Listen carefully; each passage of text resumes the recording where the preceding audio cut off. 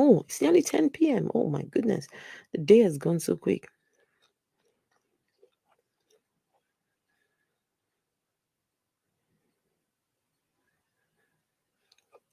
Host, Chidima, wait. The Lunar Witch, Lunar Witch, relax now. Please now. Please, Lunar Witch, I beg you, please. This is how, you see, they tell us that God answers prayers in this man's establishment or this man's platform or whatever the fuck that thing is, right? God answers prayers. But it's while he's doing these prayers that God now drops it. God drops it in his, I don't know where God drops it, whether it is in his mind, in his noggin, in his heart, I don't know. He drops it, Sky Daddy drops it somewhere and wants this guy to open his mouth and be saying to the people, you're being healed of diabetes. Anybody with diabetes right now? Yes, it's you. Receive it. Put it on the live stream. Put it on the live stream. Put it on the live stream. You are healed. How did we get to this point? How did we get to this point? Who did us this thing? Who did this to our people? Since when did religion get to this? And then you will see them coming to come and tell me that I am from the devil. But they sound devilish. He sounds devilish. If there is anything like a devil, no, listen. Please listen. I'm the devil, but please listen to this crap here. Just listen. So if I am of the devil, and this guy sounds like this during prayers, 500,000 people watch daily. 500,000 people daily. Devil is a liar. I announce, let it be reversed. Let it be reversed. Jakuba Likadabita Kalaya. Allah Ampulary cancer. Ampulary cancer. If you are the one putting on the live stream, the devil is a liar. Did you see what I just told you? Something cancer. Apulary cancer. Chidima, please now. Oh yeah, okay, just one more minute. He just said opulary cancer. No, I want you to understand the mumuism that has finished our people. As uncle is shouting, as this uncle is shouting, God, Sky Daddy says, tell that person with oculary cancer. What did he call it? Oculary cancer. I'll play it again.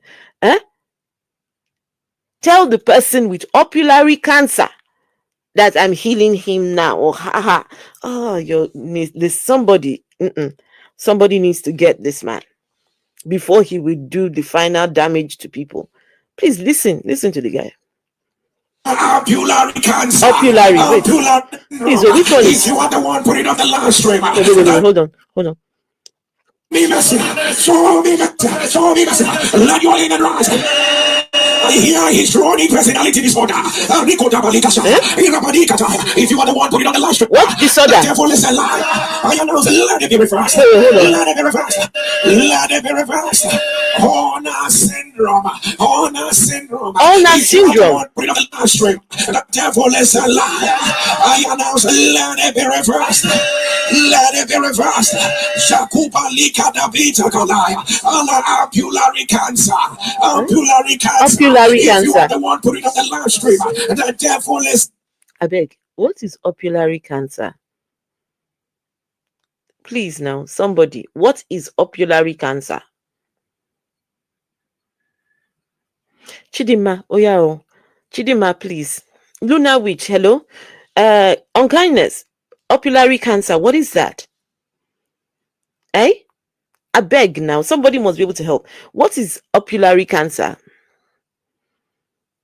Is that a thing? Let's see. Opulary cancer. That's what he just said now. No, seriously now, you guys hear him. I announce, let it be reversed. Let it be reversed. Jakuba Lika Dabita Kalaya. Allah ampullary cancer. Ampullary cancer. If you are the one putting on the live stream, the devil is a liar.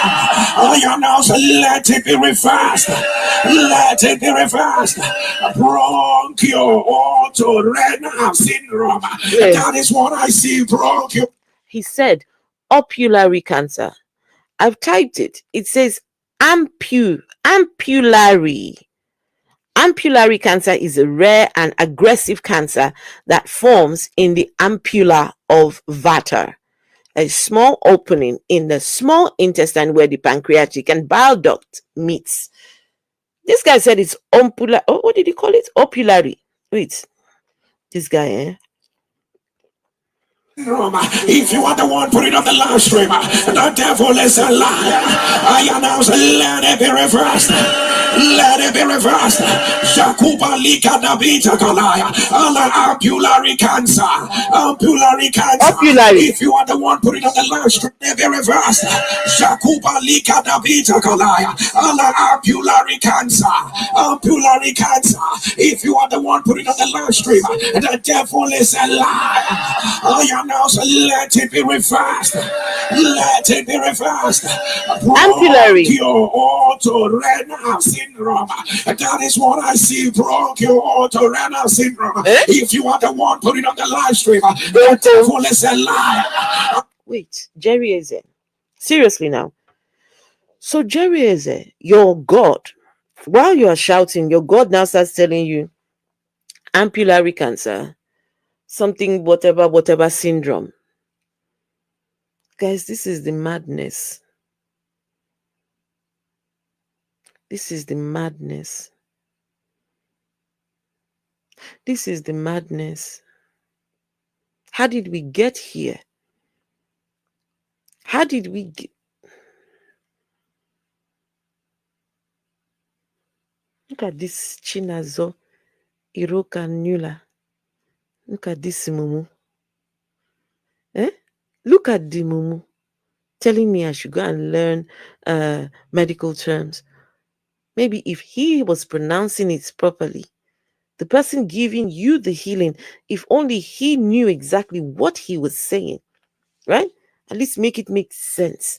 He said opulary cancer. He said that, not me. Opulary cancer. Olodo, Jerry Eze, just sitting there and making money from these people here. Telling me I should go and learn. This is what you go and listen to. You want me to go and, It's your foolishness that just so alarming. It's outstanding. Outstanding. Astounding, sorry. Astounding. Your foolishness is astounding before I go and speak English. Hey! Let it be reversed. Let it be reversed. Nystagmus, nystagmus, nystagmus. The mercy of God is here. I announce, let it be reversed. Let it be reversed. Let it be reversed. Akura Balishadai. I don't understand it, but as I see a read, complements 3, numeral 3, glomerulopathy. Akura Bala, complement 3, glomerulopathy. Ashakubaladia. If you are the one putting on the live stream, the devil is a liar. By the mercies of God, I announce, let it be reversed. Let it be reversed. Let it be reversed. Akobada testicular and prostate cancer. By the mercies of the Lord, it is being reversed right now. It is being reversed right now. It is being reversed right now. Hypoplastic left heart disease. If you are the one. I tell you what this guy does.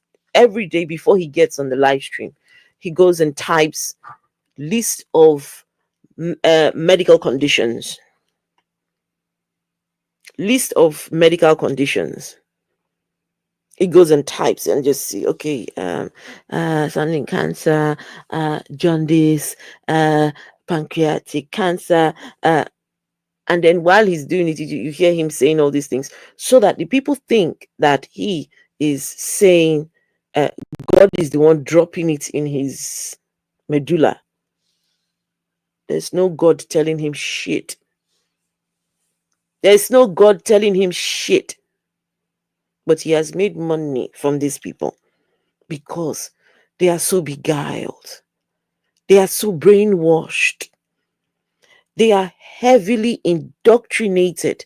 They can't even see. Their critical thinking skills has been thwarted by Jerry. Jerry has carried their critical thinking skills, put it inside his anus. So they can't think anymore. They can't think. The Mumu people, let me tell you how Mumu these people are. They serve the same God as Jerry. Same God though. Jerry and them serve the same God. Some of them have been alive before this guy was born. He's only 42.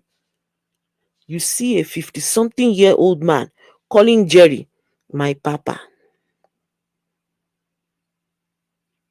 That 52-year-old man has been a Christian before this one was born.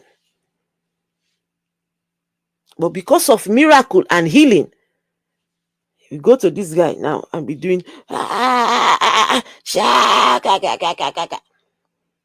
but because that 52-year-old man is a mumu, he will not realize that, look, how come I serve the same God as this guy?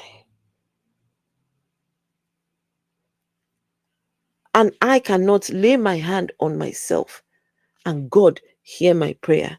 Why do I need to go and look for him to shout? This guy has to shout first before you receive any miracle or healing or whatever. Why do I have to go to this guy to shout at me first before the same God that we worship now listens to me? There is something wrong with that kind of ideology. There is something wrong with that sort of mentality. You should be ashamed that you serve the same God. But somebody has become a billionaire serving the same God as you. And you, Mumu, you carry your money and go and give to him. You see how you see them clapping. What God cannot do does not exist. What God cannot do does not exist. God cannot heal you in your own house. If God could heal you in your own house, you will not need to turn your own phone and go and be looking for Jerry for God to meet you at the point of your need.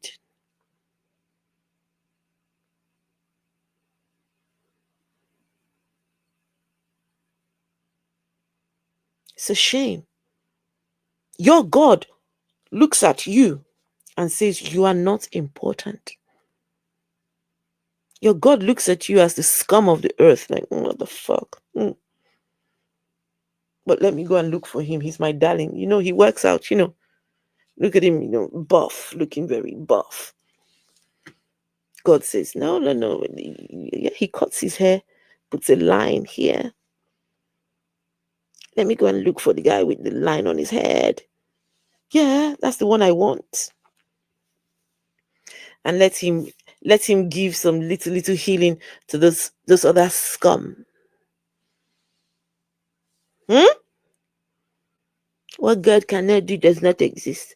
What God cannot do does not exist. Your God cannot heal you by your own self. Lay your own hand on yourself and let your sky daddy heal you.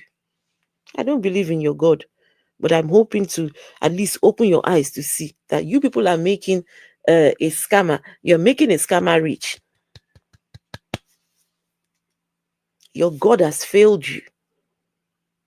So he needs you to go and listen to this before he can give you a miracle.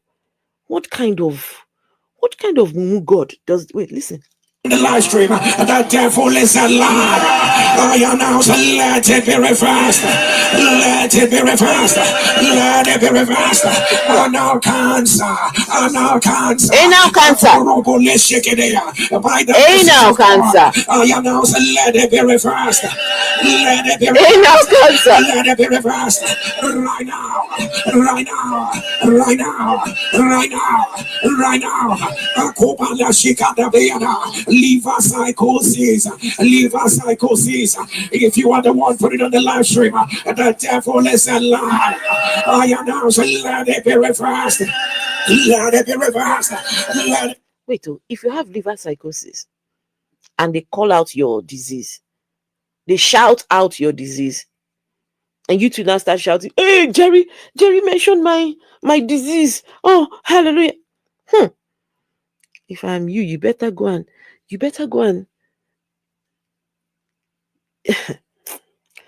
oh my goodness. Bias plug, may Satan forgive you too. All of you that are saying, may God forgive you, may Lucifer and Satan forgive you all. Because if you think that you come here and come and be telling me all this trash, may God forgive you. Who the fuck is that? God, who? Who is that? Who is God? I beg. I don't believe in your sky daddy. So your sky daddy cannot forgive me because I don't believe in it. So to tell me, may sky daddy forgive me, where are you carrying him to? Eh? May God forgive. Who be that? No, please. Who is God though? Somebody tell me who is God. Who is the person? Is he supposed to be important in my life? Is he supposed to be somebody that I know? The people that are saying, may God forgive me, God has not forgiven them. God has not forgiven them yet. Their God has not forgiven them. They are still sinners. These people are still sinners. They sin every day. At least let God start by forgiving you first. Before you start saying, God forgive, God forgive.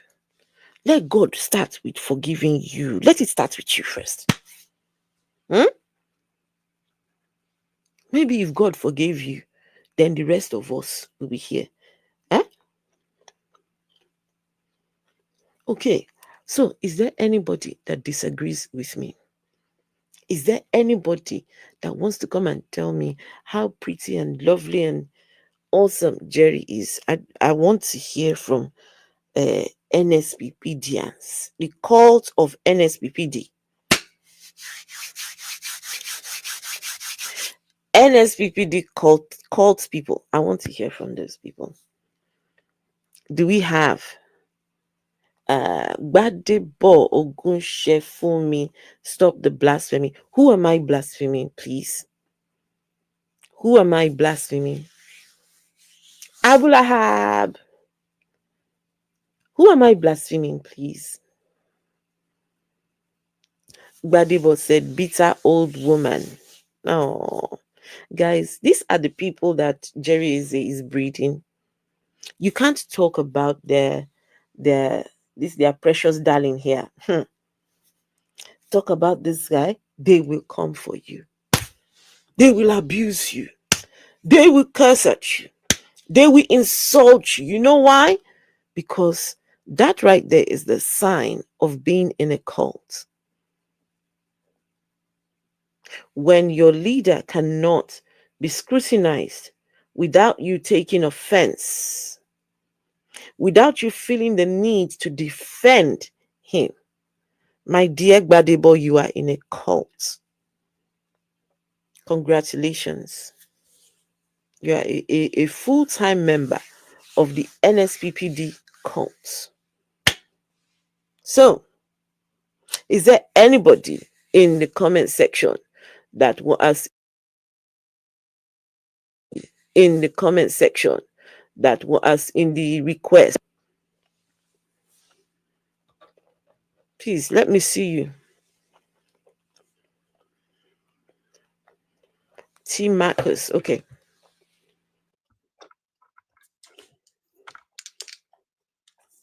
dead. Look at this clown, no. Gbadebo. Talking about EFCCs at my door. Who the fuck is that? What are they coming to do at my door? Please, who is EFCC? Who are those? I said EFCC are at my gate. Number one, I don't have a gate. Number two, EFCC don't work in the territory that I am in. Since when did the UK government start using the services of EFCC? Hello? Gbadebo is a real Olodo. Hold on, please. Hold on. Left and right. Left and right. Hello. Hello, good evening. Good evening. Yeah. What is an NSPPD saying, please? Huh? What are they saying?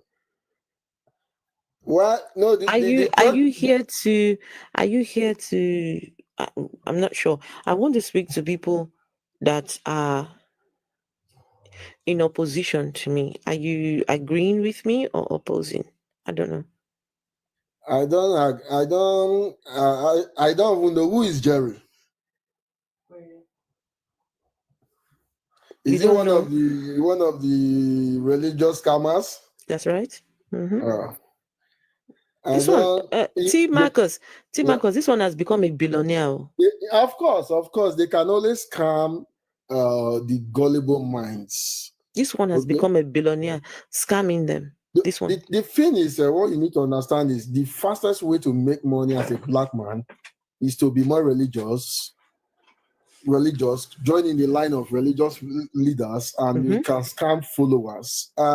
Unfortunately, most of the people who I Okay, Coco. graduated with from the School of Philosophy and Religious Study, most of them are pastors now. Mm-hmm. And we know the business. When we see some of them, there is one who happened to be a year older in the university. Now he has like 2 healers of Mopo going with him everywhere because he's a big pastor in Delta State now. Is that Johnson Suleiman or which one? No, not Johnson Suleiman. Not Johnson Suleiman. Have you heard of Jokba? No, I don't know that. No, he's in worry there. So, Johnson but Suleiman. most of them they know this is the easiest way when there's no job, Mm-hmm. unemployment. So most way to make money is to take the Bible or to take the Quran or any religious book and Mm-hmm. start deceiving the gullible mind. Yeah. So unfortunately, there is a doctor friend of mine who always stay online. He's a work colleague here in the UK. I don't know. A friend of mine accidentally said, "Is she looking for a baby or what?" You say you are a medical doctor. If you have an issue, is medical, not spiritual. You stay online every Can day I in NSPPD. T Marcus, I mean not to I really wanted to speak to people that disagree with me.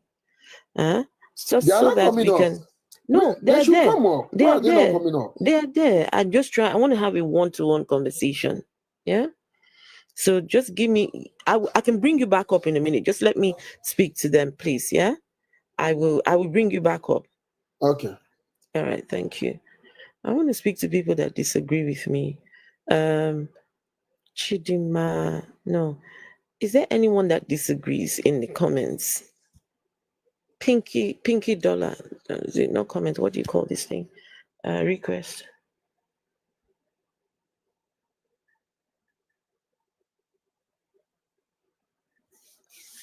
Hello.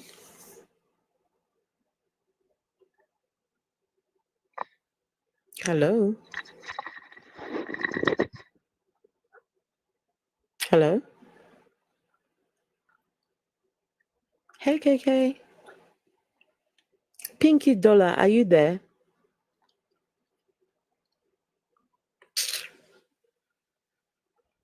I don't think this one knows where she is.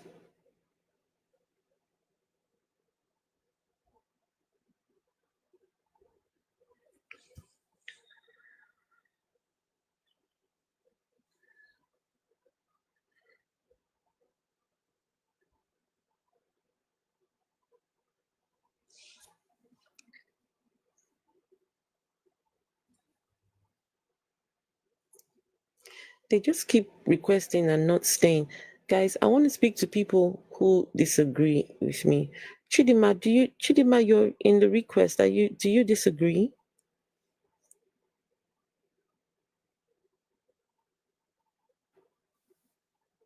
Chidima, do you disagree? Do you disagree? Oh, why do you have an echo, Soji? Soji, why do you have an echo? Chidima, do you disagree? Do you disagree? You've got an echo. Why do you have an echo, Soji? You've got an echo. Can you sort that out, please? Is this like a distraction tactic or what? Because whether you like it or not, I would still you still have an echo. Maybe go down and come back up. Is this like a distraction tactic or what?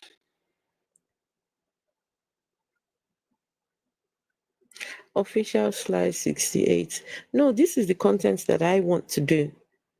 This is the content I want to do. And yeah, why does it concern you? Must you watch the content? Huh? Foolish.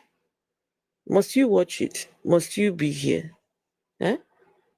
Jerry Eze Cult members, must you be here? Go and do what God cannot do, does not exist. We they pray, it they show. We they pray, it they show. We they pray. Hey, all the nonsense you people will be talking on your live streams. Go and do that over there. Don't do people.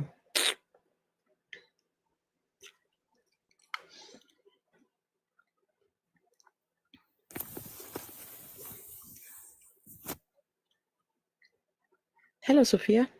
Hiya. Hi. I disagree. That's the reason why I came up. You disagree? Chidima, I'm trying to bring you up. Chidima, you're not connecting. Okay, what do you disagree with? I disagree because I think I've been like when I come on TikTok, I will see your live stream, and it's all about Pastor Jerry. No, it's not. Yeah, that's it's all true. About Pastor Jerry. That is not true. That is not true. Okay. That's people in the chat. Is my lives always about Pastor Jerry? Please respond so that this one she would know. No, I said no, like excuse me, just 1 second, please. 1 second, please. 1 second, please. 1 second. I'm not good please. In, 1 second. TikTok, people in the chat. People in the chat. So many times. People in the chat. Is my live stream only about Jerry? Please. But why do you always use his picture? Because I've seen your live stream like 3 times or twice, and it's all about Sophia. Sophia, please have a look in the comments. You see, the majority of them are saying no, it's not all about Jerry. He's not that important, my darling. It's not all about Jerry. He's not. He's not that important. He's important to. He's important to his followers and to his members. Really, he is? Yeah. Why? Why is he important to them? Do you know, like, this religion of a thing, it's all about what you believe. Do you get? It's all about what you believe. Anything that works for you, you do it. I don't get. I don't understand. What do you mean anything that works for you? You think anything that works for you, because you guys are saying that let me ask Jerry you. Eze is fake. Jerry Eze is this. Hold on. Please, hold on. Can you please tell us what works about this? Hold on. Let it be reversed. Let it be reversed.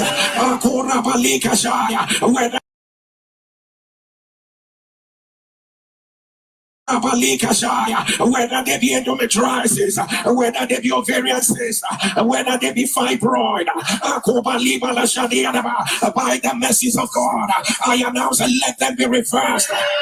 Let them be reversed. Let them be reversed. I don't know who you are. They say you have more of male hormones. You have more of male hormones. Is even affecting fertility. Okay, can you tell us what does this do for his followers? Hold on, can I just ask you a question before I proceed? Yeah, go on. I don't mind answering questions. Yes. Yeah.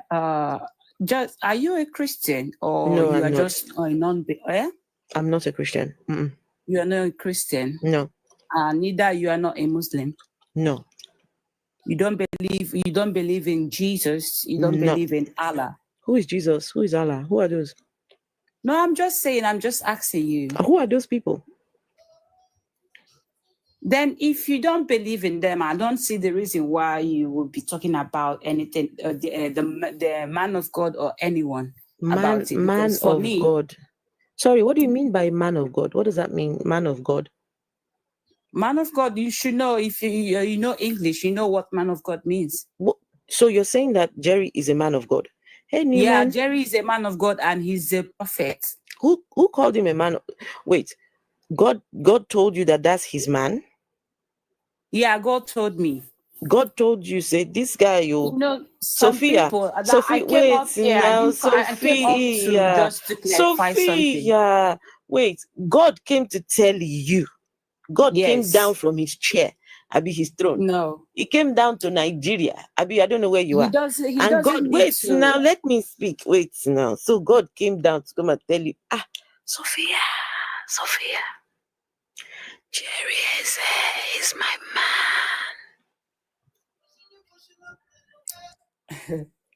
Huh? Do you know what? I'm listening. That I asked whether you're a Christian or you're a Muslim. No, I'm not any of those things. So I don't know. I can't even explain something to you. Hello, Sophia. Sorry. So if you are not Christian or Muslim, if you are not in those, if you are not in those boxes, if you are not in those boxes, Sophia. as far as Sophia is concerned, she can't talk to you. Sophia. She's so limited to those people in those two religions, Christianity or Islam. Can I ask you a question? Yeah, go on. Okay.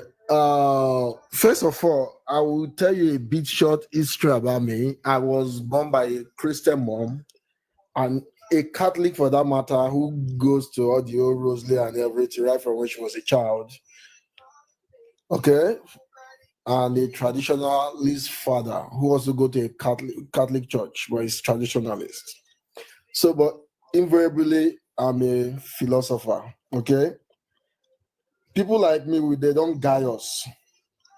So you have to deconstruct your mind. It's not about if she's a Christian or if she's a Muslim. For her to be a Christian, you need to convince her. And how can you convince her? You need to convince her with facts. What are the facts? The biblical book you read, or the 66 book or the 72 book you read, whichever one you follow, says that God made man in his own image and likeness. Can I cut you short, please? Don't cut me short. Let me finish before you cut me short, please. He said God made man in his own image and likeness. If God has made Jerry as a man of God, why didn't God make you as a woman of God? Please. Do you know whether I'm a woman of God? You don't even know me, so you won't say whether I'm a woman of God or not. I am not giving you a brief about myself. Okay? That's why I said, why didn't God make you a woman of God? And why you don't know whether I'm a woman of God? Listen, why didn't God make every human man and women of God? Because God made man in his own image and likeness. Please, there's some people that has that special. Everybody cannot be a woman of God. That means is God biased? Can I ask if he's biased? By making some people more special than others? God has prophets. Sophia, I went to my 4 years in university with the Bible. The fact God that I can't hold on. I'm trying to bring you up. I don't know why you're not connecting. First of all, you guys doesn't believe in God, so why are you bringing God up? Sophia, I just gave you a whenever you come on live. Why not? No. You have to mind your business. Sophia, I was taught by Reverend Fathers. Hello. Okay. I'm minding my business. I'm here, right here, minding my business. Do you know why I just joined your live stream? No,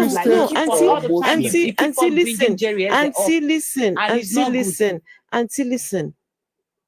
You can't tell me what I should talk about or not talk about. You can't tell me mind my business. It's not because I'm talking. If you don't like, wait, hold on, Sophia. Sophia. Sophia. No, you are not going to talk over me. Sophia, you are not going to talk over me on my own platform. First of all, you need to tell us, are you a follower of Jerry Eze? Before you continue, she's gone. Fantastic. She My goodness. They can't stand logical question and answer. It's very simple. Talking about if he's a man of you should God, mind your. I can mind God Jerry Eze's business if I want. Of God. Can't tell me what to do. They benefit from this scam. I think few people benefit from this scam, so that's why they are online. They have so many online agents who are online fighting their battles. That is what I see. Guys, let's get to 10K, please. Let's get to 10K likes. As you are listening, I know you're butthurt, but just double tap. Mods, can you please remind the people, moderators, please remind the people to keep double tapping on their screens. It helps to get the conversation going. Please, moderators, just constant reminder. Double tap on your screens. Okay. Mazi. Good evening, Afro. Hello. Can you hear me? You're sounding muffled. Oh.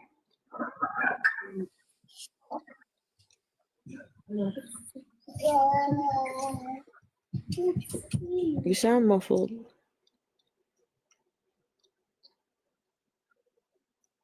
Right? We are here for them, exactly. Can you hear me now? Yes, that's better. Okay. Although I'm not a Jerry Eze follower anyway, but I wanted to just ask you why you didn't come to question our global papa, Ebedamina. He was with your friend during the week, and she was convinced. And I was wishing Afro was here because I know she's your good friend.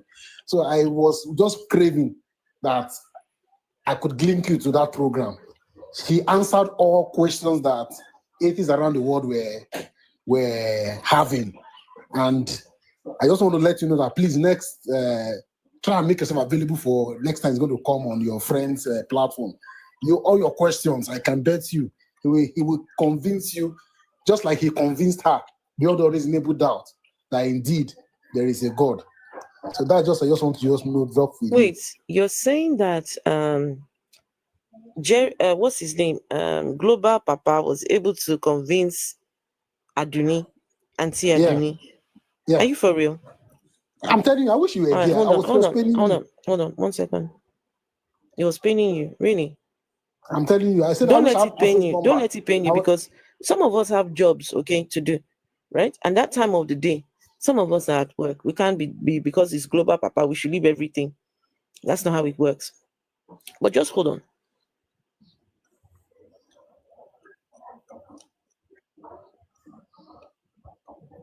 Conception was in iniquity. It didn't say our, it said I. But Pastor, people make it look as if it is us. All of us were conceived in sin. The Bible well. That's the way they preach it to us in those days. They are not reading it well. That's why Jesus will keep asking, have you not read?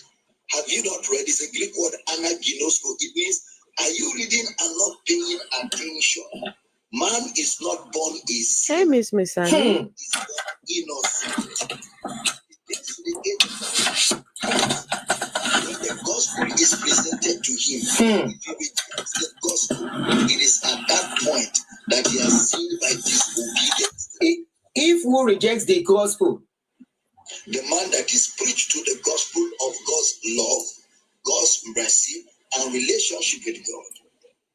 So, for example, now if I say I don't want to be a Christian, have I sinned? No, if you say you don't want to be a Christian, that is you don't want to be in a religion of Christianity.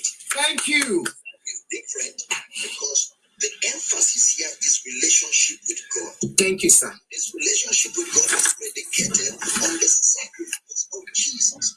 If you believe in that sacrifice, even if you're not a Christian, but you believe in the sacrifice that paid for your sins, you are saved, you are forgiven. There is a place also in the Bible where Jesus referred. Abel Damina says, to be a Christian, you have to believe in the sacrifice of Jesus coming down from heaven. Jesus and his father planned between themselves. Jesus said, Daddy, let me go and be sacrificed to you. Daddy said, hey, Jesus, so you have to go and be a sacrifice. Yeah. And Jesus said, yes, sir. Yes, sir. Let me go and sacrifice. Right? And he came down to the earth. First, they had to impregnate that virgin girl first. Then he had to go and do the dying on the cross. He said they said they are doing sacrifice. Yeah. Abel Damina says, if you believe in that nonsense of sacrifice, you are a Christian. That's the nonsense that Mazi is saying. He wishes I was there to come and listen to Abel Damina speaking his usual nonsense. But let's just get just one more minute of this trash. But Auntie Aduni, I adore the woman. She was, she was brilliant here, but I was listening to some of this and I was thinking, whoa, this man is this guy, he's more dangerous than the other preachers. To God as his father. Then how is Jesus now the God? That is another confusion that we have, sir. How is Jesus God? There's a concept called the Trinity. Is it the concept of Trinity? Of redemption, where God the Father, God the Son, God the Holy Spirit, one God. But if God is almighty, he should be whatever he wants to be. So for the purpose of saving man, God became a man. Because nobody can kill God. God doesn't die. So God has to become a man to die for man and free man from the consequences of his sins and provide man eternal life. Boosters. Okay. Somebody said God created man. Man sinned against God. For God to forgive man that he created, God has to first transform himself into man to come and save them. What's a mumu God? No, that's a mystery of God. What's a mumu God? That's what Apostle Paul called the mystery of God. It's a mystery. It's a mystery. Can I ask Mazi a question? Hey, ask him a question. I'll be back. Vessel of dishonor. How are you, my darling? Hey. Mazi. Yeah. Good evening, my lovely. Good evening, my brother. I greet you, my brother. Okay. I greet Okay, you. Mazi, wait, guys, hold on, please. My moderator Vessel is asking you guys a question. She was just asking. I'm like, how's everybody doing? We are fine. All right. Nice to see you, Afro. You're looking beautiful as always. Thank you. Vessel, did you hear the man saying that in order for God to forgive man, he had to first transform. So God had to become trans first. Yeah? He had to be trans. He had to be transhuman. You see, you have trans trans man, trans. Yeah. So God had to be transhuman. So Jesus was the first trans person. So Jesus had to first become trans before he could come and save human beings. Yes. This is what what's his name? Abel Damina is busy saying. All right. As usual, the man is speaking from his backside. His nyash. Yes. Sorry. He's unwashed nyash. He hasn't washed it well, and he's speaking from there. Because none of that makes any sense. You say you want to ask him a question. Yeah. All right, Mazi. ask him your question. Mazi. I'll be back, guys. Let me just check on my son. Mazi. Yeah. Yeah. The question I want to ask is,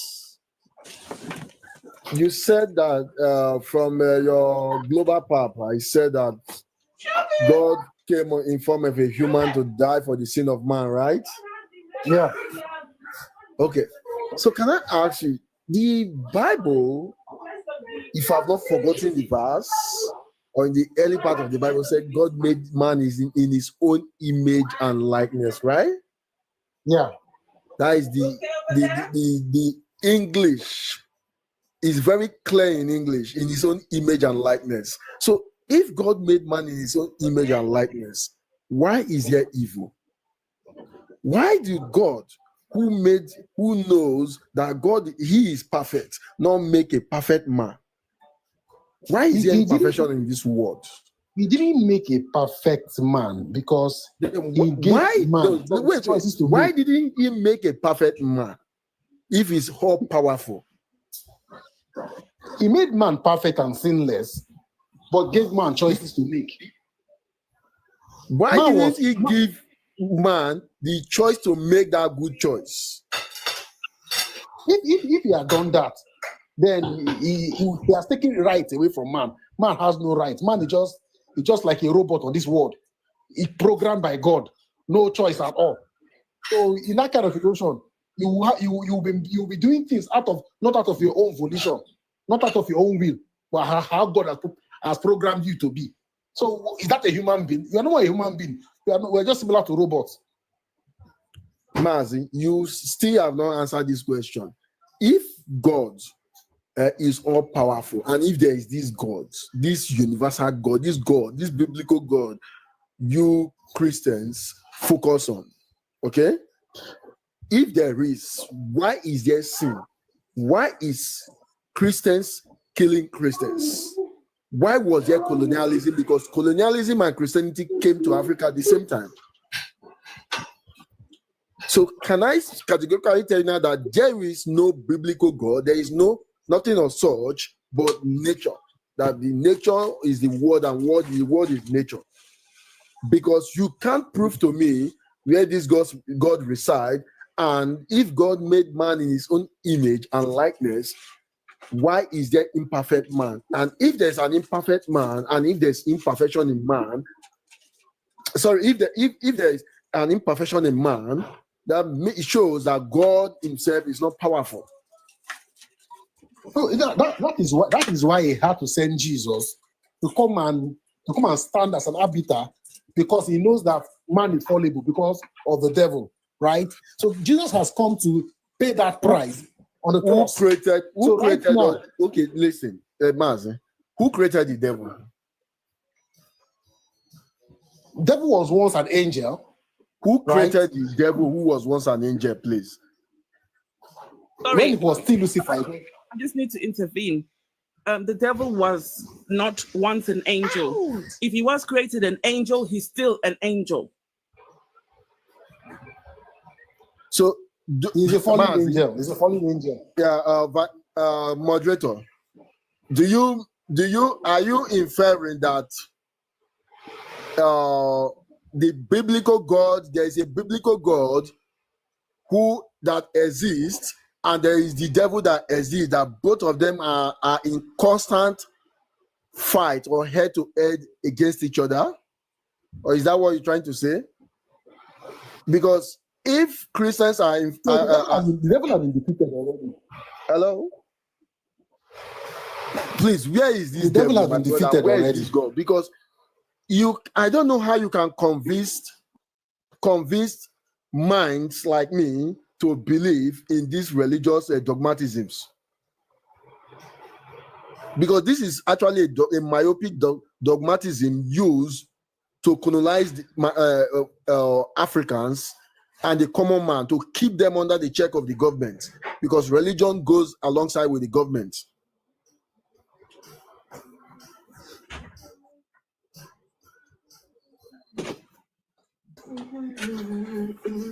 I think, Mazi, something.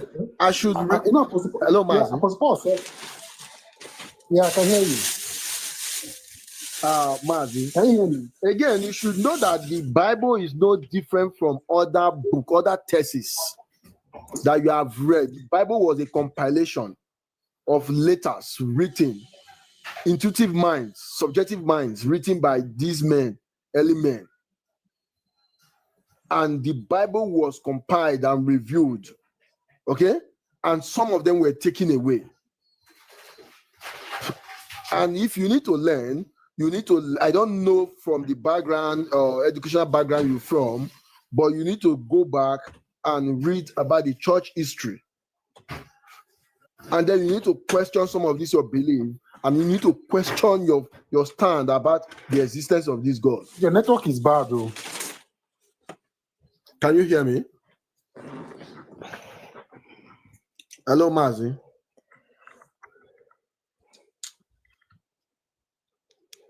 Hello, Mazi.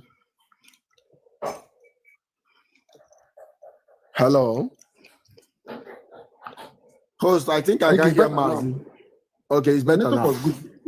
Yeah. So what I'm trying to say is that, Mazi, can you convince me and people that has viewers online that has the same mindset like me?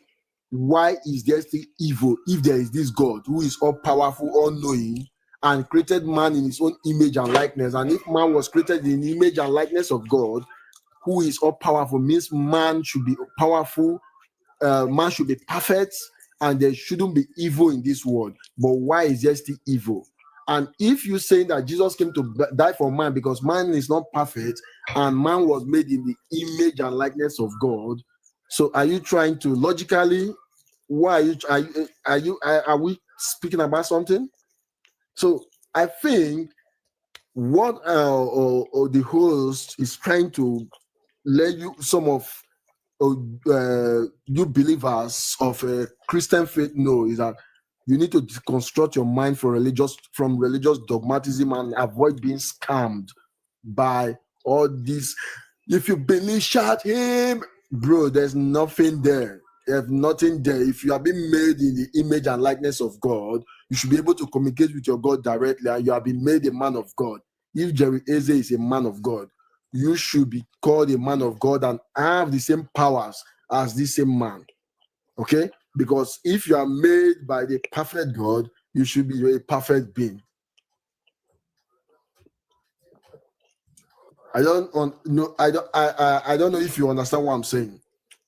Me, I want to get to the subject of this guy here. I don't know how we got to the point where in Africa where this brings any value to any human life. There's no value.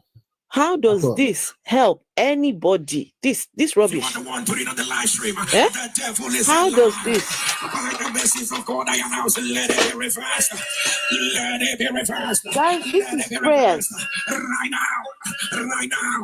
Right now. Right. Christianity in Nigeria, this is how they pray. And until you are praying like this, God does not answer your prayers. This is Jerry Eze's movement, Jerry Eze's cult. If you're not praying like this, God is not able to drop in Jerry's spirit, because God always drops things in Jerry's spirit when Jerry is praying. But if you're not able to join in with this prayer, you are not going to get anything. This is the foolishness of the Jesus religion in this part of the world. If you are not, listen to this. Right now, you have had 2 ectopic pregnancies and you lost your 2 fallopian tubes. So saith he that will not lie, and let God be true and every man a liar. Between now and December, for saith the Lord, you are getting pregnant.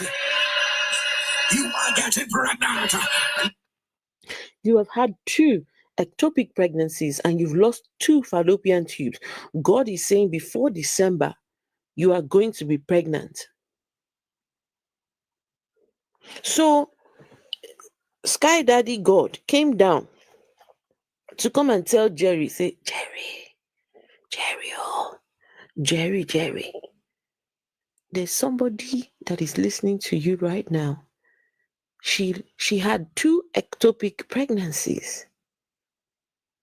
In fact, she has lost 2 fallopian tubes.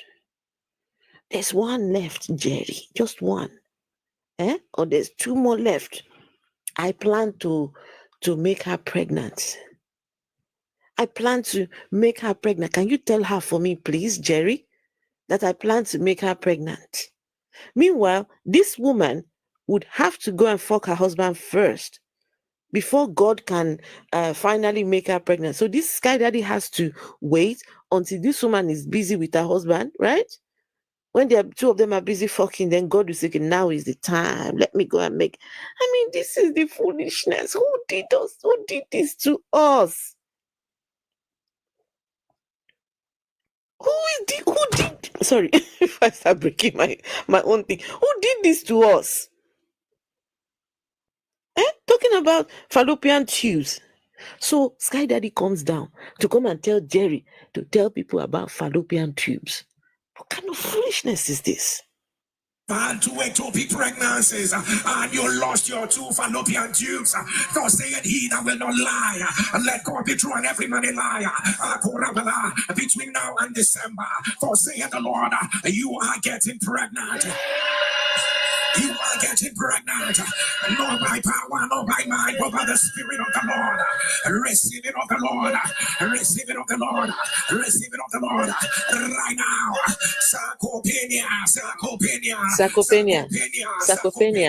If you are the one, put it on the live stream. The devil is a liar.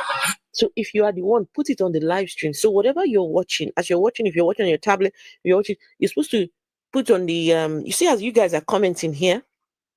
Right, you see, as you guys are commenting now, if I say sarcopenia, I don't know what is sarcopenia. Then you who is suffering from sarcopenia, you will say, it is me, Jerry. I'm the one. Put it in the live stream. I'm the one. No, I'm telling you, we have reached a level of degeneracy that Host, I would have made a good pastor, but my conscience not allow me to scam people. Look, if you like, still go and open your church. Now me go put your face. Now you go there here. Your face, I go put them here. Most of my lecturers calling out your church. Pastors, Yes, my darling. Sarcopenia is a type of muscle loss that occurs with aging or immobility. Oh, goodness. It is characterized by the degenerative loss of skeletal muscle mass, quality, and strength. So it's like similar to osteoporosis. So like a degenerative sort of age-related muscle loss. Okay. So Jerry is saying someone is aging. It's the natural process to age. So if you're suffering sarcopenia. So if you're suffering sarcopenia, you're supposed to just put it in the comments and you get healed. Is that how Jerry operates? Yeah. Okay. When this is a natural occurrence. This is how the God created, so-called created humans, so that when they get to a certain age and they begin aging, they start to experience what is called sarcopenia. But Jerry Eze is there counteracting what the God created and how the God set in motion to be. So he knows more than the God, right? Yeah. Let me answer. Miss Mazani, are you still there? Sorry, I didn't quite see your question earlier on. Miss Mazani, Verna says that the preacher cursed the lady. Okay. Yeah. Listen, don't say it too loud. Just very quiet with that one. Miss Mazani is asking, what does mumu mean? A mumu. Miss Masani, a mumu is somebody that is deficient in mind. They are very deficient. The mind is defunct. It is not in there. This hollow. It's very hollow. Host. Yes. Host. Yes. There's a question. These Christians or followers of these pastors are not asking themselves, and followers of Christian religion are not asking themselves. So in the Bible, in the Old Testament, which a Christian believe, said God asked Saul to go after the Amalekite and destroy everything. So if the Christians are telling us that God created the universe, created everything, why would God destroy the Amalekite? Why will God choose Israel over every other people? and asked Israel to destroy the Amalekite. That is now we're talking about colonialism, we're talking about conversations that we have on the modern day. But these things started in the Bible. When God would tell the Israelites, "Go, I have prepared a land for you, flowing with milk and honey." Right? That land over there, I've given it to you. There are people living in the land. Yeah. That land belongs to the people there. But God is telling his own special crowd that, look, go. That land that belongs to somebody else, I'm giving it to you. And this will move people to go, yes, your land has been given to us by our God. And God will tell them, go there and unalive everything in sight. Everything. Man, woman. Oh, for the women, you can keep the virgins. You can keep the virgins for yourself. Of course. But everything else unalive. This is the way the God of that book operated. He would colonize people's lands using his special crew of people. Isn't it crazy? Isn't it crazy? No, of course. Anyway, we've got Zambian repentance. And hey, Phoenix, how are you? Phoenix, are you on holiday? I'm looking at your picture. You look like you're on holiday. Zambian, hello, Zambian. Hello, madam. Zambian, hello. It's morning this side. Hello, Otherwise, it's morning. I'm from What time is Zambia. it? What time is it there? This is 24:50, which is 00:50. 24:50. Oh, so you're in a new day. You're now in the Exactly. 24th of November. Oh, okay. Oh You're in the Okay. future. I understand. Oh yes. Yeah. Okay. I'm Zambian repentant evangelist. I was a preacher. Yes. For some years. You've been here before now, right? Yeah, I've been in the background, the comment sections. Yes, I know you. This is my first time on your coming panel. up. Thank you for coming up. Yes, I've been seeing you in the comments. Oh yeah. So growing up as a Jehovah's Witness, of course, the issues to do with Christianity. I was not allowed to mingle with others. I can't get away from other churches. All those restrictions. I can't watch TV. Watching somebody preaching there. It was rough. Not until I tried other Pentecostal churches. I struggled there. Not until I realized there is nothing in this religion.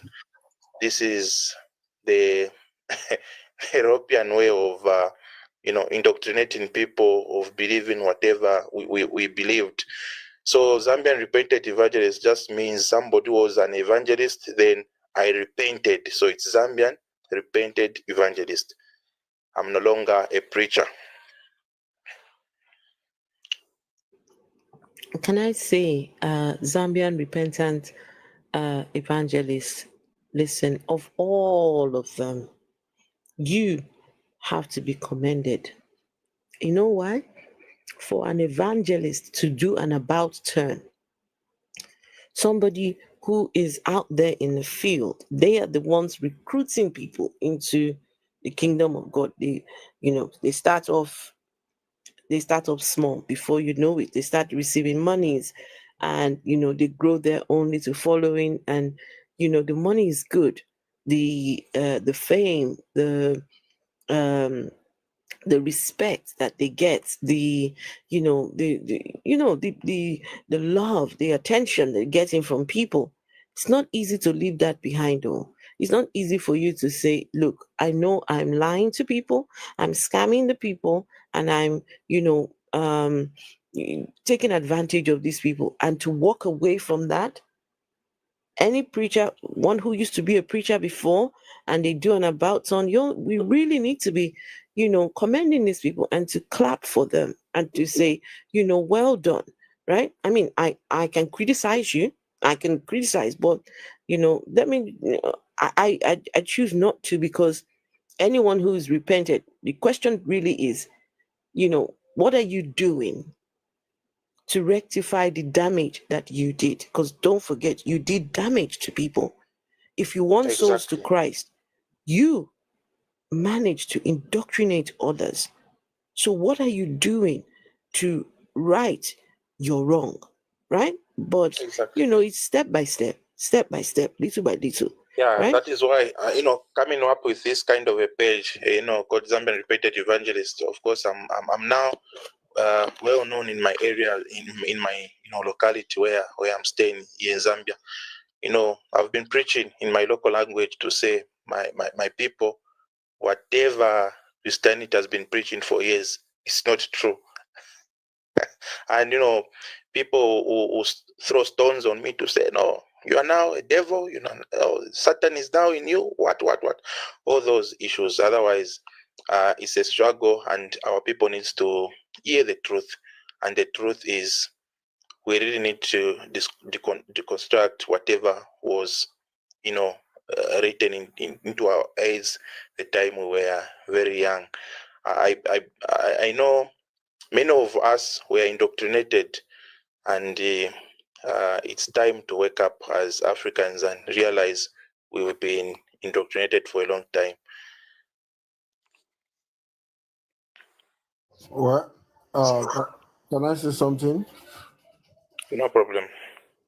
My brother, I commend you. You left a thriving business. You left, don't mind me. You left a thriving business to uphold the truth. The Marxists will say religion is the opium of the people and the sigh of the oppressed. Okay? It's a short statement that means so many things. The government use religious means to suppress the people. If you go to Nigeria, the pastor will say, pray. God will do this. God doesn't do a contest election. The former Nigerian president Obasanjo, when they asked him, how about Pastor Pastor Okoti, how is he called? From Oria Delta, that has a big church in Lagos. He is contesting from president. And Obasanjo said that God doesn't contest election, he doesn't vote. Men vote. So religion is a creation of man. God is a psychological imagination of man. Okay? So our people need to understand that religion is just like a personal moral life. Okay? If you were born in China, you'll be a Buddhist. Okay?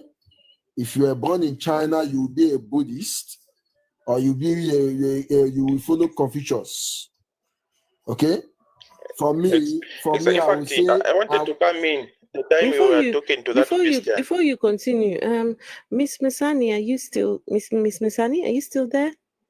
Miss Misani, please let me know if you're still there. If you're still there, you should notice a little difference when the next time you comment. Okay, please continue.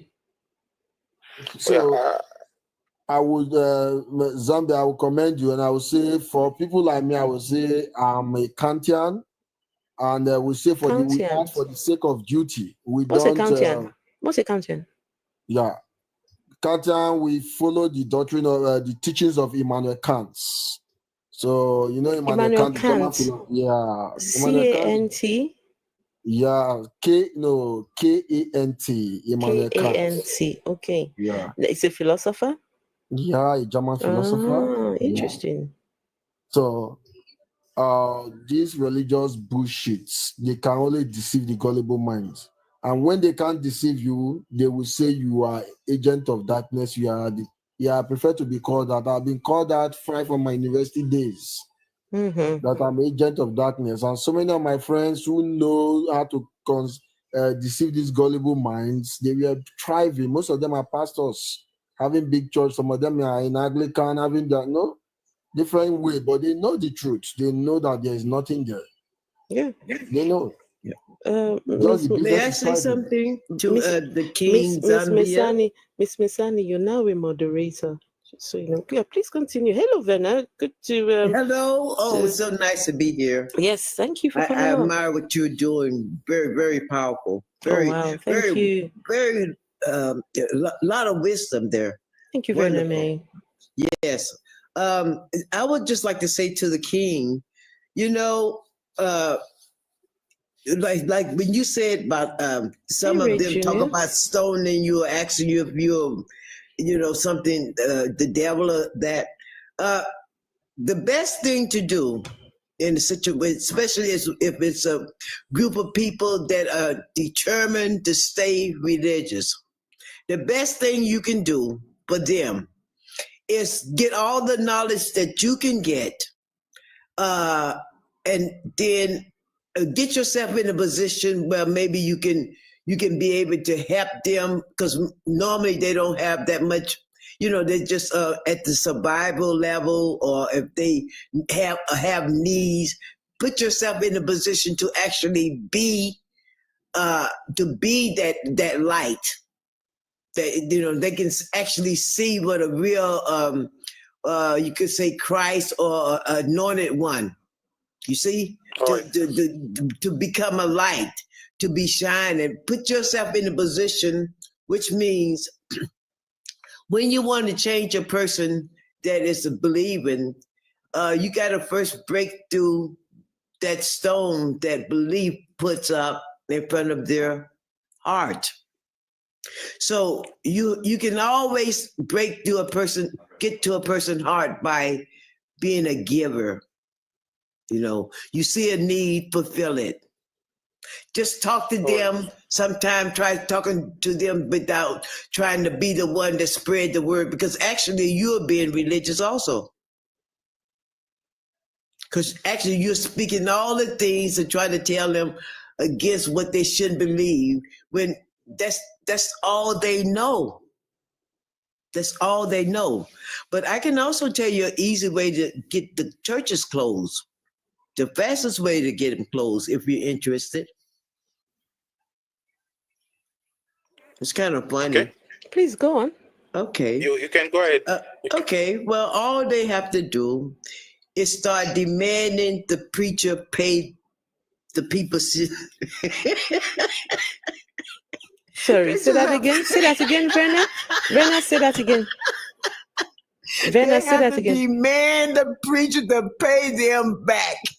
To pay them for coming to church. The doors will be closed in 1 week. Listen, Verna, I tell you, Verna, another thing is, if everyone stopped paying, if you stopped paying tithe, offering, building fund, whatever the monies, whatever it is called, just stop. Everyone as a collective, stop.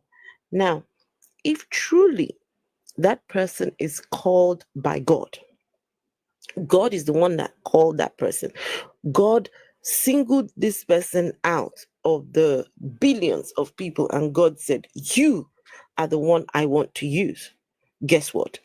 God will provide for that person. God will drop some money down from heaven and say, here, take, so you can go and do my work, right?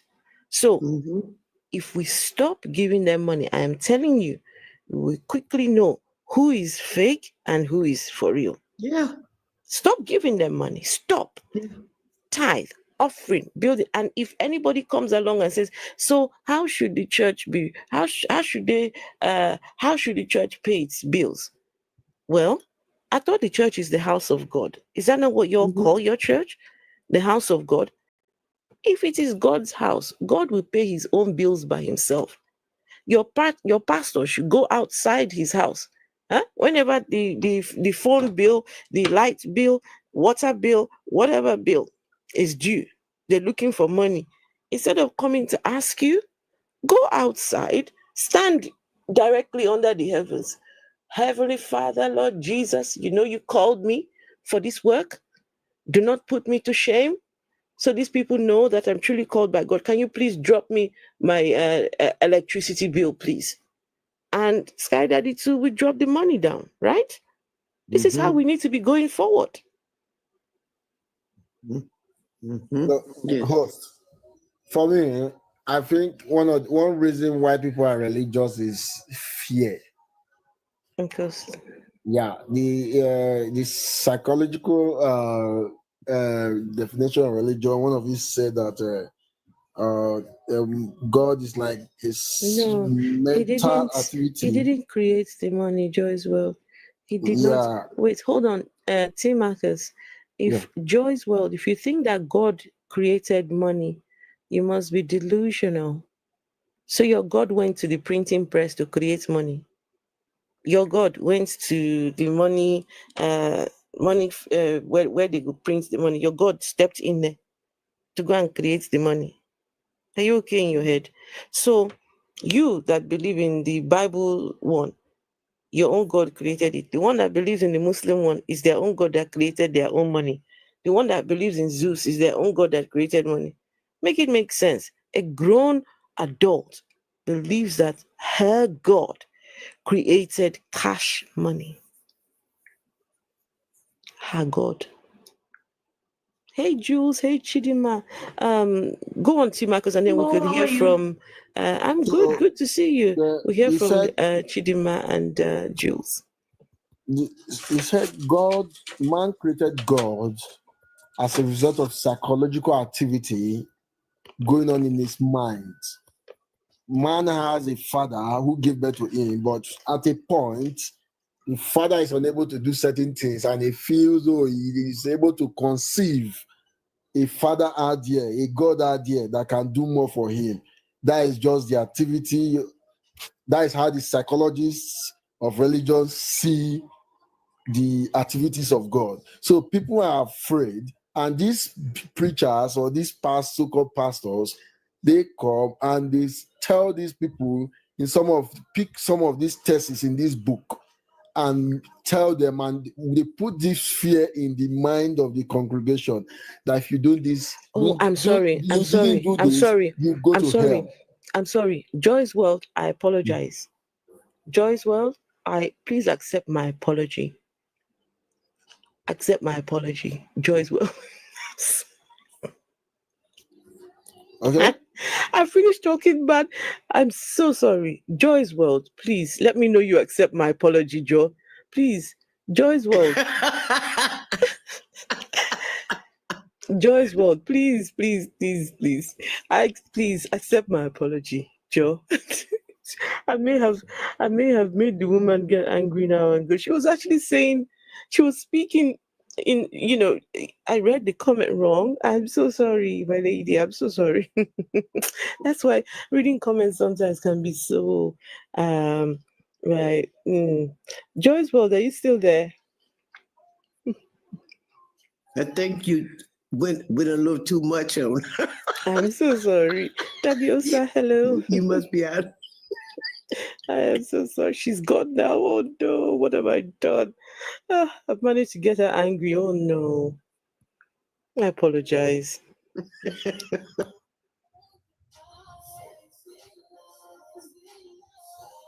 All right, please continue, T. Marcus. So, and then we'll get to Chidima.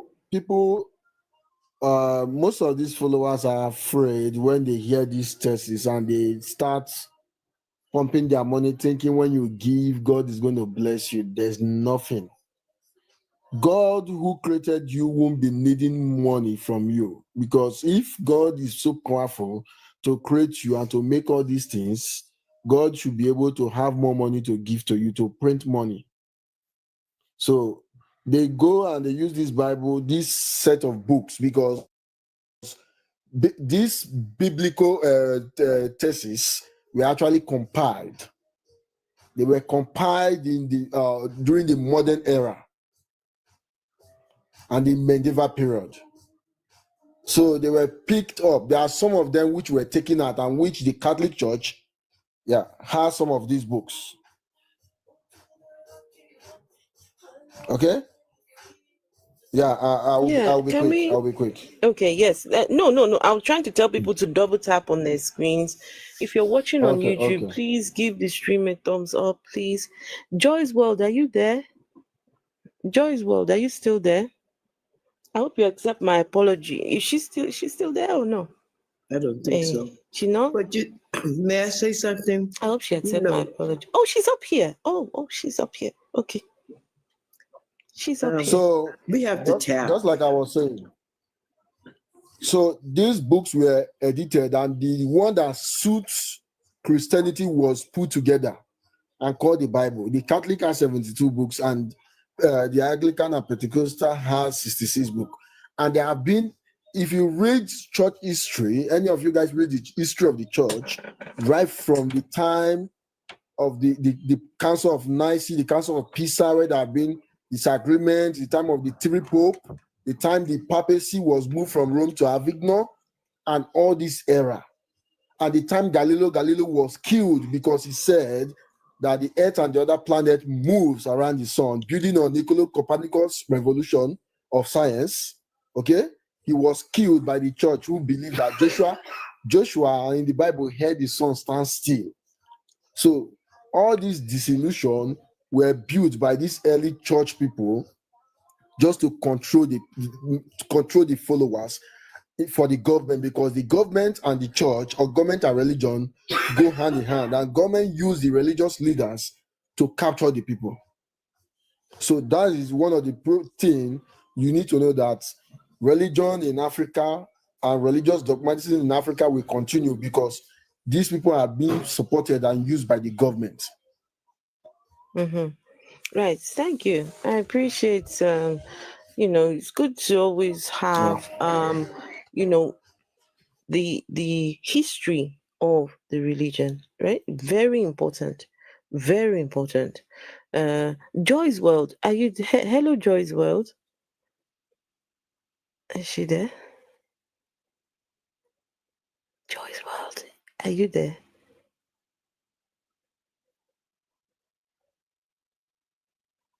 No? But my sister, I do have a question to the Christians. Oh, Joyce, well, did you hear my apology? Yes, I heard it. I heard it. I know sometimes you might just be reading in chunks, small messages. Wait, did you say reading in tongues? In chunks, small messages. You might not have seen the earlier message. Okay, I'm sorry. not delusional.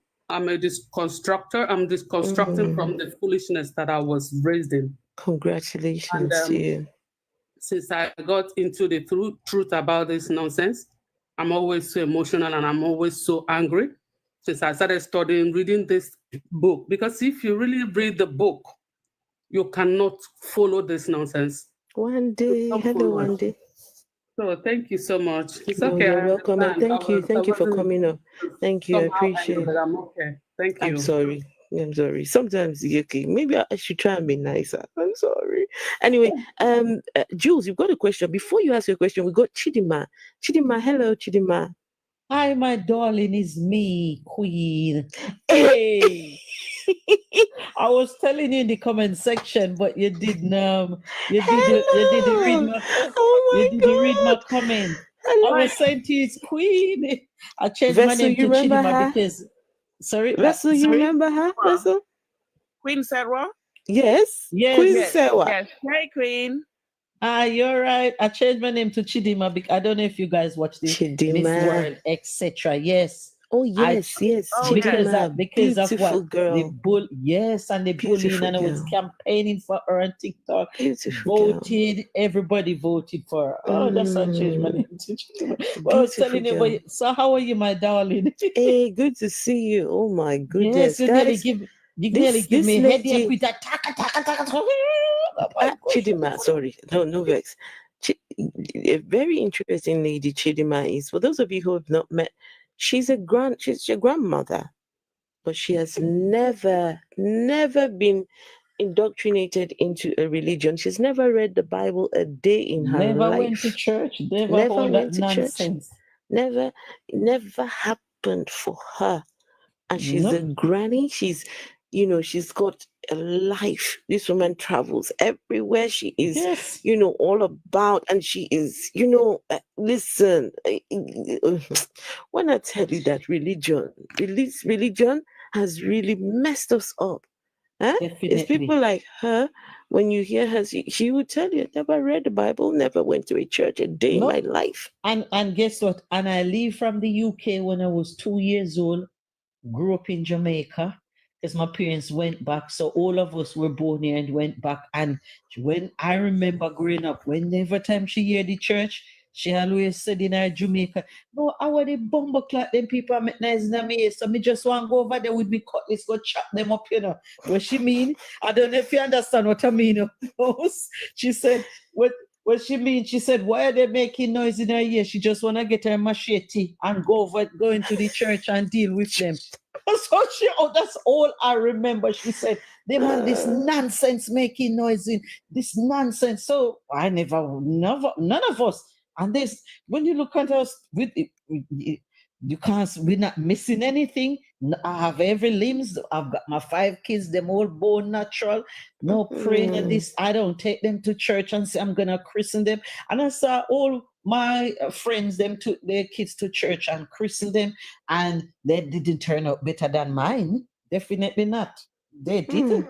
If anything, I would think the church called down bad luck on them, etc. Because I have 5 kids. 2 of my daughter have law degree. 1 graduated from Cambridge. I have a degree in estate management. And the other day she put our picture, our graduation picture next to each other, and she sent it to me, and it was so beautiful. So it's nonsense. It doesn't exist. I always said God is the product.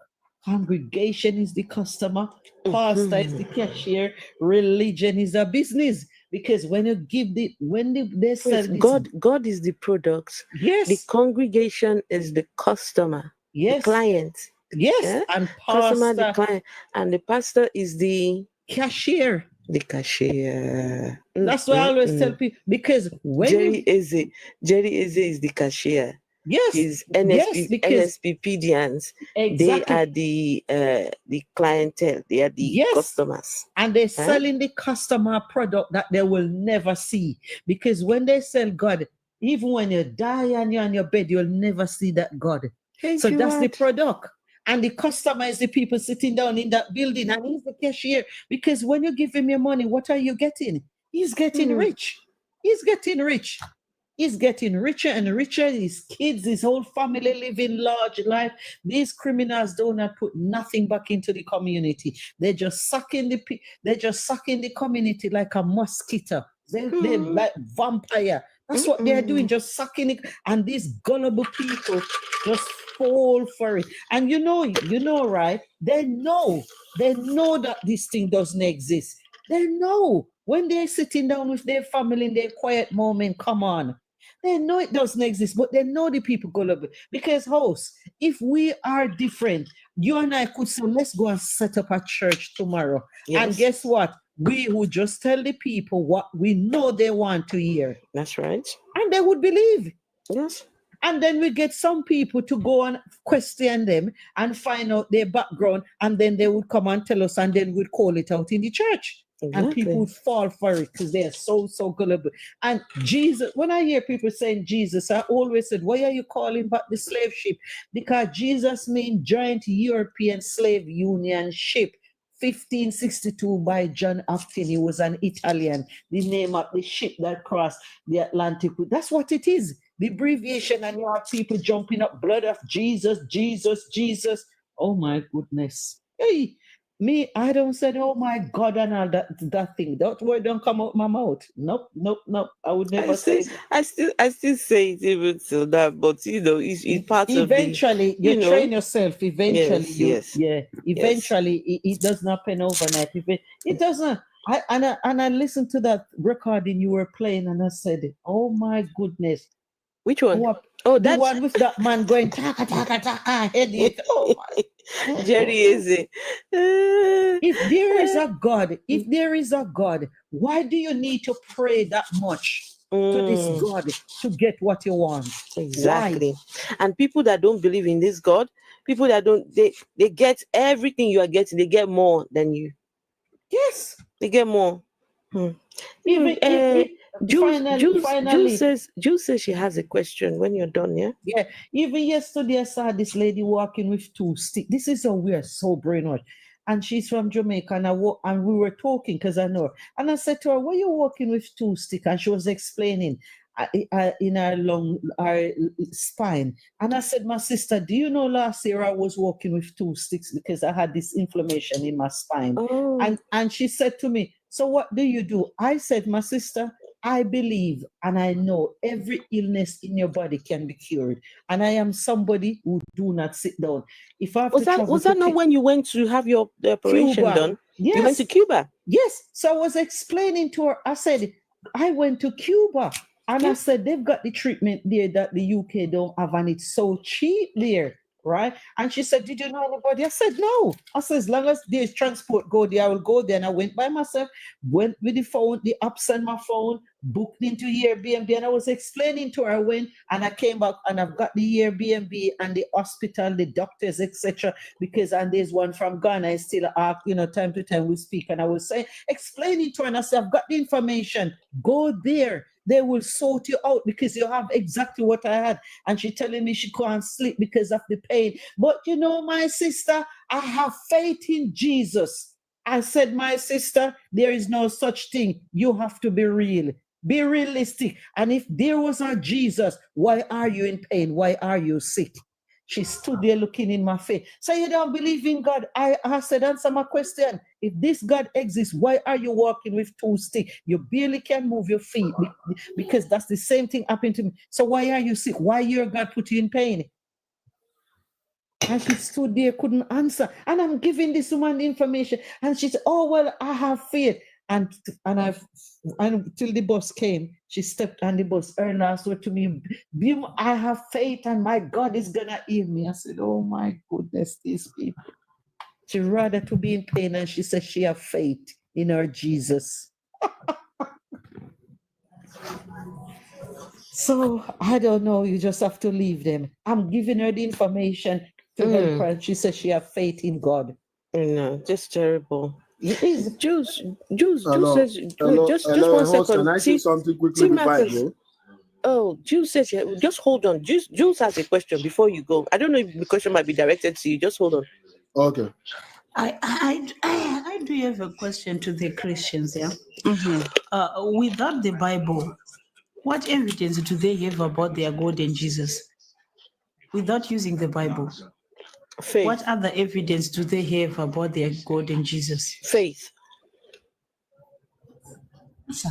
No, I'm telling you, faith. You need faith, just a tiny, small mustard seed.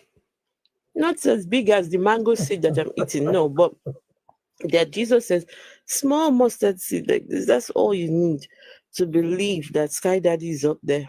That's all you need. The other question is, approximately in the world, we've got 10,000 gods. And these 10,000 gods, they do have their books to support their actions. And all they are claiming that they created the world, they created heavens and earth. What evidence do they have that they are serving the right God? Oh, I'm not the wrong one. The question I usually ask the believers is, okay, so let's if we accept that there is a judgment day, right?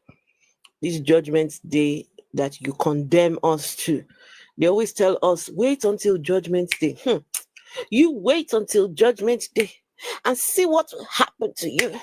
Wait until you die, then you will see. I say, okay, no worries.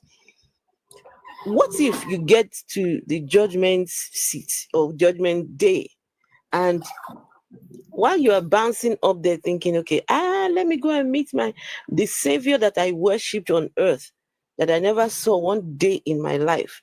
Finally, let me go and meet him. And you bounce up there and you look, you say, but hang on, is that Jesus and his daddy over there? They say, no, it's not Jesus. The God is in fact Osiris. No. You must be mistaken. They told me in my church, in my country, they told us that it was Jesus and his father that I will meet up here. They say, no. The real God is Osiris. That's him sitting there. Please. No. I served God. I gave him money. I worshipped him. I went to church. I sang in the choir. I paid my tithe. They say, sorry, but our Osiris never requested any of those kind of things. Huh? And they say, so what's going to happen to me? Well, because you never worshipped Osiris. You have to go to where... Okay. You understand what I'm trying to say, right? So for those people who believe, first, you have to determine that you've got the right God. First, go and between all of you that believe in a God, you all at some point need to come together and, have a conference. Have a conference and say, which one of us has the right God between all of you? Then when you guys finally decide, okay, say for example, if it's the Christians that have the right God, right? Say imagine it's Christians that have the right God, then all the denominations of Christianity, you all need another conference where you will all sit down and determine between yourselves which one of you has the right denomination. So if you work out that Christianity is the right one, the right religion is Christianity, then all of you now need to come together and decide, is it the Baptist church? Is it the Pentecostal? Is it, you have to sit down and do this for yourselves. Because for us, you just sound like a joke. Everybody believing in a God that they can't see. Everybody believing in a God they can't prove. And you hear them, they will come up here and come and tell us, hey, well, I believe in God. I can't prove it. But you too, you cannot prove that he does not exist. Oh, gosh. Crazy people. Yeah, I had the conversation with, is it Marcus was trying to... Marcus was trying to say, he was trying to say something before he goes. No, yes, there was a conversation to do with the, is it Adam or whatever? So, there's a situation to say God created man in his own image, and then after this man sinned, then this God came and told this man to say, okay, since now you have sinned, you are now become one like us, something like that. So my question there is, if we are saying this man was created in the image of God, then after sinning, this guy sinned, then he became like God. So who was he before that sin? I think I wanted to ask a Christian who was here. In fact, there was a discussion to do with that. This Tim Marcus was discussing with a Christian. So I wanted to pose that question. Yeah, Zambian, the thing is, he said God created man in his own image and likeness. He created Adam, and the Bible says woman was taken out of one of the rib of man. Okay, and Adam ate the apple in the Garden of Eden, and they find out they were naked. They didn't tell us Adam and Eve was making love, that they were naked. They didn't tell us that. What they told us is the apple, that if you ate apple and you find out that you are naked, it's very funny. and Adam, that was created in the image and likeness of God, was driven out of the Garden of Eden, that precious garden. It's so confusing and funny for the Christians, which they can't defend these gullible statements written by, they don't know the state. They will say Apostle Paul said this. You don't know if Apostle Paul was in the spirit of opium. In spirit of opium when he was writing these letters. I beg, T. Marcus, which apostle? What do you mean Apostle Paul? You mean Apostle Paul? T. Marcus. Who gave him apostleship? Eh? Who anointed him as an apostle? That guy just came from nowhere and just said, I, the apostle, I, the what? What did he call himself? The disciple. His son, not Paul. The Bible says he was came son. And self-appointed, appointed himself by himself as the con man, That Paul was nothing but the con man. Paul Saul, whatever his name was. If Donald Trump can do it, he can do it too. Huh? Donald Trump can do it in this country. He could have did it back then too. Oh, tell me about it. And hey, Rich. We've got Evans. Hello, Evans. Hello. Evans, you're a Christian? Yeah, recently, yeah. Sorry? Recently, yeah. A recent Christian? Yeah.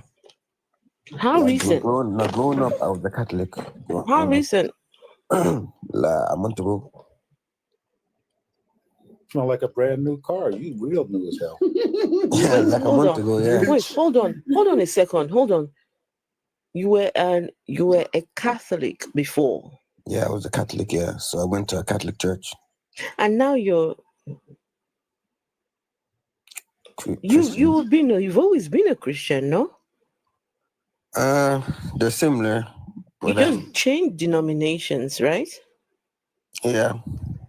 So why would you say you were a Christian a month ago when you've been a Catholic before? When I used to attend the Catholic church, like I never felt the presence of God. Like I just went there and went back home. You never felt the presence of God in the Catholic church. Yeah. So now you feel it. I felt it, yeah. When I gave my life to Christ, I felt it, and I never felt it before. That's What does it feel like?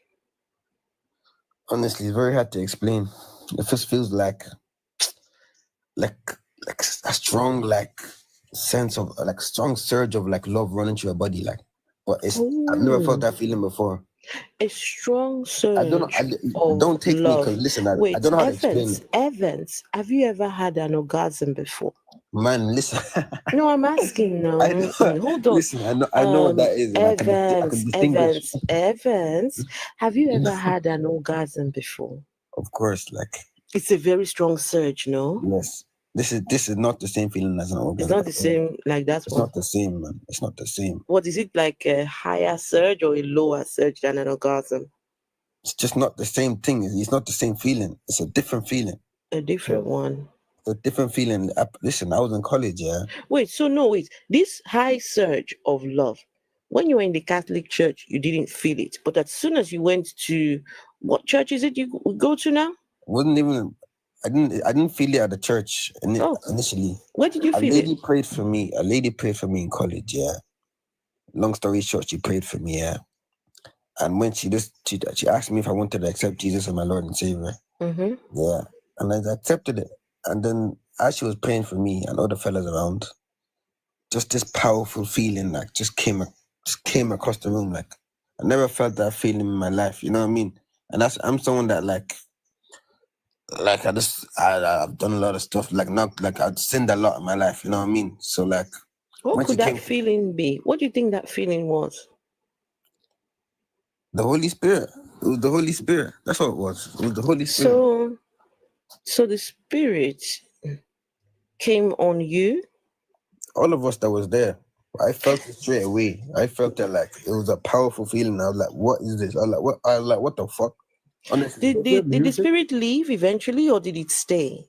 Yeah. Sorry, did the Spirit leave or did it stay on you or what? No, I just kept telling people the feeling I felt. I just kept I know. What I'm saying is, did that feeling stay continually or was it just for a brief moment?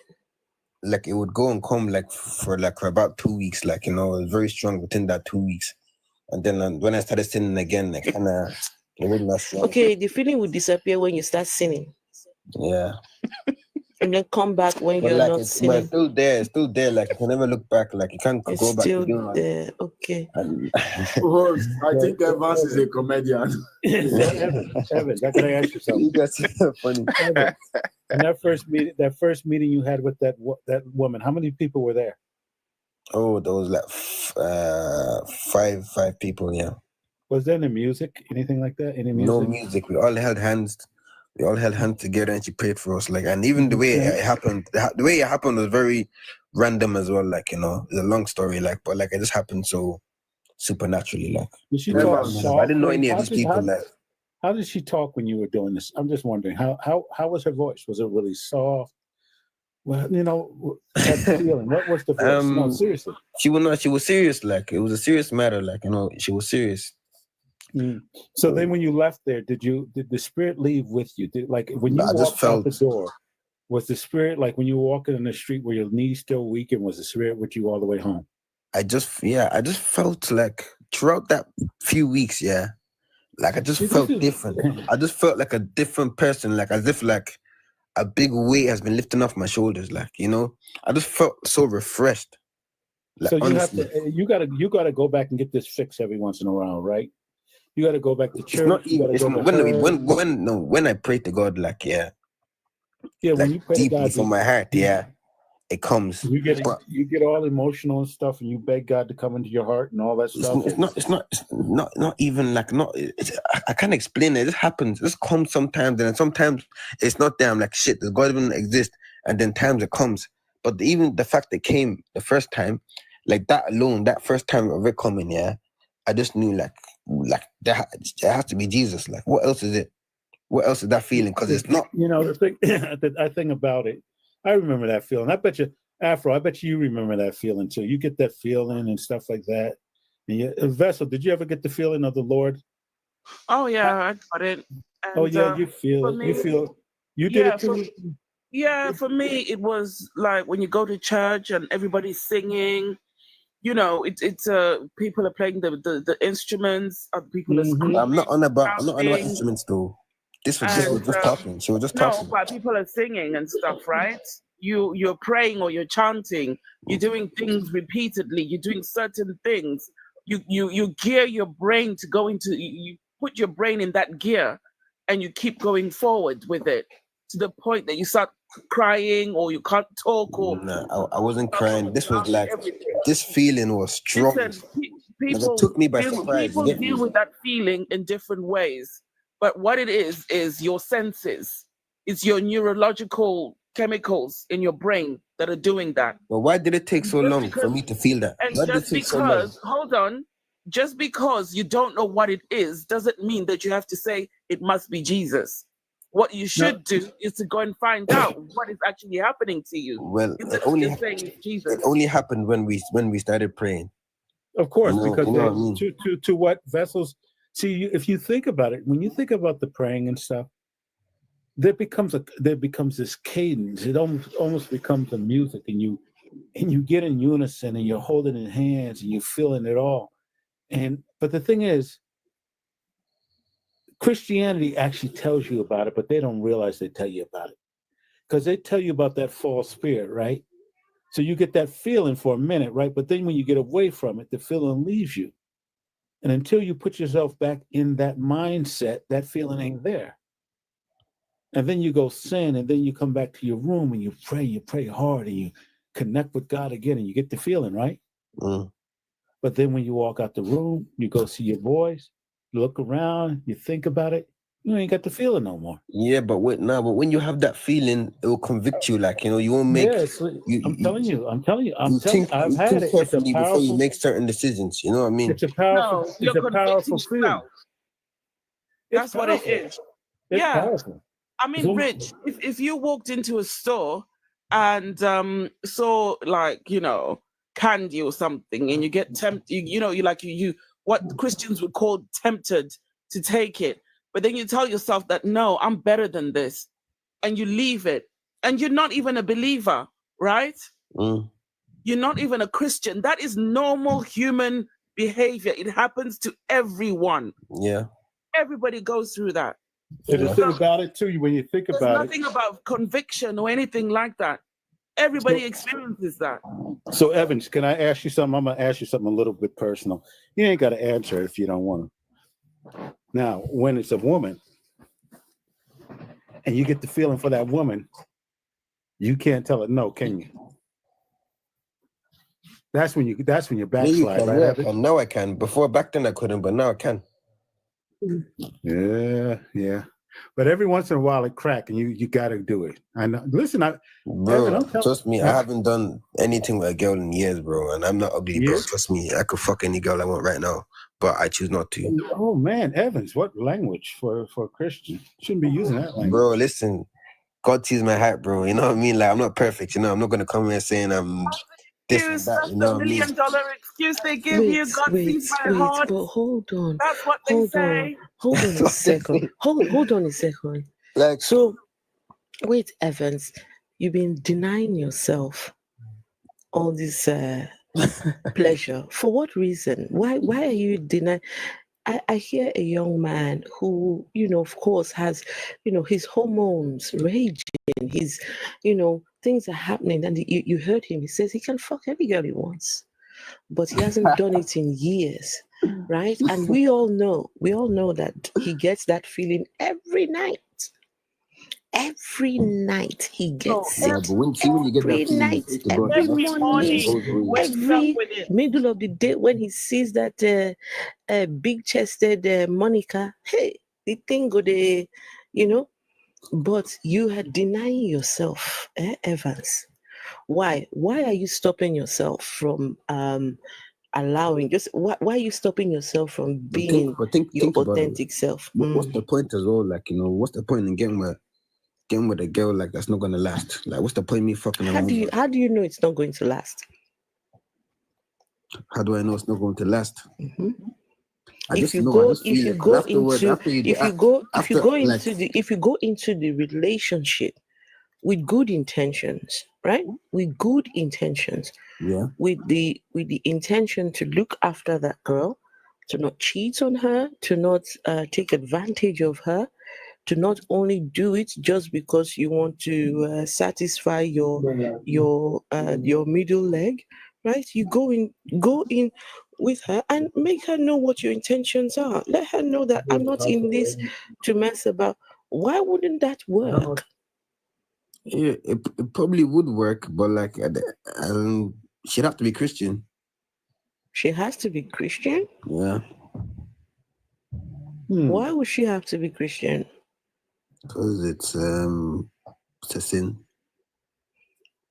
Sex before marriage, like sex. Like, obviously, I've done it before, innit? Yeah. And I know. I've done it. Listen, so sex before marriage is a sin.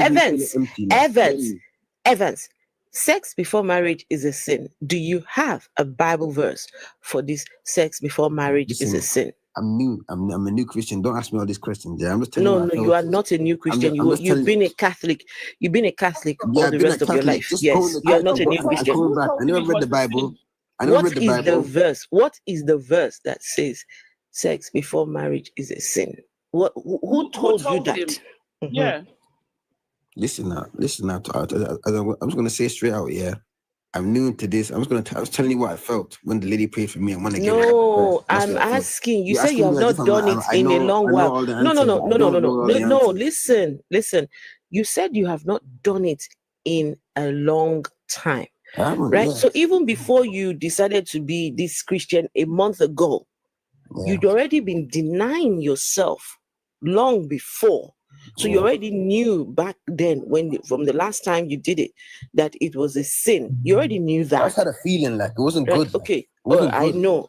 So where do you get the information that it is a sin? Please. Where in the Bible does it say no marriage, no sex before marriage? Listen, yeah. If you give me time to look it up and stuff, I'll come back. Someone is giving you a verse in the Bible. Hebrews 13:4. I don't know. I'm just telling you what I felt. Wait, hold on. Somebody's leaving you something. Let me see. Hebrews 13:4. Because you've just been denying yourself that good time for so long. I think the part of the Bible where Paul wrote, he said, if your body behave uncomely, I'm sorry, do to her what she willeth. I will not take anything Paul says, because Paul himself, he was struggling with his own desires there, right?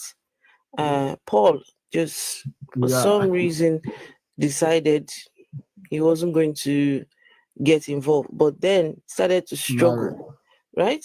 Listen, that man cannot then advise others. He just needs to go and shut up.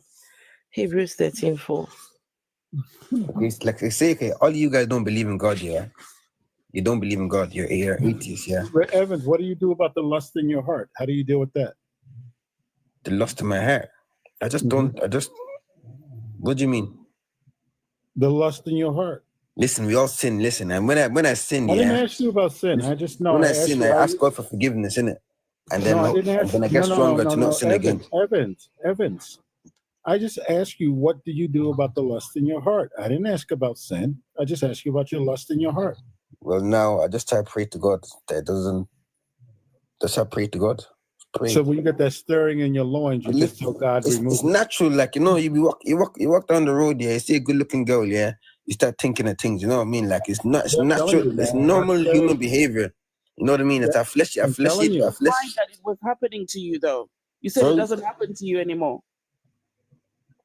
Man, of course it happens. Like, you know, I just have to firm it. Like, I'm not giving to it. Like, you know. Yeah, when you get that stirring in your loins, I know that feeling. Like, it happens to everyone. We're human. Like, we're gonna feel that feeling. Like, you know what I mean? I'm not perfect. You denied earlier because you denied it. You said it doesn't happen to you anymore. Did I? Then yeah, you did. Then I apologize about. Can I ask Evans something? All I'm going to say is what I felt that day was the Holy Spirit. I'm telling you right now. Evans, that feeling I never felt in my life. But the Holy Spirit, do you feel this Holy Spirit? No, go ahead, Team Matcherson. Go ahead, Matt. Okay. Evans, please, can I ask you one question or more question? Evans, ask me whatever you want. Is this woman that lead you to Christ to be born again and again beautiful in your mind? Like, I wouldn't say I'm attracted to her. She's beautiful, right? Like, in her own way. Everyone's beautiful in their own way, but I wouldn't say I'm attracted to her. Okay. Is that when she was praying, was her tone soft, like Richie asked? Bro, are you trying to say, like, the only way, what I felt was like lost? Is that what you're trying to say? No, not lost. I think, Evans, if I need to submit, bro, your philosophy thing. Sorry, continue. What is going on in your mind is a form of psychological occurrence that needs some. Either you need to see a psychologist to deconstruct your mind, or you need to see a medical doctor, because what you're seeing is not the Holy Spirit, but something going on in your neural activity in your brain. Have you ever felt the presence of God in your life? Have you? Yeah, I have. The thing is, you need to ask me which of the God. Guys, sorry, I have to say this. Evans, if you have certain feelings and the God didn't tell you that when you get this feeling, it is me, don't attribute it to a God. Because that same feeling you're talking about can be experienced when you smoke certain substances. Right? So don't say it's God, because the God didn't tell you that when you feel tingling under your feet, it's me. It wasn't tingling under my feet. This feeling. No, the thing is, do you know what's funny? How am I getting this feeling just from words? No, hold on, basic Evans. Words. Evans, hold on. Another Christian will tell you that when they feel tingling under their feet, it's the Spirit of God. Another one will tell you when they feel like raindrops are falling all over them, that is the God. Another one will tell you that they feel light and they know the Spirit of God is there, right? Other people get emotional. So this feeling is subjective. So it cannot be a God, because if it was a God, it would be the same feeling for everyone, not different for everyone. I don't know. Evans, René Descartes says, "I think, therefore I am." And that is a subjective statement, that because he thinks that therefore he exists, and therefore he's assuming that there's a being. And that is where Thomas Aquinas was establishing his philosophy. Okay? So you thinking that you felt a special way when a beautiful woman prayed for you, and you I never said beautiful woman right now. I put that. Okay, sorry.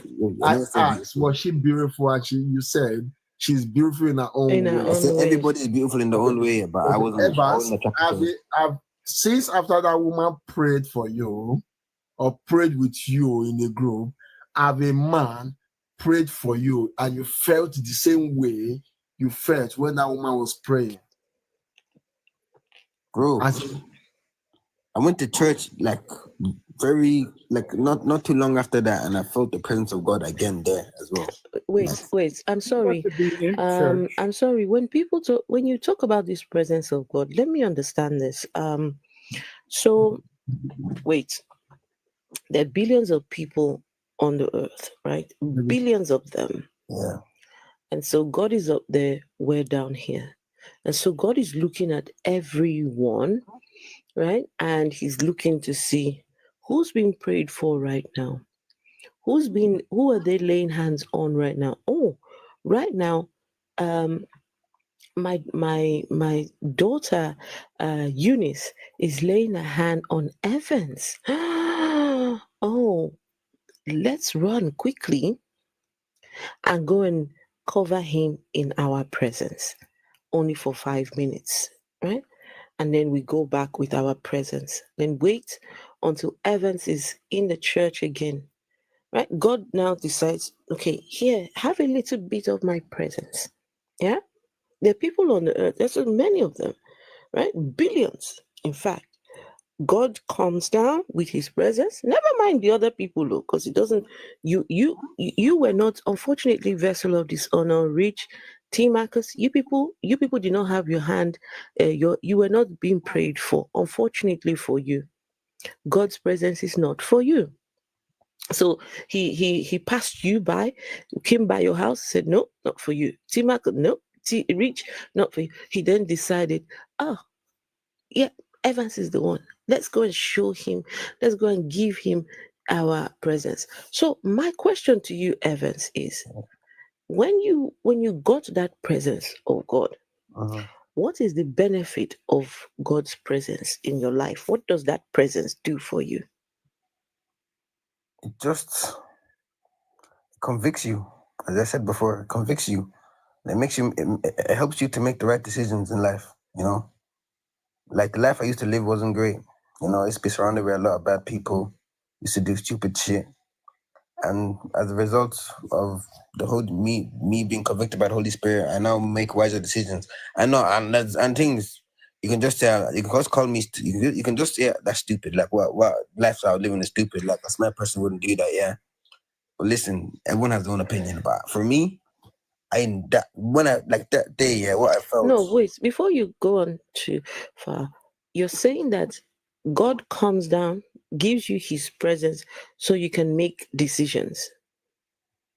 Better decisions, yes. Better decisions. So when you don't have the presence of God, you don't make better decisions. Yeah, it's very easier to fall into temptation. When you don't have the presence of God. Yeah, yeah. Why can't you just have the presence of God all the time? So that way you don't ever have to make any bad decisions. Why doesn't God keep his presence continually on you? Just rest it on top of you like this, cover you in it. And that way you don't have to make any bad decisions at all. Every time of your life, you will just be making good decisions and good decisions and good decisions. Why doesn't he do that? Why does he come with his presence and take it away and then come back again when you're in church or come back again when somebody's laying hands on you? So strategic, right? He won't come and lay his hand on you when you are, he won't come with his presence when you're busy, dining and whining with your family. No, he doesn't come then. He won't. Why so strategic? Why come only when you're being prayed for or when you're in church? Why doesn't he just leave his presence with you for the rest of your life? Because God gave us free will. And he gave you free will? Yeah. And like he wants us to seek him. So because he gave you free will, he takes his presence away? No, he wants us to seek him. Like if you want to find God, you have to seek him yourself. That's what I'm So asking you guys. if you want his presence, you have to go seeking for him, seeking for you God. Seek him yourself. Talk to him yourself. Hey, Success. Oh, but Evans, where is he hiding? Success, how and are you? why is he hiding? Ask him, and he'll reveal himself No, to you. I don't need to ask him anything. But the thing is, I know I'm not if going you to don't get an believe, answer. for But example, why is he hiding? And where is he hiding? He's this everywhere. is a God that supposedly created me, and then I must still go and look for him. It doesn't make sense. Look for him I and should have been born. I should have been born with inbuilt knowledge of this God instead of having to look for him. But why do you think that? Is he in lost property? But you're just making that up yourself, like. I'm not making it up. I'm not making it up. Is he in lost property? What's going on? Why do I have to look for him? Like I'm looking for that one sock that goes missing every time I do my laundry. But that's your opinion, though. Yeah, but that's how it is. Why do I have to seek for him? Why do I have to look for him? Listen, I don't know, but I'm telling you, if you seek him, you will I'm find him. not going to seek. But that's the thing. Why don't you try and seek him? I'm not interested. Can I ask you something, Evans? Evans, do you have to seek him every time you go? Every time you go to church, you got to seek him all over again, don't you? I seek him. I seek him every day, man. Why do you have to seek him every day? I talk to God every day, man. Like Alfred said and Vessel said, why doesn't he just stay with you? Why is it this always there? constant You have to run to him for your problems. Yeah, but why do you? If he's everywhere, Evan, why do you have to constantly chase him down?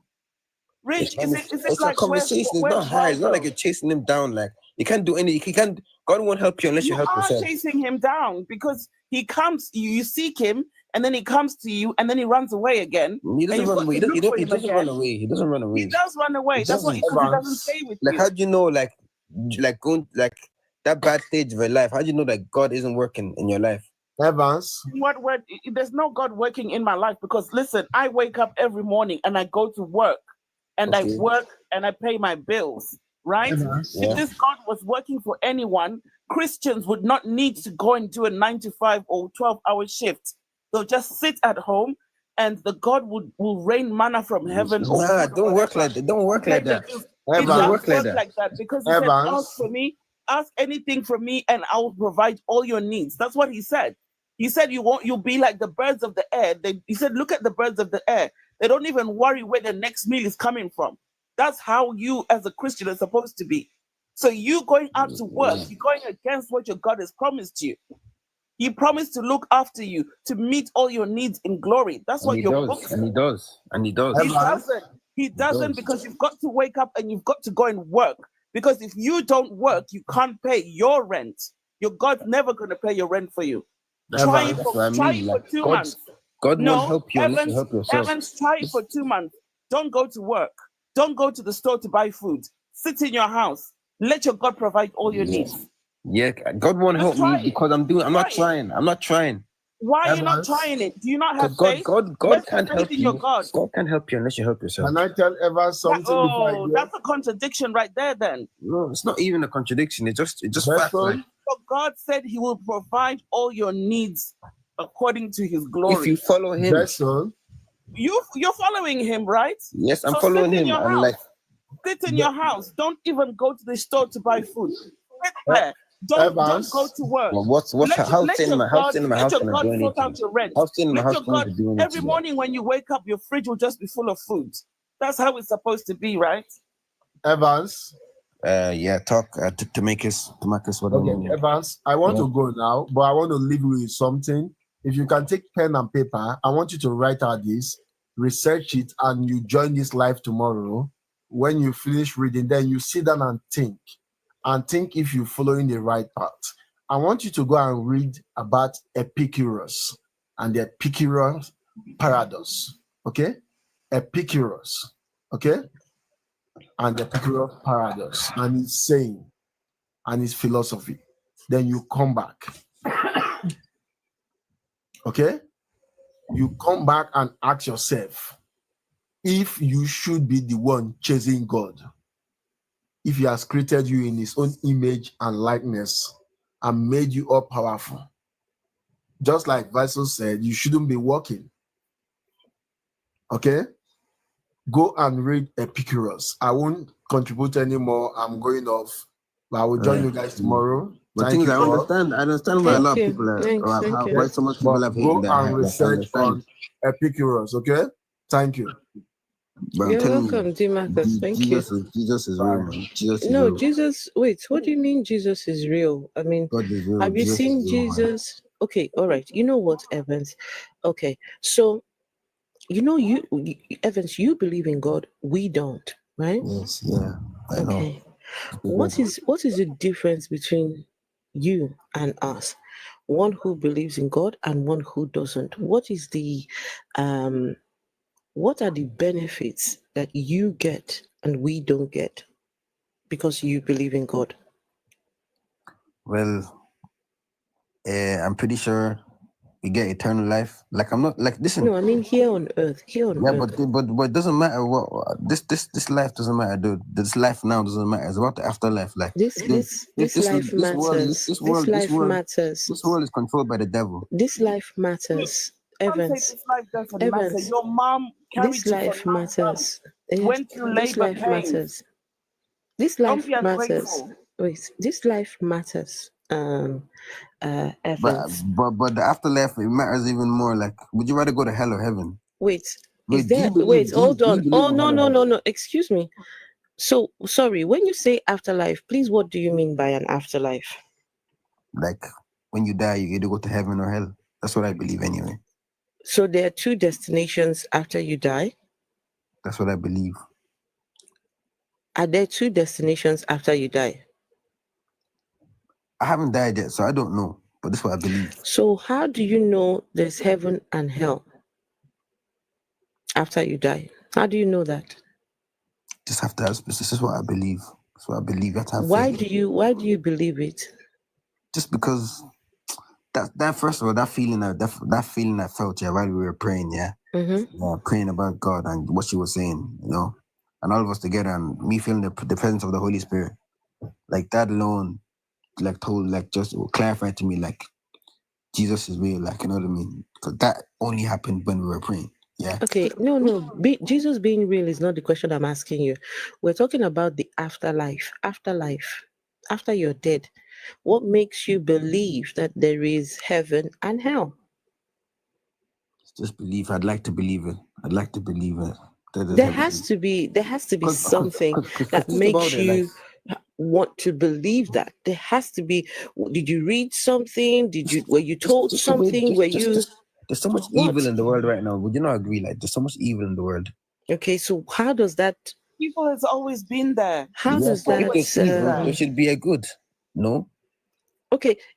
Let's imagine. Okay, yes, there's all evil, and then there is a good. Okay, we're talking about afterlife. Afterlife. Yes, heaven and hell. Yeah. How do you know there's an afterlife? So you're telling me you can do all this evil, yeah, and nothing bad will happen to you? I'm not saying anything. I'm not saying any of that at all. I haven't said that. I'm just trying to determine if there is this afterlife place. You said heaven and hell. I mean, at the end of the day, I can say whatever. I won't until I die. I won't know. You know what I mean? Until I die, I won't know. But I believe. So you mean that when you die, you go and know something when you die? Imagine. I thought when you die, that's when it ends. Everything ends, finished, full stop. You are still going to go and know something after you're dead. What do you think happens when you die? What do you think happens when you die? Have you seen a dead person before, Evans? I have. So what happened to them after they died? Did you see what happened to them after they died? Their skin becomes like hard. Yes. And yeah, they're dead. Yes. So my question again, what happened to that dead person after they died? Well, their soul went somewhere. Their soul went where? That's what I mean. So you mean what? Your soul, that dead person's soul went to where? Hell or heaven. Okay, wait, let me understand. So when the person died, then the soul just said, hey, okay, come on, let's go. Let me get my bag. Time to move. Right? The soul now decided, let me get my backpack. off I go to, is this what you're saying? You're saying that the soul now went somewhere. I believe so. I believe that the soul either went to hell or heaven. That's what I believe. So the soul was in that person, and then when they died, the soul now traveled, or what? Yes, that's what I believe. You keep saying that's what I believe. That's what I believe. That's what I believe. Yes. That is not a way to get away from this question. Listen, my guy, Evans. Oh, listen, well, you are choosing to believe in ridiculous nonsense. How do you know? How do you know there isn't? You are choosing to believe in ridiculous nonsense. How do you know there isn't a heaven? How do you know? Have you with your full chest? This is what I believe. It's what I believe. It's what I believe. It's what I believe. Yeah, the soul it traveled. The soul goes some. Where did the soul go? Where did the soul of that person go? How do you know there isn't a heaven? How do you know there isn't a heaven? No, you are the one. You are the one saying there's a place like that. I'm asking you as well. How do you know there isn't a heaven or hell? Wait, so heaven? How do I know there is no heaven? I haven't seen it. So exactly. So you don't know. You don't believe. So I've got to believe. So you have to believe. You have to believe for the heaven to exist. Afro, he doesn't know the meaning of belief. I don't think he does. Joyce. Joyce, please just bugger off from here. I'm not coming to argue. I'm just telling you what I felt. I'm just telling you Jesus knows you. You know the meaning of it. I'm telling you, yeah. Since you don't believe in God, what harm is it to just give? No, listen, Evans. It's either this hell and heaven exist or it does not exist. I don't care what you believe or not believe. Does heaven exist or does hell exist? Yes or no? They both exist. Where? I believe they both exist. No. Please leave belief. Because that vessel is saying you don't know the definition of a belief. A belief is you accepting things that you cannot prove at all. You are accepting it as a fact, but you cannot prove it. There's no evidence for it. But we want to know. It's either these places exist or they do not exist. Enough of this belief bullshit. Can you see I believe it. I believe it. I believe it. I believe it. I believe your beliefs do not make it true. But can you see the wind? Oh, goodness gracious me. But you feel it though. That doesn't make sense. Can you see the wind? You can't even feel your God. Can you see the wind? What do you mean? I just told you what I felt, and you're telling me I can't feel my God. You can see the wind because when it's rustling through the leaves are shaking. No. You know I'm not about to rustling. Can you see the wind? If the leaves are not rustling or shaking, what is making them shake? You see the leaves moving. Okay. You don't see the wind. No, what is making them move? What is making the leaves move? But can you see the wind though? You can feel it. You can feel it. You can't see the wind, but you feel it though. But wait, what has the wind got to do with heaven and hell? What has the wind? Electricity as well. But what has the wind got to do with heaven and hell? The Afro-atheists. What? Evans, what has the wind got to do with heaven and hell? I believe in heaven. I believe that when I die, I either go to heaven. Can you please answer the question? What has the wind got to do with heaven and hell? Afro, he doesn't know. It's got to do with God. Because you don't believe in God, and that's your own. That's up to you. You can believe whatever you want. But you can't see God. Evans, are you guaranteed a spot in heaven? Are you guaranteed a place in heaven? I hope so. No. Can you please? I asked you a yes or no question. I don't know. No, you are a Christian. We are unbelievers, right? Yes. You are a Christian. We are unbelievers, right? Yes. So as a Christian that you are, as you have received the Jesus into your heart, yes, have you been guaranteed a place in heaven? I would like to believe so. Can you please answer? It's a yes or no question. I would like to believe so. Not even sure, Alpha. What's the point of believing in something and then at the end of the day you're not even sure whether you're gonna make it or not? So you're just wasting your time, bruv. Wait. No. Listen, I asked you a yes or no question. It's either you have been given this heaven pass or you have not been given it? You see this question you're asking me, yeah? Just take it to God. Take it You to say God. what? Take it to God and I ask don't God. believe in God. Okay, but okay, I know. Okay, see the way you don't believe in God, yeah? What harm does it take, yeah?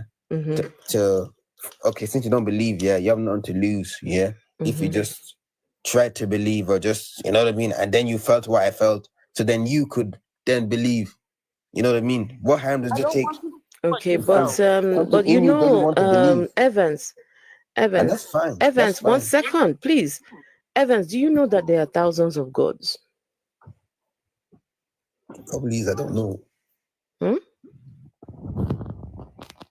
Do you know that there are thousands of gods being worshipped by people on the earth? So when you say to us, what harm will it do for you to believe in my own Sky Daddy? The person who believes in that other God over there will come along. What harm does it, what harm will it do to you if you believed in my own God as well? Right? All the 10,000 gods, every last one of them come along and say, okay, what harm will it do in believing in, what harm will it do to you if you believed in my own God? So which God are we supposed to believe in? Huh? Which God are we supposed to believe in out of these thousands of them? These people think that their own God has to be the right one. More people don't know that their own God is just one of many. Because they're all Christians, they just think that the Christian one has to be true. The Muslims, when they gather together, they think that theirs must be true.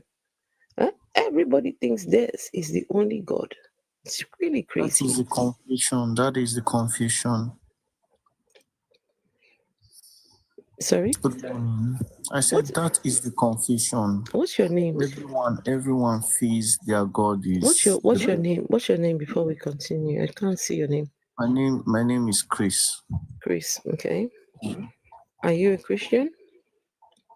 No, I'm not a Christian. No, I'm a traditionalist.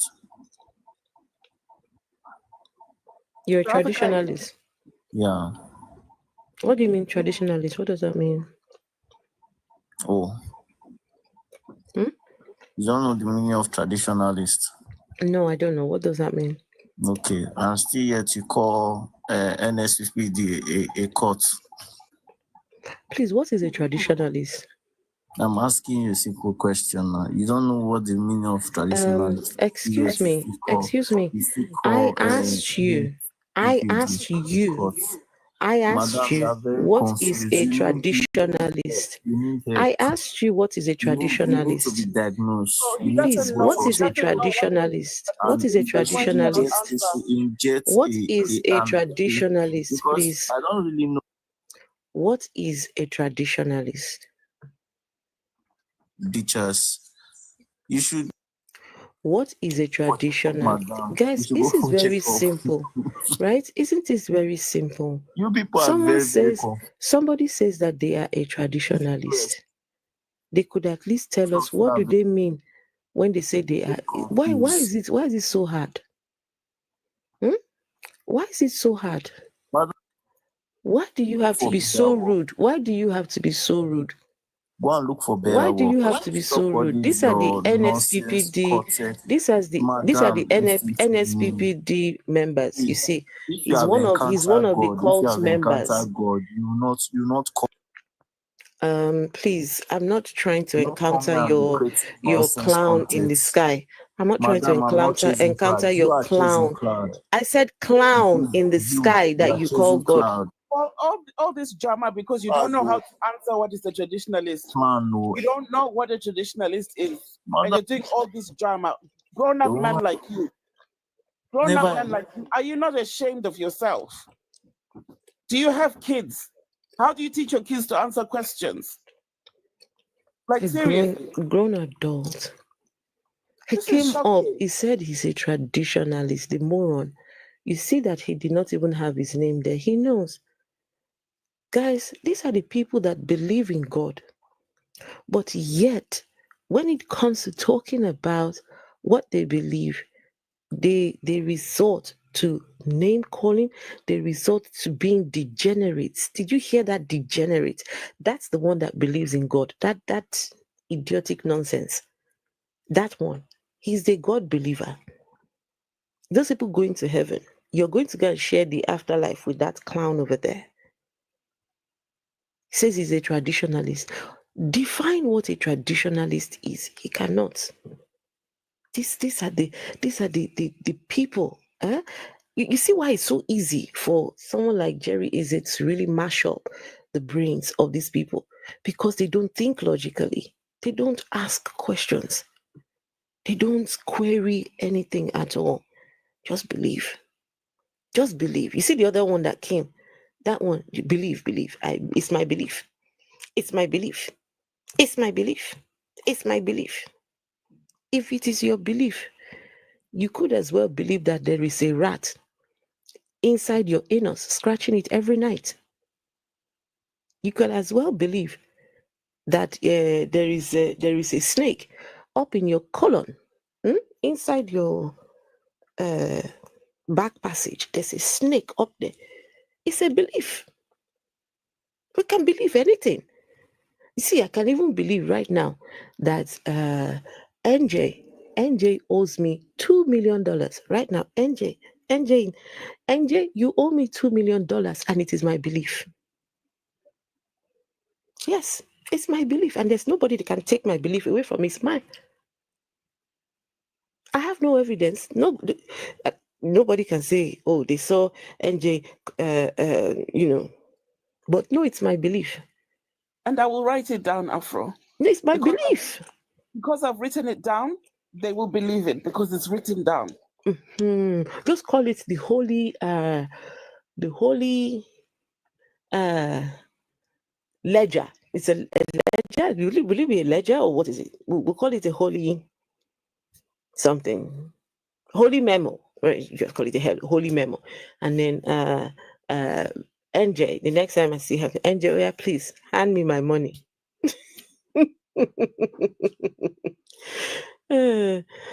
Mumu person says, if it is easy, start a religion. What is wrong with you? Hey, how you doing? I happen to overhear I owe you $2 million, which is cool because I have put in an order for $3 million from NJ, it's my belief. It's my belief. Right. And I think you should believe whatever it is you wish to believe. NJ, you cannot take my belief away from me. You cannot. Right. I have no intention. This is your belief. Please believe I owe you $2 million. That's right. I had put in an order with Sky Daddy for $17 million. So you will be good as soon as Sky Daddy can find my bank account as well as the IRS. Just saying. I got you, boo. As long as you can convince Sky Daddy to get me. No, me. I'm not convincing anyone. I don't believe in Sky Daddy. But it's my belief, though, that you owe me $2 million. Huh? Right. And I'm not here to kill your beliefs. Go ahead and believe. Just like I'm going to believe that you'll be good when Sky Daddy can find my account as well as the IRS. Because notice, them government accounts is going to the church for their money. I'm just saying. I might as well just cut out the middleman. I'm just throwing that out there. No tax. You don't have to pay any taxes. Belief. Also, don't have to convert it to the American dollar. Right. Just throwing that out there. And got a deal in oil companies because everything in oil is converted to the American dollar. You can sidestep a lot of crap playing with the church instead of the government. Guys, people are not sending any gifts. They're not tapping on the screens. Come on, people. Let's do this. Let's do it. Tap on your screens, double tap to do all these things.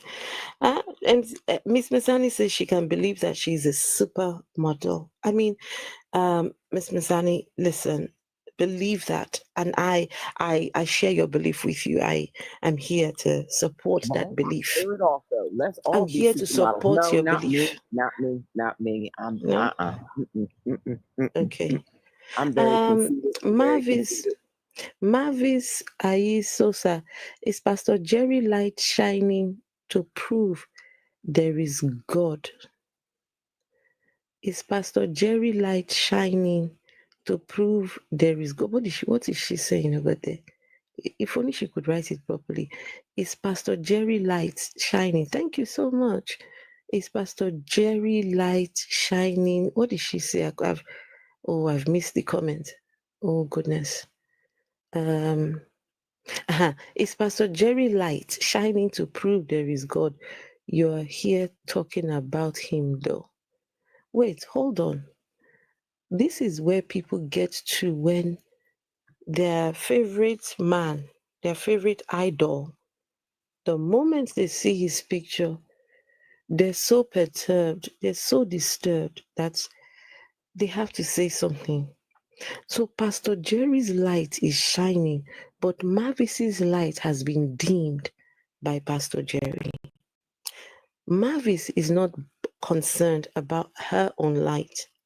Mavis is not, she don't care whether her light shines or not. She's not interested because she's not the chosen one, right? So as far as Mavis is concerned, as long as this guy's light is shining, someone else's husband though. She's here to ride his dick so hard because as long as his light is shining, she's okay. Never mind her own light. Her own light is dim. So that we can't go around riding her own light. Nobody knows her. Nobody gives a shit about her. But as long as Jerry's light is shining, that's all she cares about. Jerry's penis? Is it that good? Listen, she must be riding it really hard because for her to come and talk about his light, my goodness, I bet she probably has a husband or a boyfriend, but she would not come and talk about the light of that man. No, as long as it's Jerry's light. You guys need to wake up. You idolize people that he's an ordinary man. 42 years old, never gone to a Bible school a day in his life. He learned how to pastor you guys on the job. This person has no training at all. You idolize. Why? Because he's got the biggest praying platform on YouTube. For that reason, is Jerry Eze this? Jerry Eze that? Jerry Eze this? Who will wake these people up? Allow God to judge. I don't believe in God. I don't believe in God, so I don't allow an imaginary figure to judge anything. I don't believe in your sky daddy, so I don't allow God to judge. Which mumu God is that? Which mumu God? Anyway, we've got Mazi, okay? Mazi. Right here. Hello. Yeah, I'm right here. Mavis, if you continue typing those bullshit, you will be blocked. Don't tell me to watch my mouth. Come here to come and ride the dick of what's his name? Jerry. At least leave some small something for Jerry or whatever is her name, right? You ride it so hard. I beg, leave a little bit for her that she can have some. Go on. Why have some when you can have it all? Go on, Mazi. Yeah.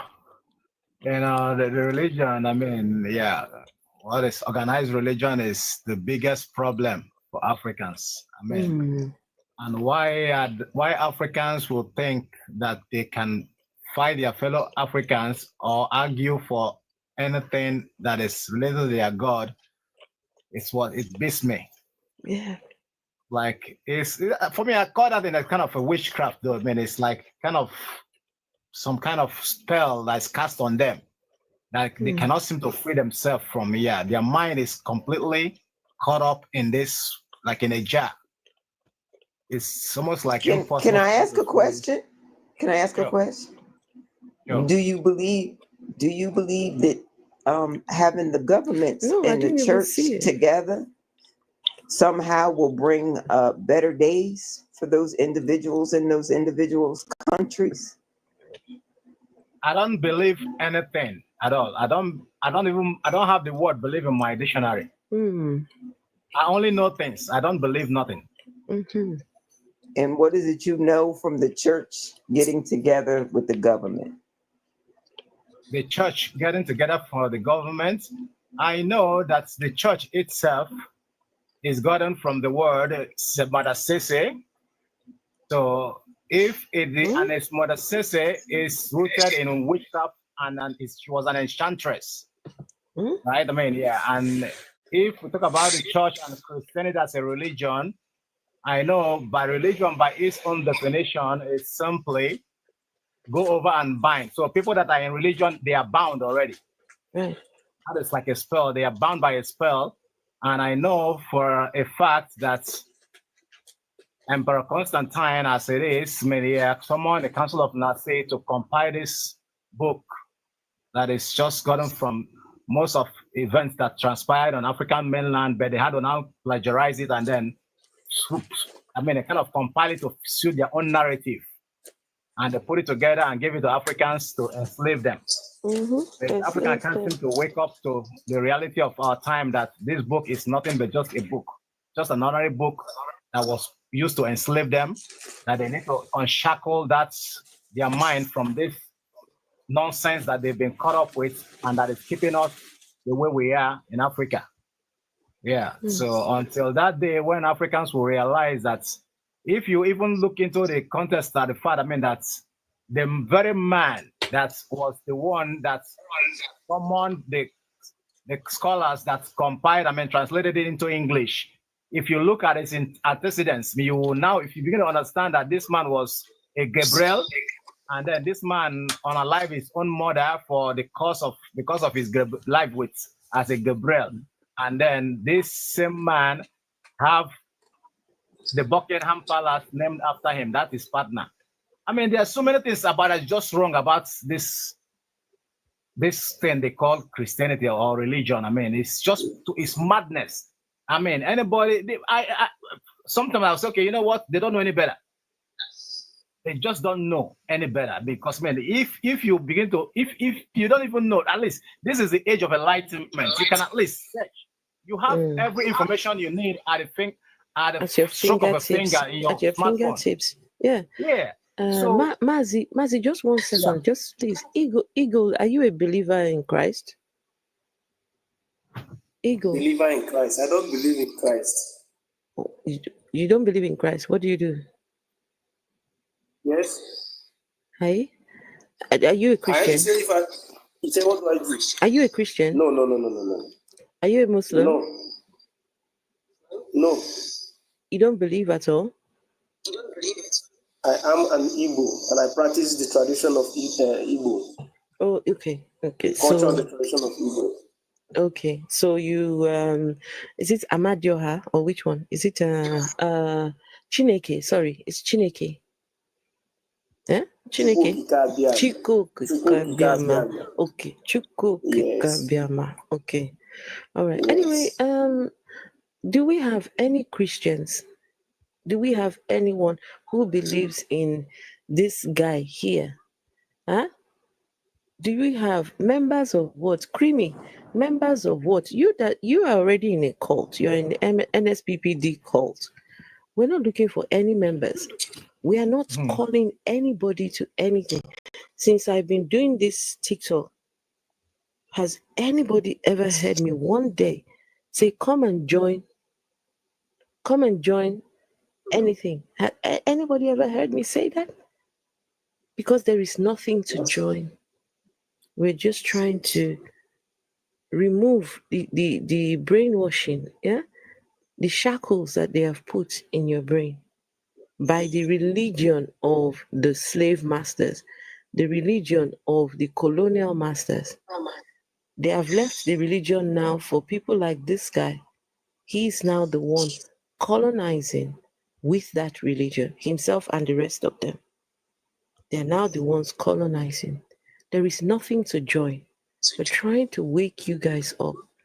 Nothing to join. If anybody is calling you to join anything, run away.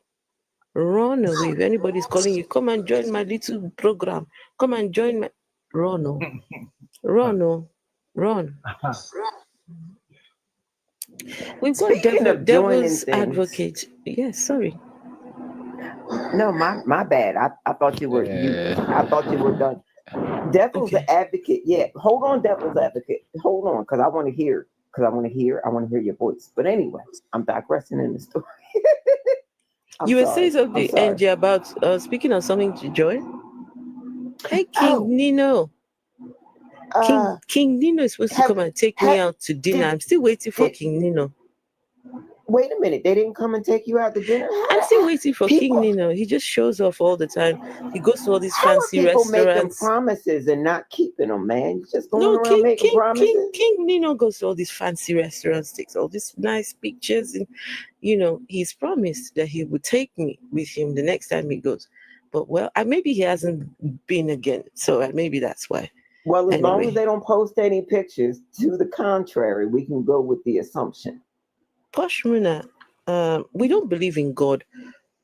So your God cannot have mercy on us. We don't believe in God. And his own child had to come down. Daddy had to kick Jesus out of heaven to come down and come and sacrifice himself to Daddy. Daddy says, you go down there, go and let these human beings sacrifice you to me. And he didn't even wait till he was 18. He kicked him out before he was even born. Listen, Sky Daddy sat there and was watching him be beaten, be bruised and everything. Very wicked God, wicked Daddy, sat there and did nothing. And this person come along and say that clown up there should have mercy on us. The funny thing is that it's their God that is actually doing all the online in their Bible. Oh my God! Did none. Oh, let's not forget that I cut off devil's advocate. I want to hear this voice. Listen, if anyone needs mercy, your God needs the mercy of humans. Your God really and truly should be begging for mercy from us, because what they have used God to do, to perpetrate among humans, it is time we start demanding that this God be put in its place. It is time that we start putting this, we need to start being assertive, right? It is time for us to start saying to the God, no more. You cannot control us anymore. If anything, you need to seek for our mercy. Enough of this telling us that we need to seek the mercy of an imaginary God. Enough. Anyway, devil's advocate, please continue. Hey, good morning, everybody. Hey, devil's advocate. Yeah, Afro, good morning. It's actually 1:31 here in Nigeria, so. Okay, it's late. Yeah, very, very late. So I just have good things to say. These people that believes in God, right? You guys in the comment section saying God is real, Jesus is fake. Any God that you believe is fake. That is what you guys should understand. Devil's advocate, we can even prove that Jesus is fake. We can prove it. Of course. We can prove that Jesus is fake. Of course. You see, the point of fact is when they hear you speak it, they will speak of something like this. They are so indoctrinated that they don't even want to wrap their head around the idea that God is not there, Jesus is not there. They just want it to be real so much, even with the evidence we are showing them. Within them, they will try to convince themselves that it is there so much. Maybe instead of wrapping our head around, we should be wrapping our lips around. Hey, Becky, now the way you breathing on that microphone is tantalizing. I'm picturing that breath breathing past my ear. I'm just picturing it, just the way it's breathing across that mic. Ooh, I like it. I like it. Need more of it. NJ.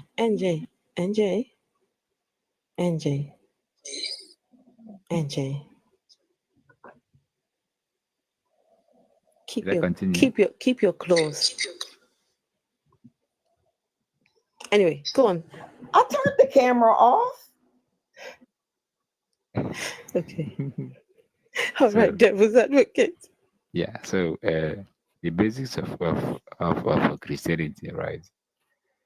The basis of Christianity, it was built on lies. Christianity was built on lies. Yeah. And this is one thing that I found out recently, right? The Christians, when you try to dialogue with them, the only evidence that they have for their religion is the Bible. The only evidence, the only evidence that they have for Jesus is the Bible. Yet, when you show them something in the Bible, because the initial thing was built on lies, they will lie. They will lie to cover it up. That is why they said you need the Holy Spirit. Oh, that is metaphor. Oh, that is parable. Oh, that's not meant to be taken literal. You are saying what they wrote there. You are saying that it is a lie. You are saying that no, that is not how it was meant to be written. And among the three Abrahamic faiths, right, in Islam, Judaism, and Christianity, Christianity seems like they are the most confused among all of them. Among the three of them, they seem like the most confused. And why do you say that? Why do you say because listen, devil's advocates, have you really delved into Islam? Yeah, see, my point is no, this. No. A quick question for you. Have you delved into Islam? I'm going into it, but those people, devil's advocate, those people believe in some weird shit. Listen, just today I was listening to some people, right? That Allah wants the men to have their trousers must not be touching the ground. These people have a prayer for when they sleep, when they fuck, when they pray, when they've got prayer for every single thing, even when they go to the market. They've got listen. That religion is crazy. The God even tells them to cut their trousers. It must not reach the ground. Yeah, you have to touch the ankle. I work. That is pure brainwash. Religion is a mental illness. It's a mental illness. I mean, that's for sure. The best-selling publications are prayer books. Afro. Yes.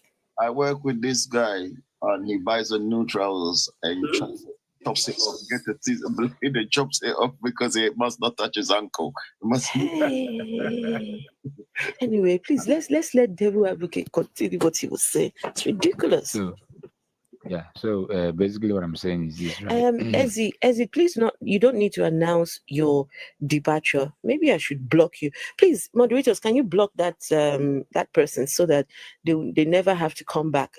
It looks like they like the asshole of what's his name? Jerry Eze better.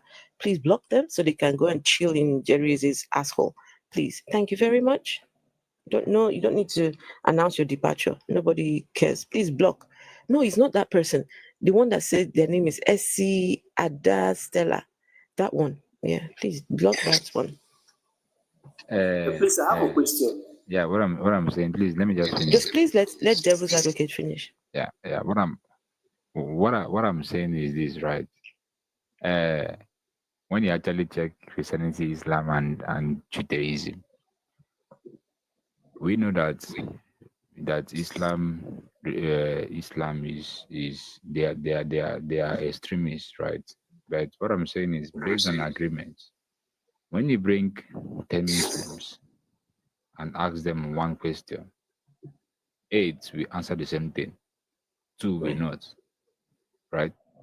When you bring up a Jews like 10, ask them a question, like 7 will give you an answer, the same thing, 3 will not. Bring up 10 Christians, ask them a question, they are going to give you different answers. The 10 of them are going to give you different answers. You check the reason why. I discovered that the problem of Christianity is the Holy Spirit. They have different versions of the Holy Spirit. And that is why even in the religion itself, you have thousands of doctrines. Even inside Christianity, you have thousands of doctrines inside Christianity. Each pastor interpreting the Bible based on his own version of the Holy Spirit, and they will open their own church, and they will cultivate their own plan on how to make money. Right? The Holy Spirit is just the problem of Christianity. Right. Not just the money though, because they do pick it based on tax bracket and sex life. Let's not forget sex life.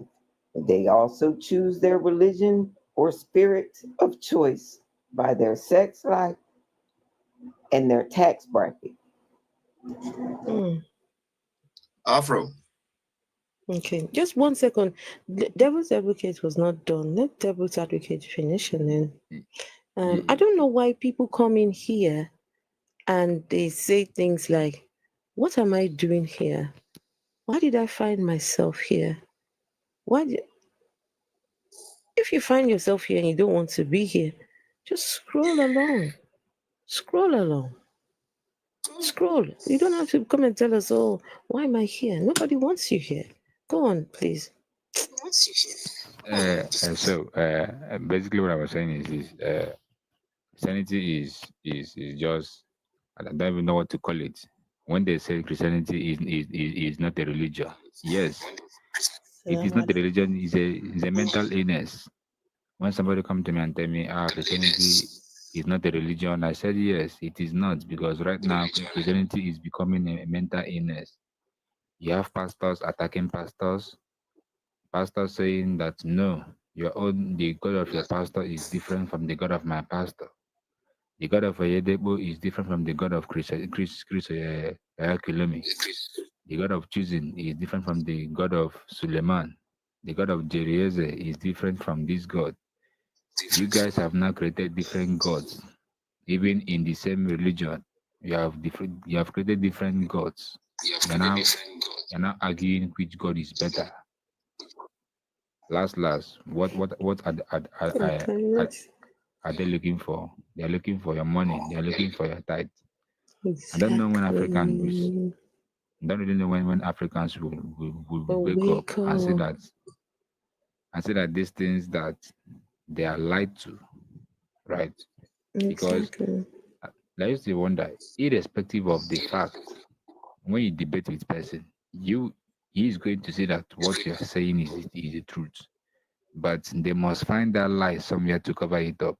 They must find a lie. You lie to cover a lie up, and that is basically what a lie is. Once a lie is established, and you accept the lie. Please let me mute this gentleman. Okay. Yeah. Go on. When a lie is established and you accept the lie as if it is the truth, once somebody puts that this thing is a lie to your face, you're going to find a lie to cover it up. That is just basically, without lies, Christianity will die. That is just it. Without lies, it will die. Religion will die. Yes, exactly. Without lies, because they always like to cover it up. And that is basically what it is, because it was built on false hope initially. Hey, Phil. This gentleman said he has a question. Ego has a question. But before we get to your question, just hang on.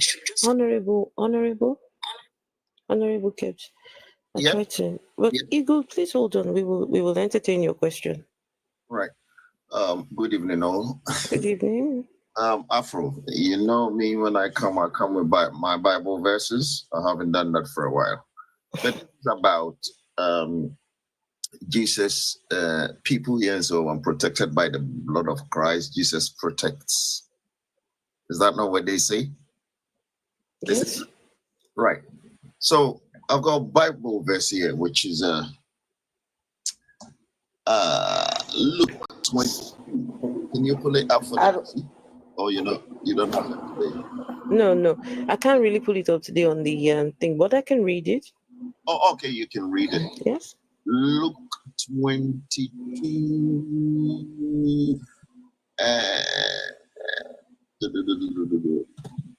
Right. Okay, I'll take it from them. Say, but I prayed for you. All right. Take it from 34. Luke 22, 34.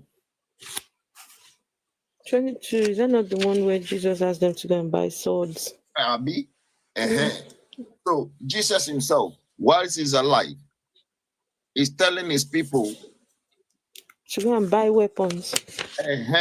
Jesus said, please. So if you can read it to them. I'm reading. Who are at the back. Okay. And our brother who are on the platform here too, who are live too, can hear. That Jesus would protect you. When he's dead. So, this one is when he's alive and he's with his own disciples. People. He's telling them. Yeah, read it please for me. Then he said, I tell you, Peter, the rooster shall not crow this day before you will deny 3 times that you know me. Yeah. And he said to them, when I sent you without money bag, without your knapsack and sandals, did you lack anything? So they said nothing. Then he said to them, but now he who has a money bag, let him take it, and likewise a knapsack. And he who has no sword, let him sell his garment and buy a sword. For I say to you that this which is written must be accomplished in me. Carry on. And he was numbered with the transgressors, for the things concerning me have an end. Yes, 8. Go on. So they said, Lord, Lord, here are the 2 swords. Here are 2 swords. And he said to them, it is enough. Now it is enough. Jesus is saying, my friend, let me speak African. He said, go and find a cutlass. So if you don't get them, go even sell your cloak, your dress. Honorable. Yes. Honorable, I beg. If Jesus was alive today, I beg, what will Jesus be asking them to go and buy? Bomb. No, now pew. You go see make them go buy AK. You go see make them go buy AK. Make us talk now. You give me chance to talk. No, I just they talk. You they talk cutlass in this model. Who they use cutlass? Nobody uses cutlass again now. No, I'm saying at the time because sword is so they cut.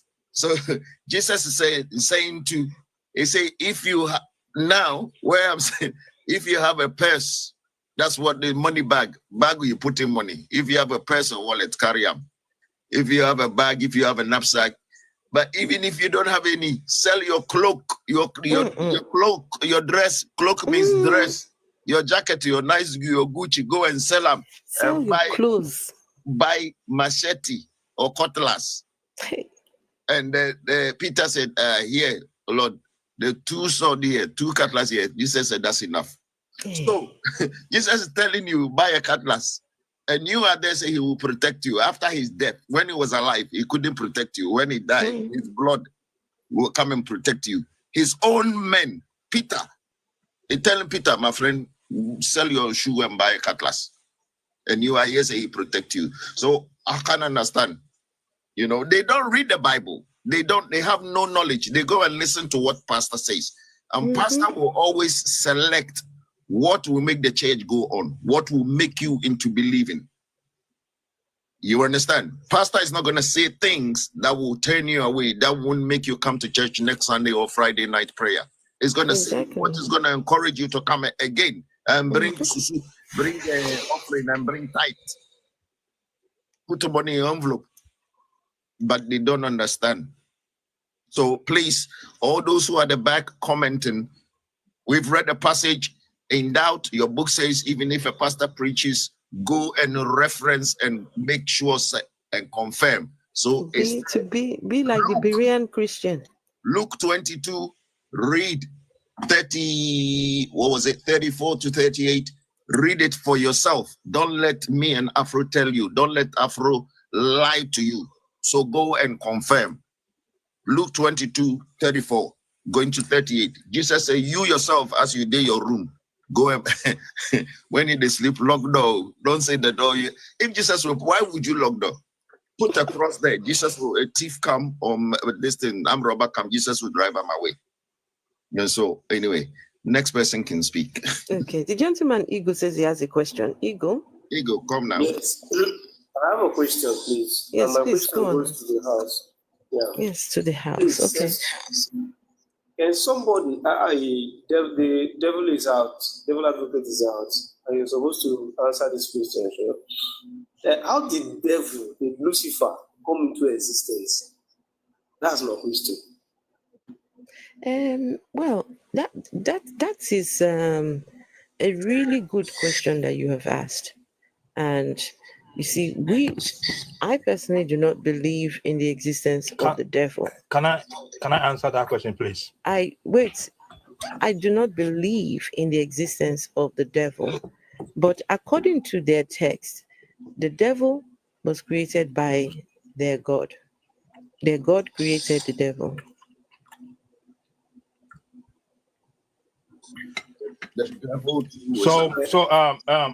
My brother, the word Lucifer simply means light. It's not something dangerous. A male is called Lucifer and a female is called Lucy. So when you hear the word Lucifer, it doesn't mean anything evil. It simply means light. No, you did not hear his question. Where did the devil come from? Where did he come about? How did he come about? Yes. So please listen. There's nothing like the devil. The whole thing is like, you see, when you write the word devil and you turn it upside down, what do you get? Turn it upside down. Your body. Hey, what's that? Are you eating something, Neo?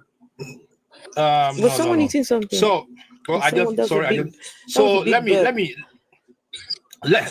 explain the concept of why those things exist in religious concepts, which they use to control people. But in reality, those two energies, the negative and the positive, they work together hand in hand. Positive don't mean it's good, and negative don't mean it's bad. You need balancing for anything to exist. You need those things. So there's no devil sitting somewhere. Fine, if you go to the religious people who don't want to think, yeah, that one you get those concepts. But critical thinkers and people who really understand how things work, they don't buy into those ideologies. You can be the devil yourself. You can be the good or whatever you may call it. It's all depend on you. So there's no devil sitting somewhere, my brother. Okay. Okay. Does that answer your question? Did I answer your question? No, that does not answer. Yeah, God needed somebody to blame for everything, so he just. So let me ask you: in when did they create the devil? Which year or where did the devil? Okay. When? What time? No, wait. Hold on. No. Hold on, please. Hold on. Allow me to. No, wait. Excuse me.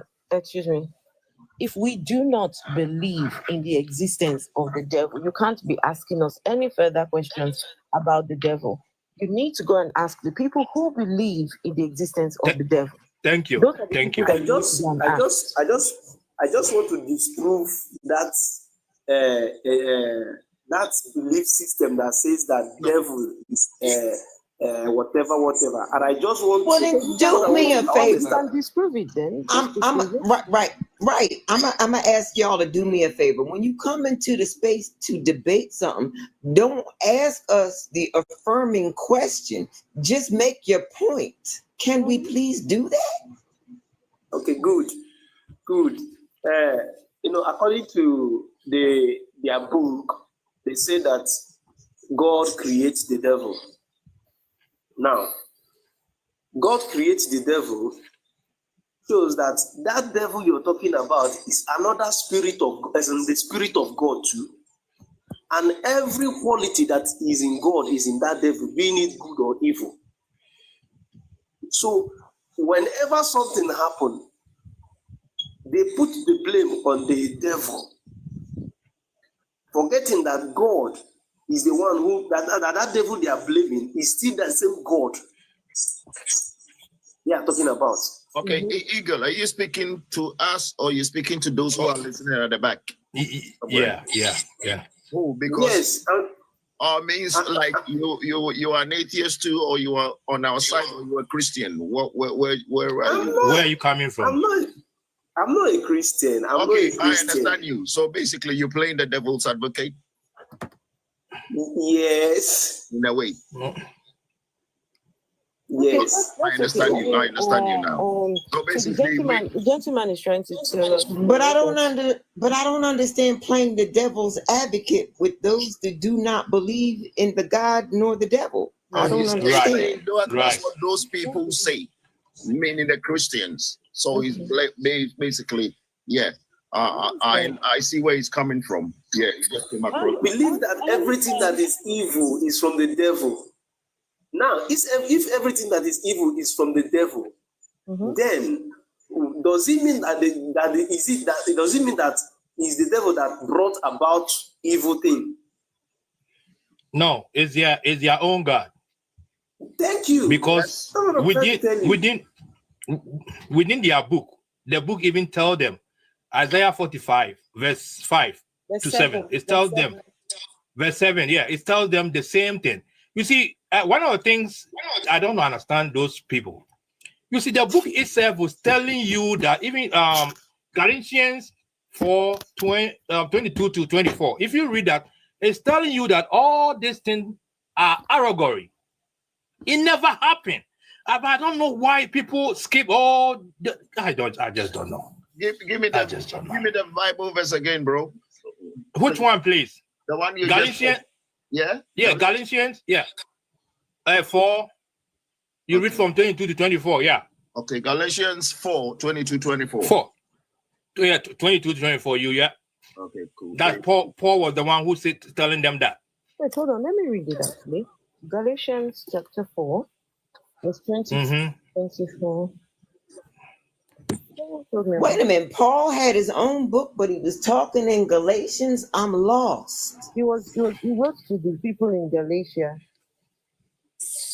It was a letter to the people in Galatia. So I don't know why people read it like as if Paul is talking to them.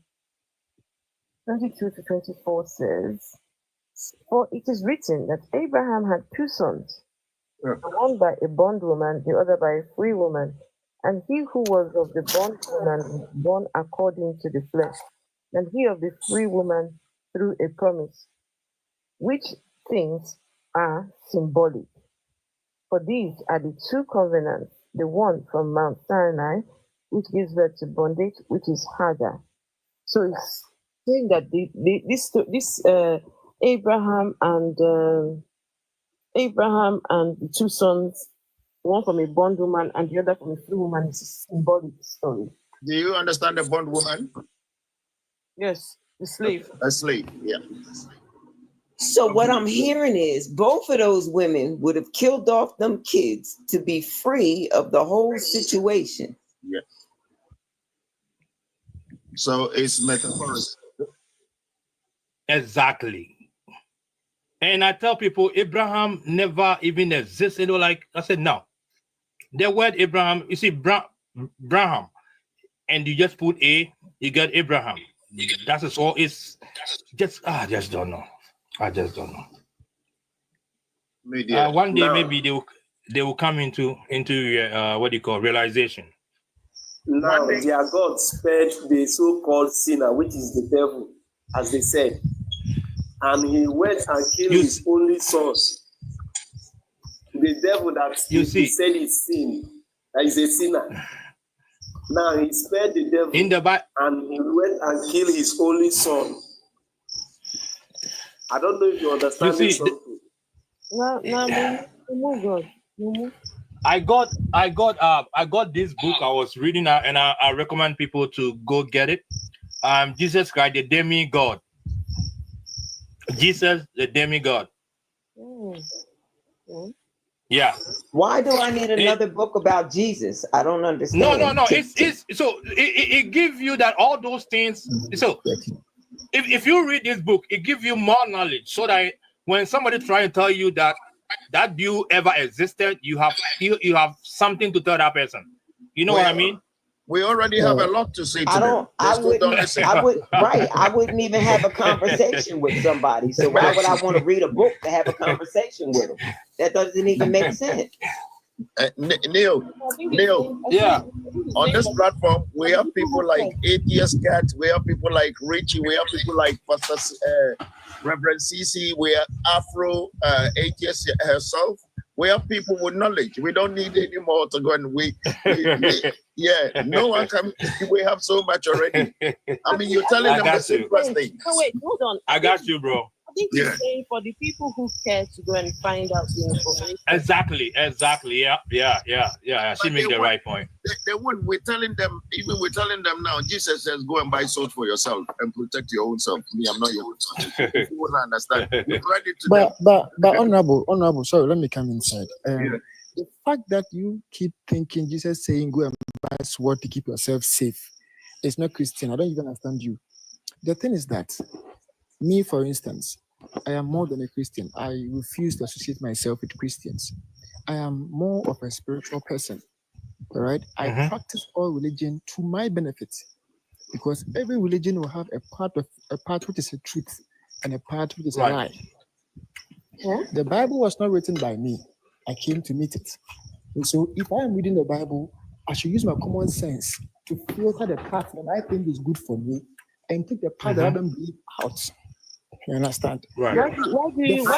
Bro, what I said. Wait, hold on. It wasn't to do with you. Guys, okay, let him finish. Neil. Yeah, but what I said wasn't to do with you. Neil, I'm going to mute you so you can eat whatever you're eating. Eat it and enjoy it, okay? All right, so thank you. Let me continue. Yeah, let me continue. And so, a security man will bear a gun. A soldier will have a gun with him to protect himself and the country. The fact that the security man is shooting an enemy to die doesn't mean he's less of a religious person. The fact that we are religious doesn't take our common sense away. We also sense threats. You see, you're talking about all these things. You never mentioned Muslims or spoke ill about them. You're not going to like a Muslim would defend himself. No, I don't agree. Taking a gun in the name of a country and taking another human being's life in the name of a country. That is what soldiers do. In the name of a I country. understand what soldiers do, and I don't uphold soldiers, just like I don't uphold Jesus. I'm not going to uphold anybody who takes another human being's life in the name of someone else. Atheists, you'll be dead by now if there are soldiers in America or wherever country. Wait, excuse me, please. Defeat dog, please. I need to try and understand what you're trying to say. Were you just trying to say to us just now that we don't speak ill about Islam? Yes, I haven't heard any of that since I joined. You're all talking about Christ and he's a lie and he's a lie. Okay, wait, hold on. Listen, but the fact No. How does that bother you? Okay. So you don't want to talk about the devil? No, excuse me. Can you please defeat dog? How does it affect you that we are not speaking about Islam? Because I was saying that because of what Honorable said earlier about Christ talking about us going for a sword to protect ourselves. He was reading from the Bible. So let me tell you one more thing that you guys are trying to miss out. Excuse me. We read from the Bible. It wasn't something that he was saying out of his Afro-atheists, you probably have read many spiritual Can you books. please let me speak? Please let me speak. It was not something he was saying from his behind. We were reading from the Bible, right? And we do host Islam lives from time to time. Now, I'm not very knowledgeable in Islam. So there are platforms that do actively, which I support as well, right? I support them 100%. when they're doing their lives. So if you need a life where they're talking about Islam, just scroll on TikTok. You will No, find that is not the point. So I don't know what you're crying about here. I don't know what is your problem. The point is that you have all read spiritual books, but reading spiritual books, you read it with your inner mind. But you're reading the Bible to defend yourself in anything. You read it literally. What's an inner mind? Okay, let me tell you. I'm a practitioner of deeper spiritual things. What is an inner mind? Listen, woman, let me get that. I want to make it very practical. Excuse me. You're not gonna say, "Listen, woman." I'm so sorry. Right. That had me taken aback. Notice I did not mute my mic again. Listen, what? You want to sit here and spew about the rights of soldiers to take human life in the name of a government entity? That was not wrong, is it? Yes. And a man protecting his family with a sword, is it evil?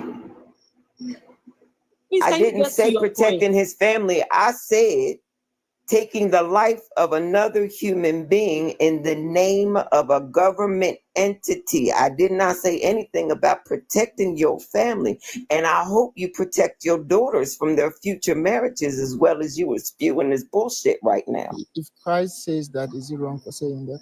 Oh, my goodness gracious. Let me go because Christ has said is in the building. Right. You guys enjoy your evening. Enjoy your evening. You're telling me we should read it. You say we take it literally. All I'm saying is, to those who says Jesus will protect you, here was what Jesus said to his own disciples and read from the Bible. So what's your attack? All right, so that is a part of the religion Christianity that you people are missing out. Because missing out on what? Just answer what I've just with the passage we've read. All Christ I'm saying was Christ right said for saying this that to his people. You know Lucifer light, but you don't believe Christ is the Messiah. Excuse me, please. I'm talking about the passage because you attacked me with the passage that I read. So let's stick to that. All I'm saying is people say Jesus will protect them.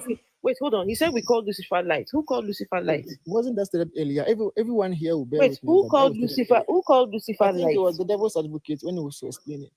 But you're talking about honorable or devil's advocate. Which one? I think Take one one at a that time. Lucifer means light and the female version is Lucy. Jima, how are you? Listen, wait, hold on, everyone. Please. Let me just have the conversation with the fit dog. The fit dog, I want to know what exactly is your issue? What is the issue right now? You've come up. What is the reason why you came up? Afro-80s, you mentioned earlier that nobody should come and debate about the devil because you don't want to believe in any other religion. Is that not what you said? What the fuck? And I want to make it clear to you that when you did can't I talk about say Christ that? if you're confused. Wait, no, you're going too fast. You said, what did I say? You said earlier that if anybody is going to bring an argument about Christ, even recently, you nearly dismissed me by saying good night to me because I mentioned Christ on your platform. When? Just recently, you said, I think you should call it a night. You wanted to say good night to me to leave your platform. That was NJ, not. When was that? That was NJ. That was NJ. What is this guy talking about? All right, so that was your mic. The person was speaking. Well, I thought it was you. No, wait, hold on. You said, wait. Oh, Lord have mercy. You said, what did I say about that devil? No. Please. Oh, that's what I want want to to put tell you. Words in my mouth. Can you stop for a minute, please? Please don't put words in my mouth. I don't like it. Listen, you want to talk about Christ, but you don't want us to talk about the devil. That's an error. Who said I don't want you to talk about Christ? Who said that? You mentioned it earlier on this your live podcast, and you said that you don't want anybody to come and speak about Christ like they want to convince you from atheism into Christianity. When did I say that? People must be drunk here because you said this by yourself over here. I've been here for Excuse me. Did anybody hear me say that? Please.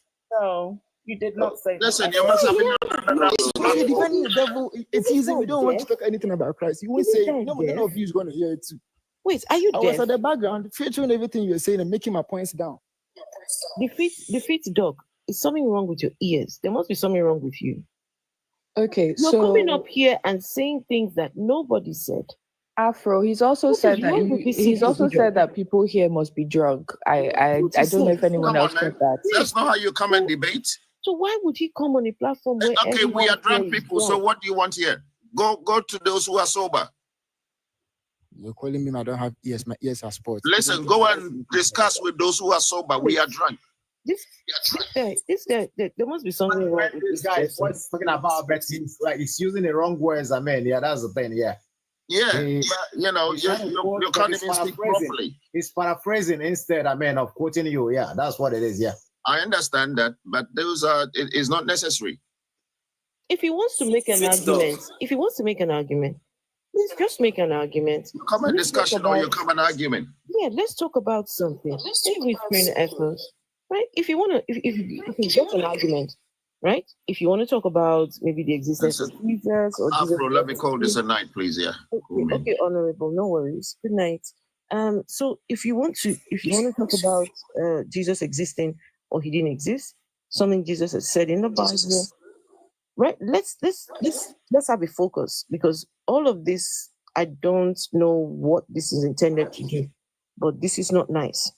People are here having a conversation. If you're butthurt about something that was said earlier on, you can just scroll, go and chill, go and get yourself a drink, go to bed or whatever you do when you relax. But to come here and start arguing. So I want to know, do you have an argument?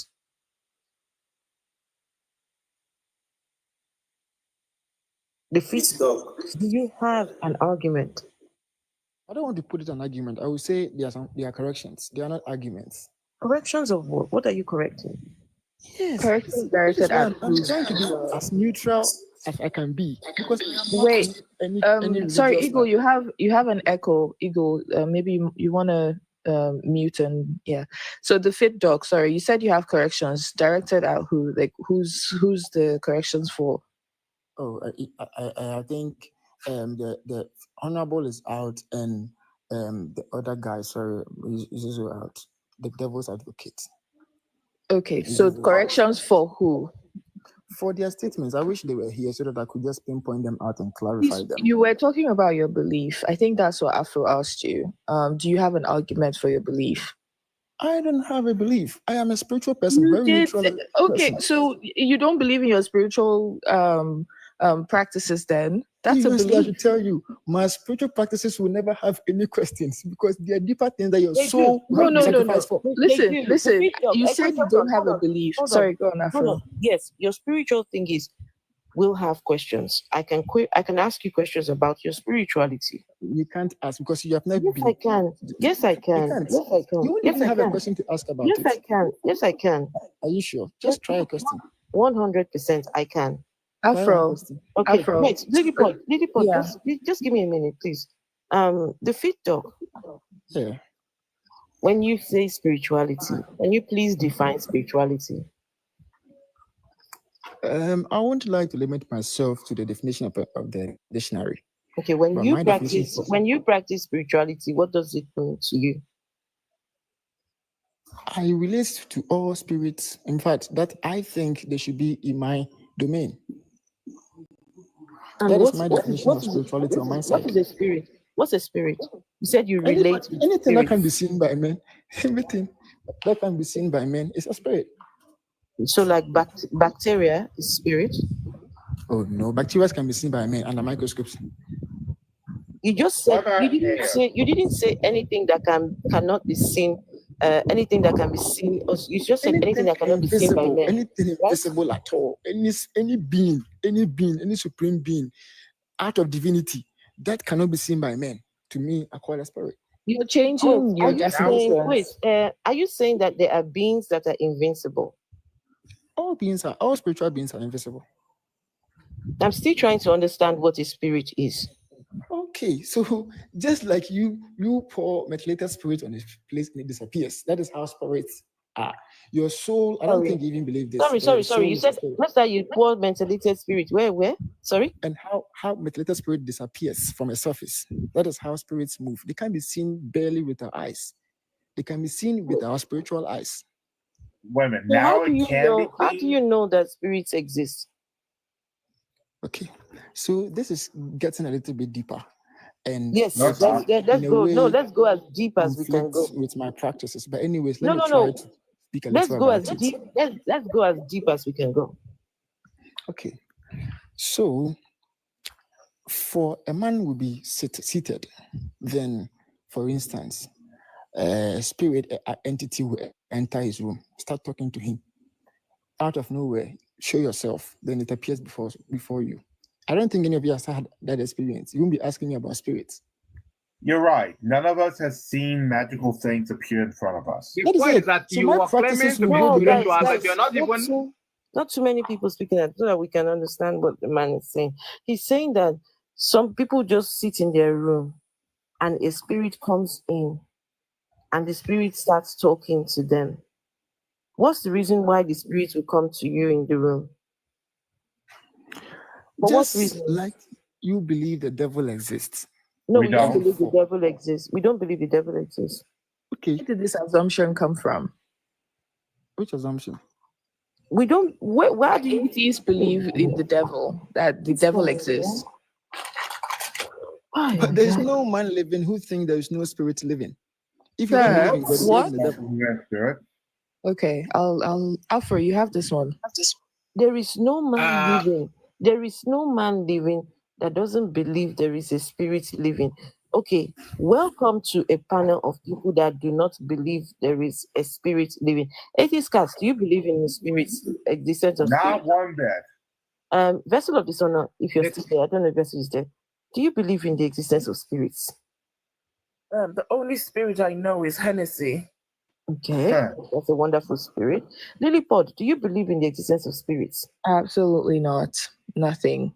So the fit dog, I do not believe in the existence of anything called spirit. Now, welcome to a panel of people that do not believe that there's anything like whatever the fuck you call it a spirit. Nobody believes that shit. Listen. Language, woman, language. The thing is, Dog is explaining about spirituality, but he doesn't even understand the concepts. No, hold He on. doesn't understand the concepts. No, hold on. That's the problem. Fit dog, who are you trying to turn police? Turn what? Language woman. Language. She used the woman. fuck. She used the F word on me. That is Who are you language. referring to? She used the F word. So what? F words are not accepted anywhere. What? It's my panel, and I'm an adult. It's my panel. I'm an adult, and I can say whatever I want. Do not address her as woman. All right? Yeah, man. The Afro-atheist. That is her name. Oh, but you have a gender, man or woman. You can't be talking Afro-atheist like The you don't have a gender. Afro-atheist is a name. You will not say woman. This woman. That is sounding more commanding. No one Nice when and people are talk properly addressing you, and they're stop calling commanding you me. by your name. No one is calling you man this, man that. Do not be rude. Vessel, he's also not referred to any man on the panel as that man. He said, man, exactly. Yeah, it's only Afro. This is the third time I've clocked it. You're not listening. You've been told. Hey, the fit dog. You're a misogynist. I'm gonna put it out there because maybe You've been told. This is the second time it's being told to you to stop doing that. Stop it. He's being deliberately obnoxious because he's a spiritual person. So maybe this is how spiritual people behave. Rotten spirits, foul stinking spirits. Let's get one thing clear. This fit dog is not a spiritual. It's not a spiritual person either. You know, I know about my profile because you didn't see me casting spells on my profile. Fit dog doesn't qualify. He doesn't understand the concept of spirituality. You didn't see anything. If you cannot as much as define spirituality, which is an energy, then you don't know nothing about spirituality. If you don't believe a spirit exists, how do I explain spirituality to you? No, you should be able to define the spirit itself. All those weird forget about the spiritual angle, the religious angle of it, which is what the word spirit, which is just breath or air. You understand? It's an energy. Okay? Let me tell you. You should know that much. If you're into spirituality, you should know that much at least. All over his body. Okay? You don't think because you check my profile, I should be having magical things on my profile. I'm not talking about you having what you have in your profile. I didn't go to your profile. I don't know anything about your profile. What I'm telling you is that you should be. No. You should be able to actually define what spirit is. I've seen all these Nigerian things, and you know. Please excuse me. The gentleman just said that we are all acting like Nigerians. Is that supposed to be like a dig to Nigerians? I am. You just said we're all. I am, of course. Like, no, I'm just saying. I No, don't hold think on, hold on. To use that kind of umbrella statement, is that supposed to be like a? Why are we bringing that up here? What do you mean when you say we're all acting like Nigerians? Yeah, please tell me how I'm acting like a Nigerian. Please do. Also, it was meant to be derogatory, guys. I'm in case anyone missed out. Oh, we're speaking like Nigerians. What the F does that mean? You're just a rude, whining, immature prick, honestly. That's pretty sad of you, good doctor. I mean, of all the things you're trying to get across, whenever you get frustrated, you go to misogyny, you go to insulting other regions, other people that are in the nation, that you're the country, the continent that you reside in, your own people. All because you don't know what the hell you're talking about. We ask you about spirits, you can't define spirit.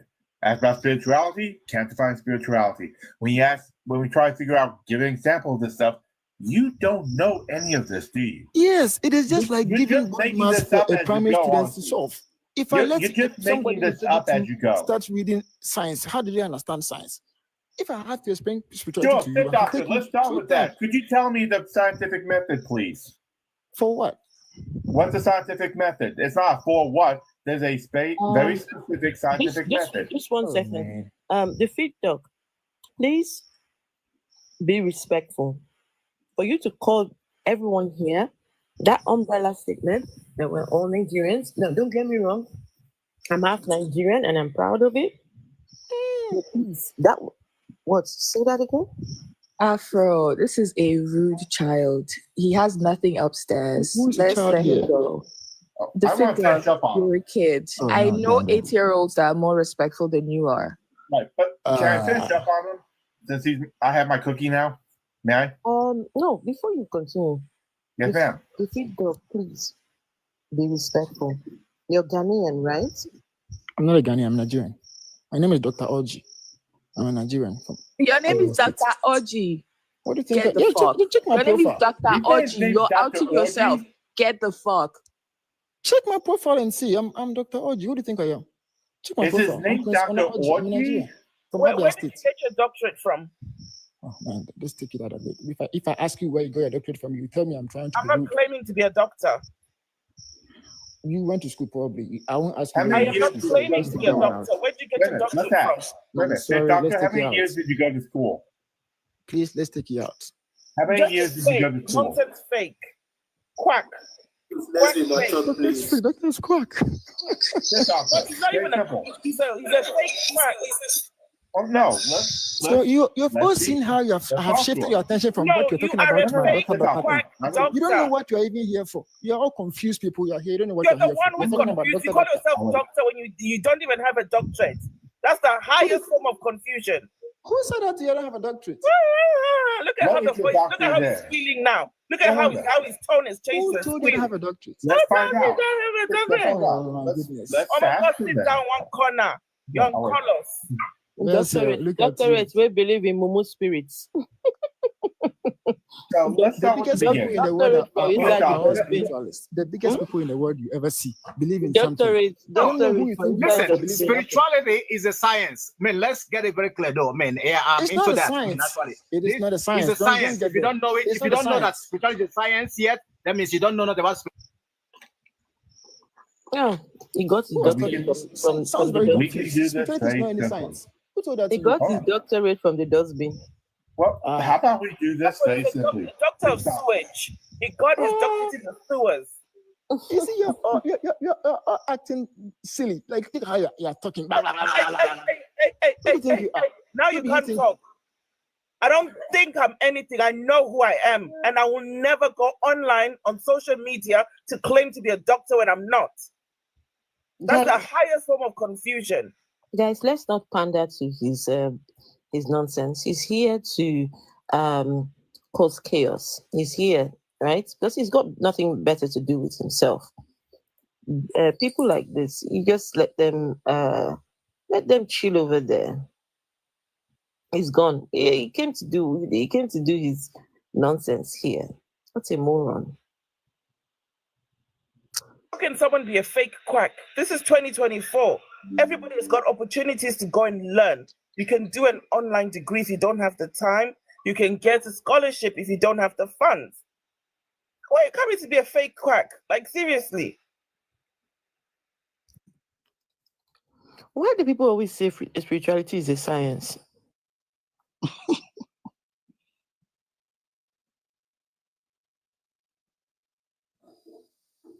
Science is knowing. That's knowledge. That's what science is. It's coming from the Latin word scientia, which is knowing. Science is knowing, and spirituality is knowing. Yes, spirituality is all about the knowing. Yeah, because it's what you call spirit is actually an energy, which is like supposed to be the ether. You understand? You have the four basic energy. There is no ether. Huh? There's no ether. Please, oh yes, there is ether. It's a frequency. You do find it's the highest form of consciousness. I beg your pardon? Consciousness is not the ether. Yes, frequency is what is responsible for the consciousness. Define frequency. And the conscious, the highest. No. Hold on. Define frequency. Is an energy in the atmosphere. It is not. Frequency is not an energy. Oh man, there we go. Right, doctor. Let's break it down. Okay. No. Define the word frequency when it comes to the scientific. I said frequency is the energy in the atmosphere. The second you say energy, you're wrong. The minute you don't understand energy, you don't understand nothing about the universe. The second that you said that frequency is energy, you are immediately wrong. That's what I'm telling you. If you don't understand energy yet, you don't understand nothing about the universe. You don't understand nothing about science. What frequency is. That's what I'm telling you right now. You might have the layman understanding of frequency, but if you don't understand, I know more about than you do. Well, I am telling you right now, if you don't understand that frequency is an energy, then you know nothing about science. Once again, the definition of frequency has zero to do with energy. Everything is energy. Everything. No. All right, frequency let's go there. Is not energy. Please, let's go there. Let's go there. Everything revolves around energy. Everything operates on energy. Frequency is an energy. Kat, 1 second, Kat. Mazzy, please stop screaming. Sir. Mazzy, please, let's break it down. Let's break it down so you understand. Mazzy, in 1 second, you're shouting. You're shouting. Everybody else is on a speaking voice. You're shouting, please. Okay. So just tone it down. Tone it down because we're just having dialogue here. Just tone it down. Sure. Frequency. If he's disputing the definition of frequency, then he can provide his own definition of frequency so that I break it down to him how it is energy at the end of the day. Hold on. Mazi, hold on. 80 Strat is saying something. I was literally.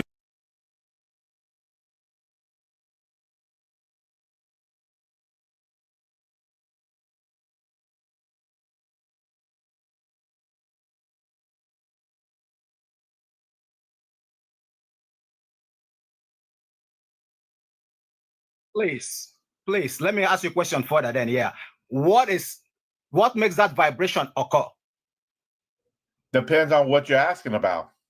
That's what I'm saying. What is behind the vibration that you're talking about that is frequency right now? The different types of vibrations. That's what I'm saying. What is behind the vibration? Vibration? That means emotion. There's emotion involved, right? You are trying to mix up terms. I'm not mixing up terms. What I'm trying to make you understand that it all boils down to energy. Mazzy, you need to let other people speak too now. The man is trying to, you're asking a question, he's trying to answer.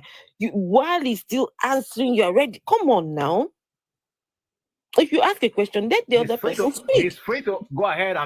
Let him speak. But you keep interrupting while he's speaking. Come on. What you are doing is known as woo. You're mixing up terms to try to get something across that is not true. Frequency is not energy. Energy is not frequency. They're not the same thing. When you're talking about energy, how many types of energy are there? Could you name a couple? What are the different forms of energy? Mazi, maybe unmute yourself first so you can speak. There are 5. Just 5? Yes. Could That you is name well them? established and known, yeah. Could you That name is them? fire.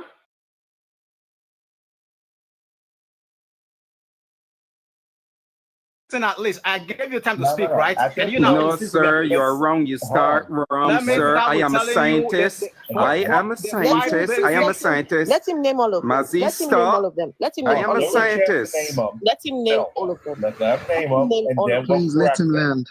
Let him name all of them. Just so He that said 5, so just let him name the 5, let him and name then we'll all of correct them. them. Mhm. Name the 5. Thank you. There is ether, there is fire, there is water, there is air, and then there is earth. And there's an Those are idiot the in the 5 chat. energies, yes. Because here's the 5 thing, basic- you are unbelievably Yeah, he's so wrong. on this list. Let's Because much more than 5 different. I'm still talking Mazi, now. pause. Hold on, Bill. We let you speak. Now we're going to correct you. The idea that there's only 5 different types of energy is so ignorant of you. Because we got thermal energy, we got gravitational, we got kinetic, we got chemical, we got electrical, we got nuclear, we got sound, we got radiant, we got mechanical. There are a great deal number of types of energy other than your 5 basic old school concepts of energy. I don't know what decade you think this is, but this is 2024 CE, not BCE. Pull your mind into the modern era where there's modern science instead of trying to go with earth, air, wind, fire, and heart so you can make Captain Planet. Okay, thank you. What I will tell you right didn't now, listen to all, a damn thing all I these said, did different you? forms of Let's energy see you if just you were listening. mentioned. Hold on one moment. Just to make sure you were listening, could you name 4 types of energies that I listed off? Let's see if you were listening. I don't need to name 4 energies you name. What I'm telling you, what I can tell you How for about free this? right We'll now, make it easier. there's Name kinetic, 3. there's hydraulic, there's mechanical, there's heat. I mean, there are so many energies that Wonderful. depends on the So you 5 did I pay just a gave little you, right? attention. So who's correct? You or the science that lists more than 5? I am telling you, They never the say. ones you named, listen, bro, the energies got you you, named bro. are gotten from the 5, the basic elements itself. No, Those it's aren't not. even elements. Those are not elements, Oh neither, man, there sir. are 5 elements of Those are nature. not the which elements, sir. Sir, everything- define what is, sir. Sir, stop. Good. Define what is element. What is the meaning of element in science, sir? Elements of nature, I just said. No. Define what is an element, sir. It is a composition of compounds. That is what it is. No, Elements. wrong. You keep An saying element, wrong. element is a substance. Sir. Pause, and listen. You will learn something. An element is a substance which is made up of only one type of atom, sir, and cannot be divided by chemical means. That is an element. And we have right now 115, 118 known elements in the periodic table. They are not what you said they was, sir. You are so wrong as far as the east is from the west. You are showing yourself to be ignorant to science. You don't even know the definition of science because you did not define science completely correctly. And sir, I am a scientist. I am not really feeling that well. But if I have to call you out, I will call you out, sir. And I'm not raising my voice. You are raising your voice. I am not raising my voice. Which means that you don't know what you're talking about. Phil, you're arguing with somebody who got his lessons from Avatar, honestly. That's it. Avatar. Or or no martial Well, arts. He got it you from can a mock martial yourself arts all you want. If you don't, movie start with, or from the old sort I hear you. of Somebody that's New speaking Age with Caribbean thinking. accent here. No, sir, that don't have any school. And I mean, they didn't another go to school. thing, It's to be scientists. another thing. Just shut your fucking mouth. Shut your damn You know mouth. you're getting me angry. You. Shut, please, Don't be please. stupid. Just shut your mouth and I listen, can engage you in please. intellectual Thank you. discourse if you're willing to learn. Sir, just shut your mouth and listen. Thank you. No, you listen carefully. Frequency has nothing to do with energy. You don't even know what the units of frequency are. Because if you knew what the units of frequency were and the units of energy were, you would not make that fundamental mistake. What are the units of frequency, sir? I don't agree with ignorant. What is the unit of frequency, sir? Is if what you don't is understand, the unit of frequency? Blah blah blah blah blah blah blah blah blah blah blah blah. That's all you're doing. Blah blah blah blah blah, sir. Sir, what are the units of frequency? If you cannot answer that question, you are fundamentally wrong. What are the units of frequency? What are the units? What is the unit of energy, sir? What is the unit of energy? What is the unit of energy? All you're doing is blah blah blah blah blah. That's all you're doing, sir. You're not making any sense because you're speaking with someone who has a science degree, and I'm calling you out.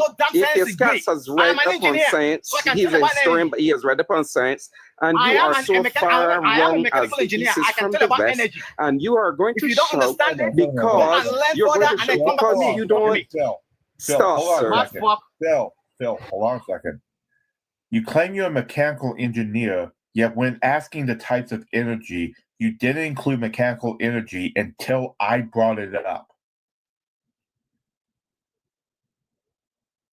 That seems a little suspicious.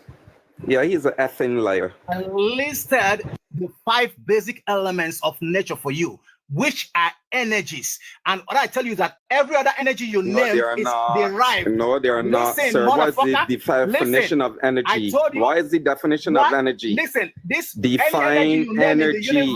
Define energy, sir. Man, shut the fuck up. Define energy, sir. Define energy. Just shut the fuck up and stop interrupting and interjecting. Define energy, sir. Let me speak. Define energy. Define energy. Define energy, sir. So define energy. For you, man, this guy is an asshole. Define energy. You are now showing how intellectually ignorant you are, sir. You lack an intellectual fortitude. Maybe your ball is all the way up your narch that you can't even say something of credibility, sir. Thank you. Please don't shout. I don't want the live to be taken down, right? So please, can we at least just tone it down? Let's not we don't have to resort to calling each other names. We don't have to resort to that, please. The issue we have is... Please don't call anybody. I did not call anybody a name. He called us a name because he's getting angry because he cannot answer the question. So, sir, please answer the question. Energy. What is energy? Thank you. Without using the expletives and whatever you are doing and telling someone, hello. I can't even have define energy. Define energy. I've gone past that level already. Sir, we will not engage you any further because you don't want to answer if this cat's questions. You don't want to answer our questions. So why are you here, sir? Okay. You are not here for discussion. I didn't come here for you, okay? You get a point at least. You get a memo. Sir, stop that. That is not nice. I didn't come here for you. To what I here when I came to this panel, so I'm not here for you. Please. Do you understand it at least? Stop, and I'm not willing to engage you any further than this. If you don't understand that frequency is an energy, if you don't understand that vibration is made out of energy, then I can't engage you. If you cannot understand that every energy comes out of the 5 basic elements of them both, thank you. Hi, Afro. Could you go ahead and talk, please? Well, we've got Shamanya. I don't know if Shamanya wants to say something so that the gentleman can at least just chill. Oh my God. Hello, Afro. How are you? Hey, Shamanya. Hello. I'm good. Oh my God, my head is buzzing. Can we just calm down? Can we pipe down? Let's just pipe down and just, I don't know, if we want to learn from each other, it's all right, but let's just pipe down. Right. Did you want to say Yeah, something, and we Shamanya? have to say things that are factual. And it's okay. Mazi, like, nobody's an island. We all can learn. You get me? I mean, there's no end to knowledge. So don't feel like, oh, it's just about what you know. There are people who know more than you know, and you have to learn so you can expand your knowledge. That don't make you less, I mean, knowledgeable. Do you get? So it makes sense that way instead of just, please. Yeah, I'm here. I'm done, Afro. I mean, if someone has something to say. I'm just here to debunk religion as usual. Like, I'm here to, speak to anyone who's still in that We don't religious. have any religious person, I don't think. On the Yeah. So panel. we had somebody in the comments saying what's his name? Jerry Eze. Saying Jerry Eze is his pastor. Yeah, if you're still here, please request to come up. I don't remember what's his name now. Hey, Eddie's in the chat saying frequency is just a counter of changes in a specific time. It's that simple, but I don't know when they start talking about all these energies, talking, fire, earth, ether. You miss me when you start talking all these things. I don't understand it. It's just crazy. I don't know. I can't seem to get with the program. Yeah, I mean, I don't even think all that is necessary right now. I feel like the most important thing right now is to liberate people from all these religious businesses. That's like my own goal. I don't care about health, ether, whatever. I'm just living my life and chilling. I don't care about whatever is happening. Sha, can I tell you this, right? So some people leave religion and go on to spirituality, and in some cases it's jumping from frying pan to fire. We had somebody yesterday who said they were spiritual, right? They didn't believe in God, but they were spiritual. They said they were outside working and they smelled this perfume, and they looked up and saw it was a divine person, a divine being standing there. Its feet was not on the ground. The smell was coming from this person, this person, and the person was there to protect them. Now that's a spiritual person speaking. See, the thing is here, there is no spirituality without God. There must be a concept of God in your head before you feel like, oh, you're spiritual. So it's a bit of a delusional thought to think, oh, you Can I don't ask a believe in question, God. please? Wait, hold on. Okay, of course you will. Just chill. Tessie, you remember, right? Yeah, so it's a mix up. You're mixing it up in your head because you would never even think of spirituality if there was no concept of God.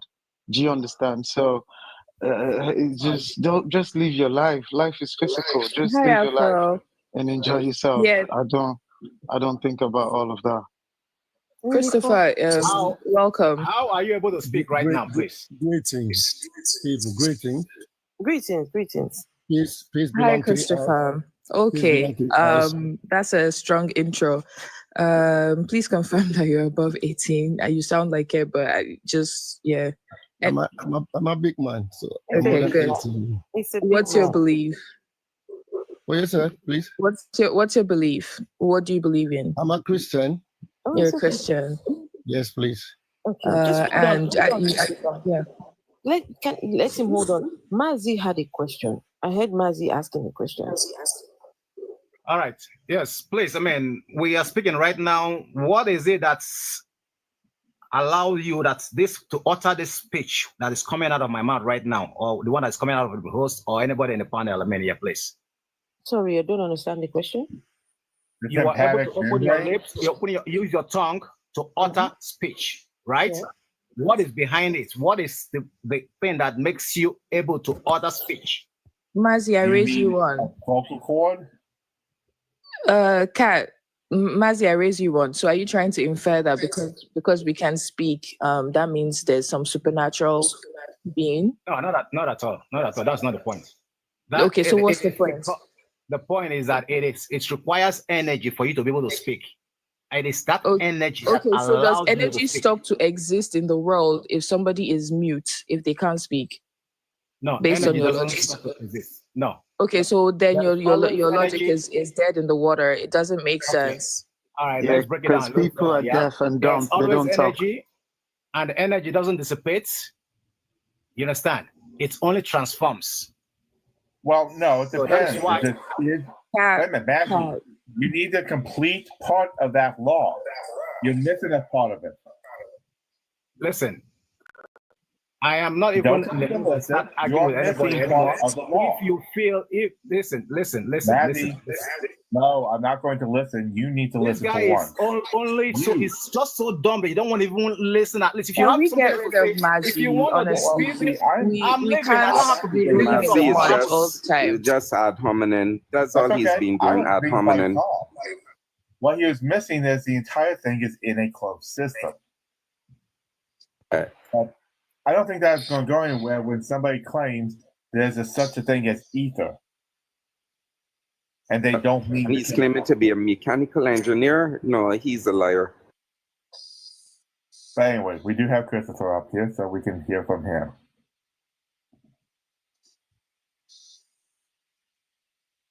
Hi, Christopher. Welcome, Christopher. If you're speaking, your mic is on mute. Anyway, yes, go down. Yeah, I'm not Greeting once again. feeling that well. Yeah, I come up down here because I saw the picture of the man of God. You know, I believe you guys discuss about things about God, something like that. Please, But I don't like fight. I learned Sorry. I'm sorry. Which man of God are you talking about? the Pastor Jerry Eze. Who made him a man of God? I'm not here to argue.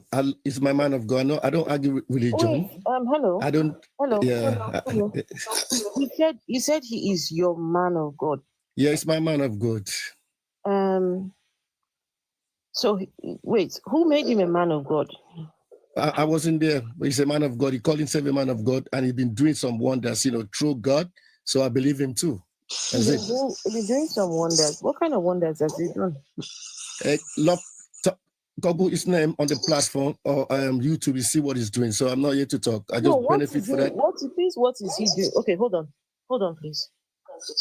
Hold on. For those people who don't know what this guy is doing this is the wonders that Jerry is doing on YouTube. Let's see. Announce, let it be reversed. Neuroendocrine cancer. Neuroendocrine cancer. It's not so put it on the live stream. The devil is a lie. I announce, let it be reversed. Let it be reversed. I see a small oxygen bag that you are meant to be carrying wherever you are going. You are meant to be carrying. I don't know what is wrong. If you are the one, put it on the live stream. Put it on the live stream. It's a lie. By the message of God, I announce, let it be reversed. Let it be reversed. Let it be reversed right now. Ego, can you mute yourself, please? Ego, can you mute yourself? I don't know what's up with your mouth. For the mercy of God is here. I announce, let it be reversed. In 2 years, you have lost 2 children. And the third one is at the point of death. The third one is at the point of death. If you are the woman, put it on the live stream. The devil is a liar. The devil is a liar. The devil is a liar. By the message of God, I announce, let it be reversed. Let it be reversed. Let it be reversed. Let it be reversed. In the name of Jesus. In the name of Jesus. In the name of Jesus. So you said the man of God does wonders on YouTube. Is this the Through one? God, not him. Yes, No, I know. not- Okay.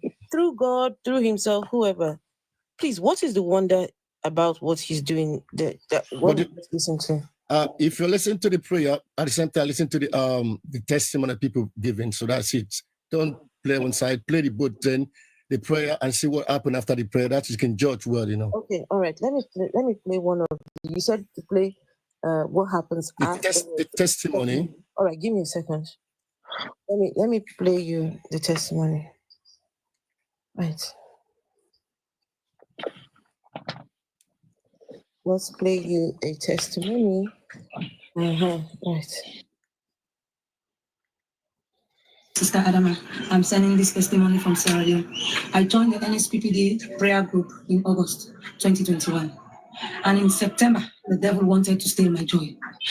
My 2-year-old daughter went to school on the 21st of September. And after school, she came back sick. She was having a very high temperature. So I gave her some drugs because it was already late in the evening. And throughout the night, she was having a very high temperature. On the 22nd of September, very early at 5 in the morning a.m. And then my daughter started shivering. She threw up. My daughter passed away. You won't believe it. Right in my hands. We started shouting, Jesus. We checked our pulse. There was no life. We checked our heartbeat. There was no life. We started shouting. My elder daughter just took her from me. And then we remember the testimony of that man. She just placed the phone beside her. All and behold, my daughter came back to life. She started opening her eyes as the prayer was going on. And then she started shaking. She said, Mommy, she's back. She's back. I said, to God be the glory. Indeed, what God cannot do does not exist. We were praying and then we rushed to the hospital. As we entered the ward, the nurse that was in charge was also listening to NSPPD. We started praying. By the time they came back to attend to my daughter, she was normal. The temperature was normal. Everything was okay. The run test, everything was negative. To God be the glory. Indeed, what God cannot do does not exist. I used to hear that people come back to life. But today, I'm an evidence. I'm a living evidence to say what God cannot do does not exist. So thank God.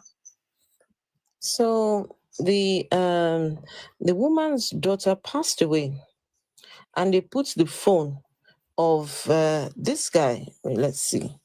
They put the phone on the dead child's ear of this man. Jesus, to everyone that is stuck in destiny, the sound of your amen, let the Lord release His mercy. To everyone who is saying, Lord, raise me again, raise me again, raise me again, the sound of your amen.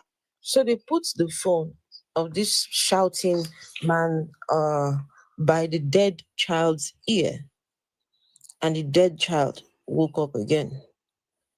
Instead of rushing to the hospital, they went and got the phone and put it on the ear of the dead child. Then when she woke up or whatever, resurrected, I don't know, they rushed to the hospital. As they got to the hospital, the nurse was on her phone listening to this shouting man as well. So, sir, I want you to please tell us, what are these great mighty things that Jerry is doing online? Like I can never quote 20,000 million people wrong. Okay, I believe that's my belief, and nobody can change it. So I'm not forcing anybody to believe him. I'm not. I say it's a man of God for me. I don't force anybody to be. Christopher, hold on. Do more people in the world believe in your God like you do, or don't believe in your God? What do you mean by my God? I don't know. More people have different. What type of God? We have different gods. Do more people believe in your God, or do more people believe in either another God or no God? I have my own God, which I believe are Jehovah, the King of Kings. That's it. More clear. Christopher, I'll make it easier for you. Your argument is you can't argue with this number of people. However, there's more people who disagree with you than agree with you in the world. So why are you not taking what they say in instead of the small group that yours believe? Okay, the group I'm talking about, the small group, but I can't put them down. If they're a small group, they are seeing much than me. I'm just a person, so I can't put them the small group wrong. You know what I'm saying? So I believe Islam. Islam is about to have more people than Christianity. Why don't you believe in that's not my belief. Everybody have a choice, to choose whoever they belong to. Christopher, the reason I'm pointing this out is your answer was about the number of people. Well, more people disagree with you than agree with you, so it's not that. What's the actual reason? No. I don't think you got him right. I think he was trying to say that people can believe what they want to believe. He's not forcing anyone. I'm not forcing it. That's what I'm saying. I'm not forcing anyone. Right. I can't even argue that with anybody. But when you ask them about it, His response was about the number of people. Yes, the number of millions, and no, he was trying to say that. Okay, you know what? In UK right now, in UK. Hold on. It is that he was trying to say that he cannot invalidate the claims of those many people, right? Yes, please. That's exactly what I want to say. Their claims. Why That's not? what we're trying to say. Do you invalidate the experiences of the people who disagree? No, because if I did that, that means I'm trying to, argue, with people of what they are believing, and I'm not into that. I believe what I believe. I'm okay. Why are you up here? No, because I saw the post, and No, I just want. why are you up I just here? have to. We're having a discussion about this, and it sounds like you don't want to discuss it. No. What I don't understand what you mean. Why am I up here? I came up because of him. So they explained to me. What did you come So, to come No, I saw the picture. Can I say don't know something? exactly. And what is it about the picture that bothers you? No, I told you guys discussing something about God. I like listening to the good news. So I never know you are. Yeah, that's it. But listen, Christopher. I'm listening, please. Can you not read? Listen to me. I saw the picture. Can you not read? Listen me, please. I saw the picture. I didn't go into the text. You know what I mean? When I was looking at the picture, it was how you were writing like messages, and before the argument start coming. So I was paying attention with the argument. You understand what I'm saying? So that's it. I came here for that, but I overstay. So I'm sorry. I don't argue with anybody. What you believe is what you believe, and I believe what I believe. Christopher, I'm sorry. Christopher, I have just one question. Yeah, dude. Yeah, because I've been trying to discuss with you on the comments. Okay, so you're an Discuss with you on the comments. Okay, so wait, what happened? Lilliput has a echo feedback. Is it better now? Yes, sounds better. Okay, sorry. Yeah. So you're an NSPPD member, right, Christopher? Yes, please. You believe? Do you also say there's nothing what God cannot do does not exist? Yes. Okay. And yeah, you said you believe in it. Why do you believe in it? Is it just because Jerry said it? No, not that. I believe in it because there's nothing God cannot do. This what God cannot do doesn't exist. Yes. I say you want me sit down. Please, can I come in? Can I show you? One side. So Afro. Can I show you that there's something God cannot do? No, what's that? Yeah, Afro. That's what I was getting to. So yeah, you've read the Bible, haven't you? You sound like you've been a Christian for some time. I'm a Christian. Okay.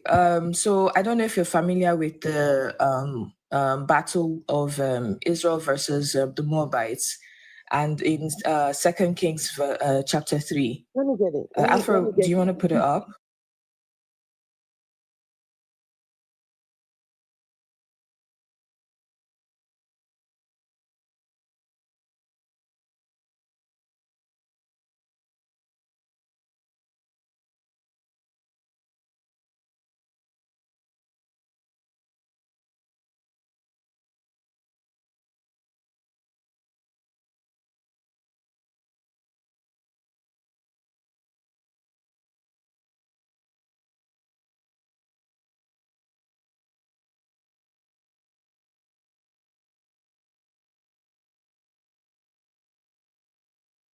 Okay, so yeah, verse 18. So that's 2 Kings 3, verse 18. It says, "This is an easy thing in the eyes of the Lord.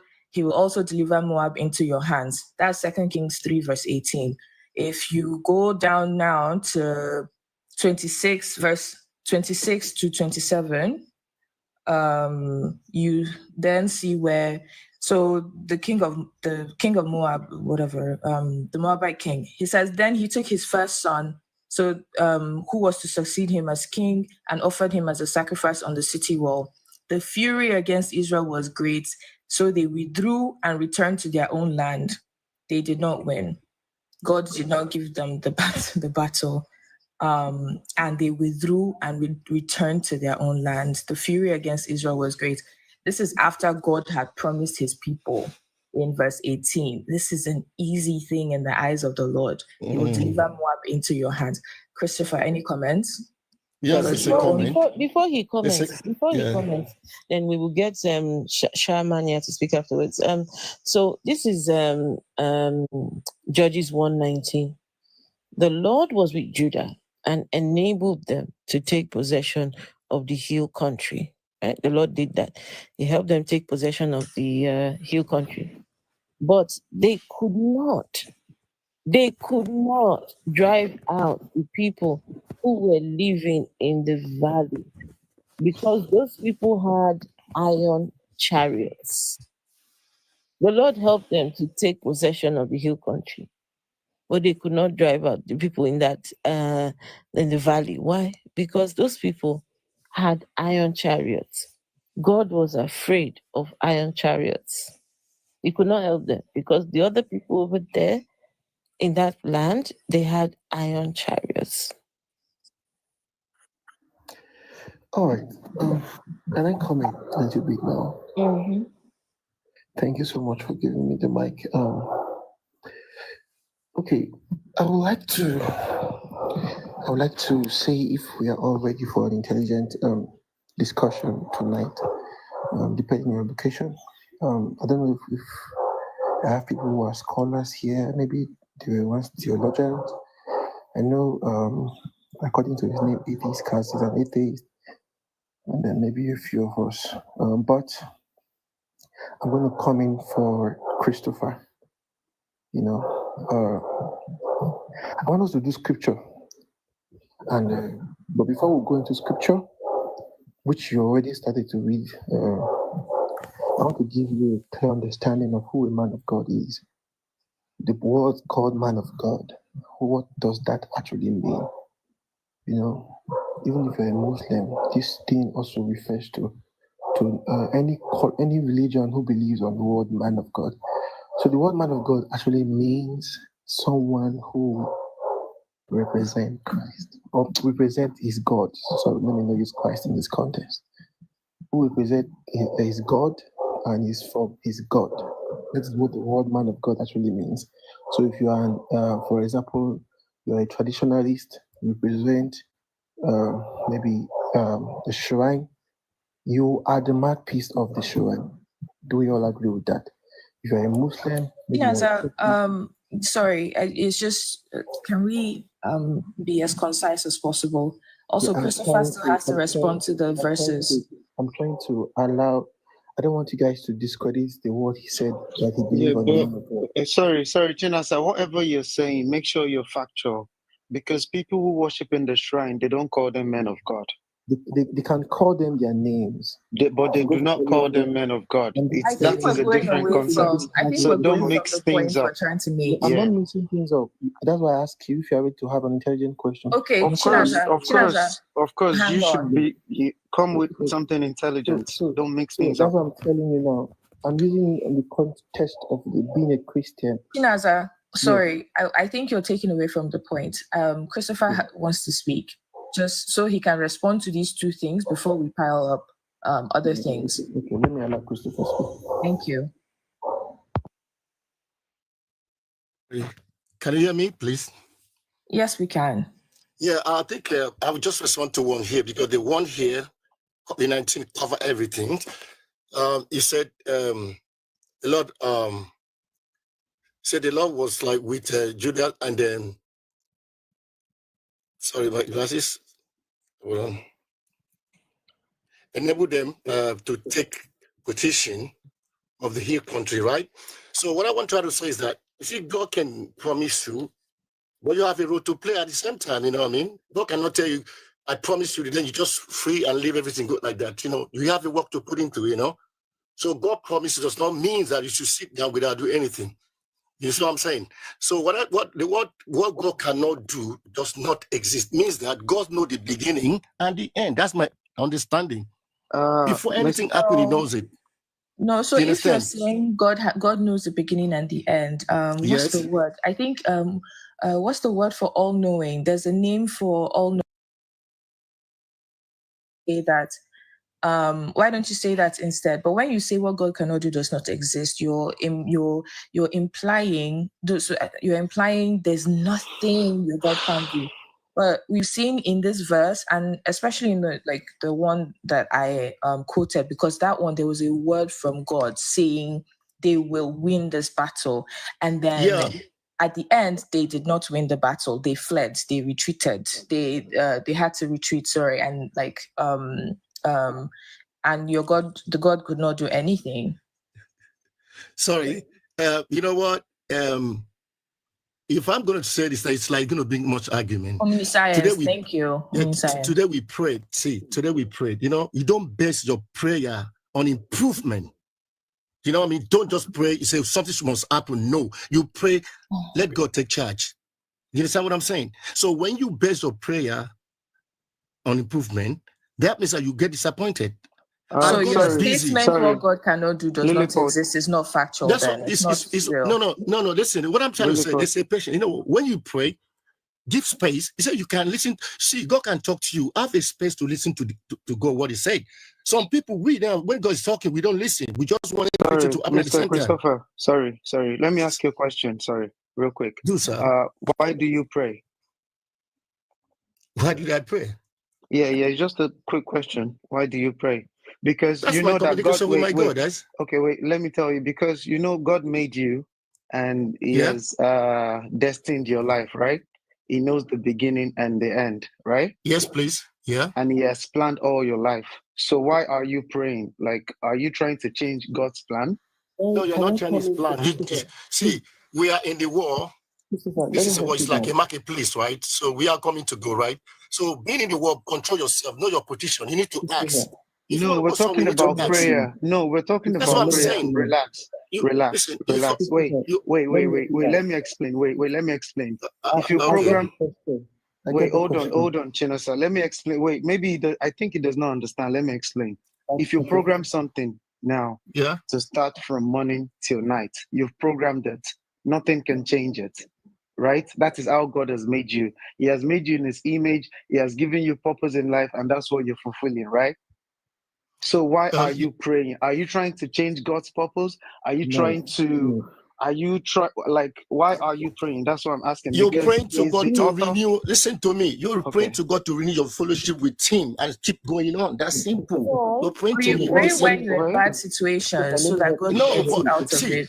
This is one thing about people. You pray when you get a problem, but the normal time to pray, so pray always, because you know what you're renewing. That's your fellowship with God. That's a communication. Simple You're just moment. talking to yourself. You're just talking to yourself. Prayer is just you talking to yourself. Okay, that's all you believe, sir.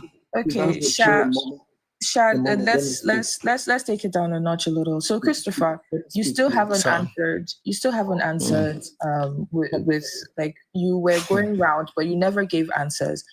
If you say God, there's nothing God cannot do, you are saying there is nothing God cannot do, as that there's nothing He will turn away from. We've shown you in such a short amount of time. We've shown you two separate instances where God could not do a thing and turned away. So in this one, he said they put the reason. 1 second. So in the one that's on Afro's screen, they put the reason there because those people had iron chariots. So your God saw iron chariots. I was like, nope, I'm out. And in 2 Kings, the Moab king sacrificed his son to his own god, and your God said, "Oh, nah, that's too deep. His own God is now going to be so serious. I'm out." And that was it. So why do you still believe that there's nothing God cannot do when in your own holy text it shows several times, and there are other ones that people are dropping in the comments as well. So why is it that you're going around lying on God? Let me come in for Chris now, please. Chinaza, he hasn't called you, Captain Save a Hole. He hasn't called you. We're having a conversation with Christopher. I'm so sorry. Hang on. Let him speak. You're going to take it easy with me, right? You know, like I respect. Yes. So I'm just asking, like, it feels like you're lying on God, basically. If you say no, there's I'm not nothing lying God on God. cannot do. You know what? It's so sensitive when it comes to spiritual stuff. You know, I don't know much, and I don't expect everybody to know much, right? We are learning, but what I believe, like I said before, what me I believe is what I believe. I can't force anybody to believe Do you know what I mean? So when I go, like, when I saw this upstairs, I was thinking, oh, when I see it, I didn't read the text. Maybe if I read that text, I would not, this is, I can't go here. Do you know what I mean? But I just want to see the picture, so let me come. I wanted to come on. I like good news. That's why I say, when we speak of, Okay, apart from the Christopher, man of I God, hear apart from you. him. Your belief, Christopher, I hear you. Your belief, it's up to you, right? So Yeah, it's up the only to me, thing please. I'm not trying to force you out to your belief or anything. These are critical questions, right? Because Thank you. as you can see, I didn't pull out, neither myself nor Afro. We didn't pull these out from out of thin air. It's in your holy text. It's not somebody's book of the Bible. Do you understand? It's the Bible itself it came from, right? So all I'm gonna say is, maybe just don't say because you believe in something you can't question it. Ask questions like, why is it you follow somebody that says there's nothing God cannot do, but in your Bible there's several instances where God made it clear that he cannot do something, right? Why are you following somebody that is you know what? lying That's and God for you. blaspheming? Sorry, that's God for you. Is it because somebody with charisma is saying it? I believe there's nothing Just ask questions. That's all. No, there's nothing stronger than God. That's why I say when I follow to say what God cannot do does not exist. That means that at the beginning and the end, he knows everything. That's my belief. No. You're making this up. You're trying to give it a different meaning. You're trying to give it a different meaning. Don't know. This is disingenuous. Sorry, Sha, but this is disingenuous. Anyway, I'm very sorry for that. Maybe yes, sir. Yes, sir. I can actually understand you, and I can hear from what you're saying that you're even saying that you don't know much, but due to the signs and all of the things that you're saying, the miracles and all of that, it's giving you that sense of belief that, oh, this thing is true. But trust me, if you deeply look into it, if you open your critical mind, if you find time, I know you can be busy, and that is how religion sold out, because we as humans, we're too busy trying to make a living. Do you understand? So we don't even have time to look into what we are doing. All we do is listen to these pastors. And these pastors, they will not read the parts that we need to really, really see. They will not read to us the deepest parts of the Bible, the lies and the deceits and the misconceptions and all the things that are so untrue. They're not going to talk about that. The places they talk about are the places that benefits them. And that's why people like you and I fell victim of situations like that. Do you understand? But if you find time to look into this thing by yourself, you will see that everything happening in your life is manifestation. You're just living your life. There's nothing special. Let's say, oh, because you prayed tonight now, oh, tomorrow somebody called you for a job interview.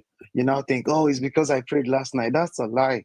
It's because you deserve the job. If you don't deserve the job, nobody's going to call you. Do you understand? Whatever you have, you're working for it. Do not think, oh, it's one spirit that is bringing it. No, you're working for it. Whatever you're doing, it's like a result of it's a result of your physical input into life. Do you understand? I mean, when they were talking about energy and all of that, your physical input into life is what's going on in your life. So all that spirituality, all those, and let me tell you, all those miracles that you see, if you look very well, do you ever have a family? I have been a victim. I had a sister who had a cancerous disease, and my sister believed so much in Christianity that she almost, a lot happened that she ended up going to church instead of seeking the best medical attention that she could have, done, because she was seeing miracles the type that someone like you is seeing, and they're all cloned miracles. They're never true. They're all lies, bunch of lies. I've seen they're one, cloning. then I see even the one I witnesses that said, that built my faith. Yeah, I saw that. In the UK long here, the pastor came last 2 months ago. Okay. And the people for the stadium, the people they could put out the stadium, the people, some people sitting beside me, coming with the wheelchair. They stood up and walked, man. It wasn't that's what I'm saying, that you don't read the news. They hire people to sit on. I saw it, man. Listen, I calm down. witnessed it, man. Christopher, calm down. I'll share my own experience with you. Because they say experience is the best teacher. I won't be here talking if I'm just reading. No, I have experienced it. I was born in Nigeria. I was born in one of the craziest part where they were so much into religion. We figured out that these pastors, they hire people who are walking, they sit on wheelchairs, they bring them to the church. I'm not capping. This is real life. That's why I'm saying that they are preying on people's mind, because for you to have seen it for real, you would want to believe it, but they are preying on your mind. I have fallen victim of, I don't know if you know something they call 19. So you have to tell me there's no miracle? Is that what you tell me? No, let me tell you something about miracle. What people see as miracle. Are you listening? It's part of life. It's part of life. See, I've had accident before. I was driving my car and I had accident, but I didn't know how my car stopped. That's not a miracle. My car just stopped. Do you get? That's not a miracle. My car just stopped because it had the facilities. It had the protections that made me stop. Do you understand? So there are some things that they're just normal occurrences in life. Do you understand? It's just those things. I appreciate you guys. I appreciate you guys. Seeing a baby Christian. And again, let me give you the last one. Sorry, sir. I've seen a baby Christian, and I don't want to consume much of my brain. I still try to know God, and I don't want to get much. Listen, so thank you very much. Just ask questions as you read. That's all. So I don't want anybody to feel bad to get. I'm saying I'm lying about my sister.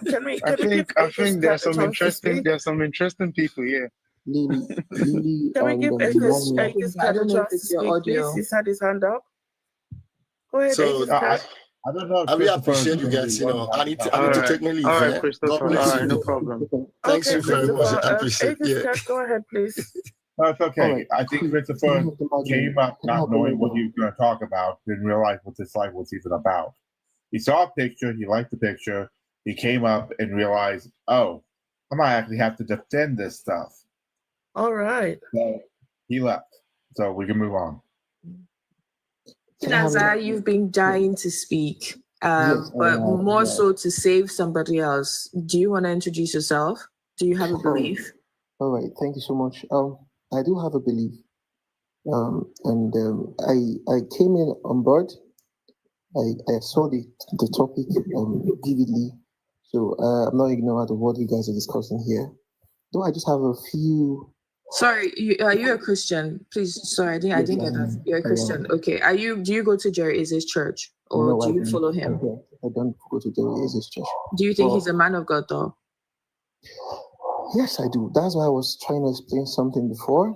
And then I had some explanations that the questions you guys once asked that I want us to touch back, if you don't mind. Maybe I'll give clarity on them. We are all trying to have an intelligent conversation, and I believe all opinions are on the table. So the audience. Don't assume. Don't make assumptions. Myself, I don't know about atheist cat, but me, I don't like intelligent conversations sometimes. Don't assume that I'm here to have intelligent conversations.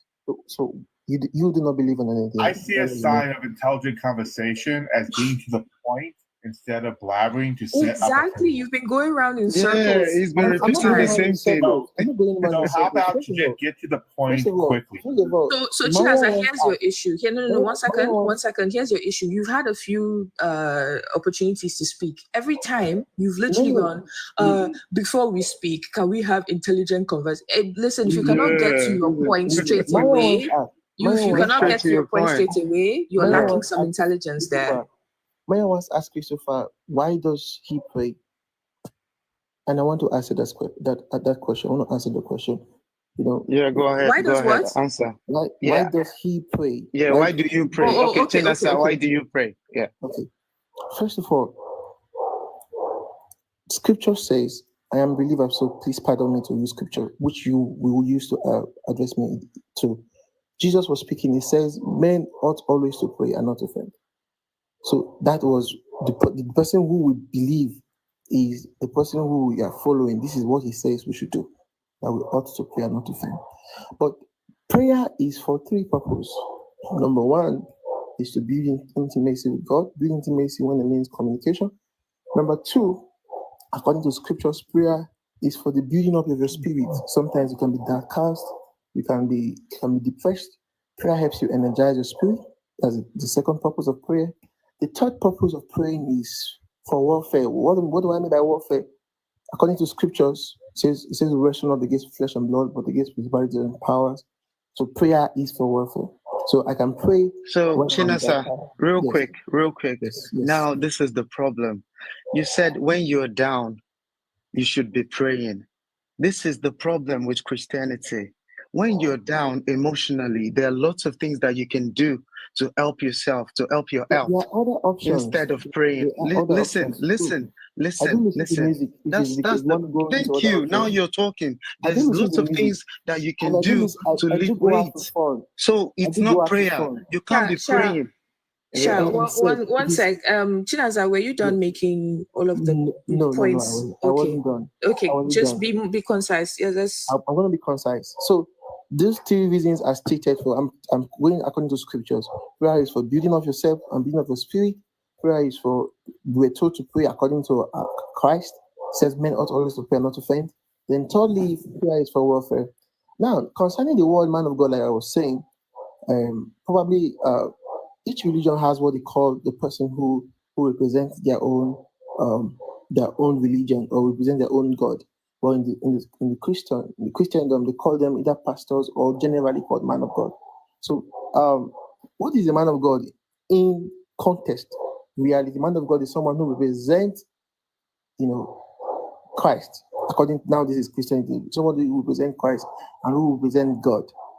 So, for example, right now, if I'm representing God right here, I am a man of God.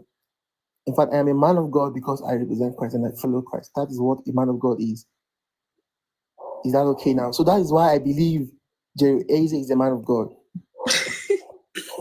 If he represents Christ, that I don't go to his church. I don't follow him. But if he represents Christ, okay. You believe he's a man of God. That's the summary of all of this. Let's get a summary. Yes. That was the longest monologue just to say, I believe this guy's a man of God because he believes in Jesus Christ. I'll leave you to Kat. Okay, Kat, you can go ahead. Sure. It's real simple. Why should we care what the scriptures say when we can't even prove Jesus existed? Over time, theologians and archaeologists can you actually answer in a minute? Can you keep it short? Can you prove Martin Luther King did exist? Yes, I can actually. What we are have the primary secondary sources that Martin Luther and Martin Luther King both existed. We do not have anything for Jesus. What are the things you use to prove it? Sure, primary secondary sources. Sources like writings, right? Primary sources, we have his personal writings. That would be a primary source. Do we have a primary source of Jesus? Is his personal writing, right? Is there a primary source for Jesus? Why can't we believe someone who writes about the person he has seen? For example, because we have to have evidence that person even existed. If I have seen you, Kat, by your logic, any story. Kat, let's answer this question. I have seen you. Do I have the permission to write about you? Kat, please. Just a quick question. Shush. If I've seen you, I have the permission to write about you. Shush. Because I need to teach you something about history. We do not just take a story and say, hey, the guy says this happened. It must be true. That's not how it works. You need evidence outside of the claim. If we go by your logic, we should just believe something because somebody wrote about it.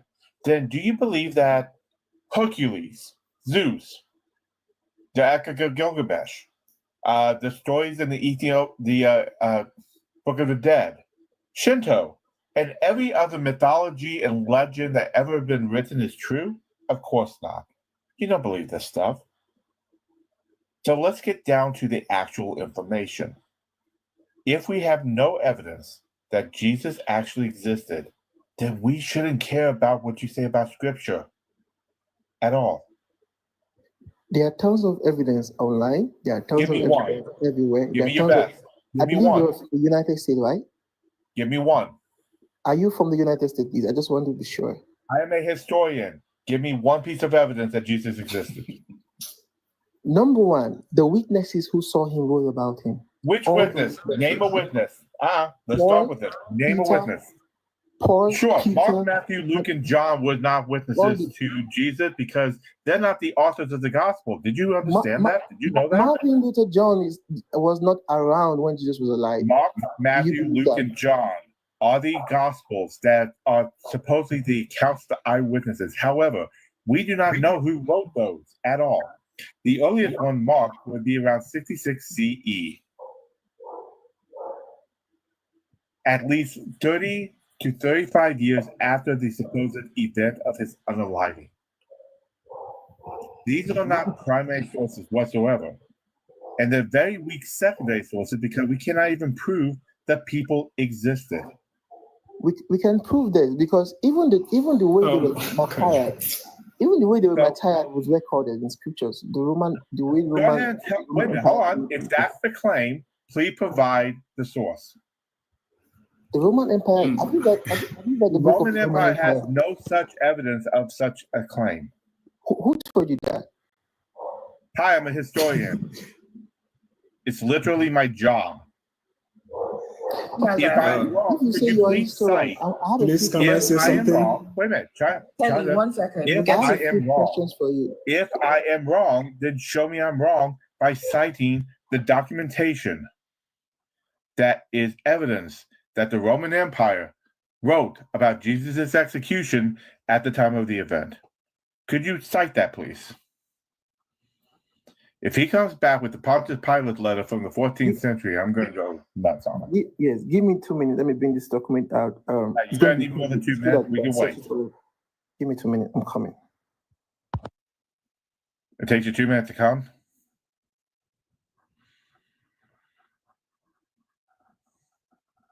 I don't think he caught what he said at the end. So, Kelly, you want to jump in on my conversation. What did you want to jump in with? All right, I was told that I will be asked the question. I want to listen to the question before I make my... Okay, why were you jumping into my conversation? Well, I just wanted to give a sign that I want to talk. Yeah, good for you. It wasn't your conversation. I thought you had something to add to my conversation, but I guess not. I guess you just wanted to interrupt.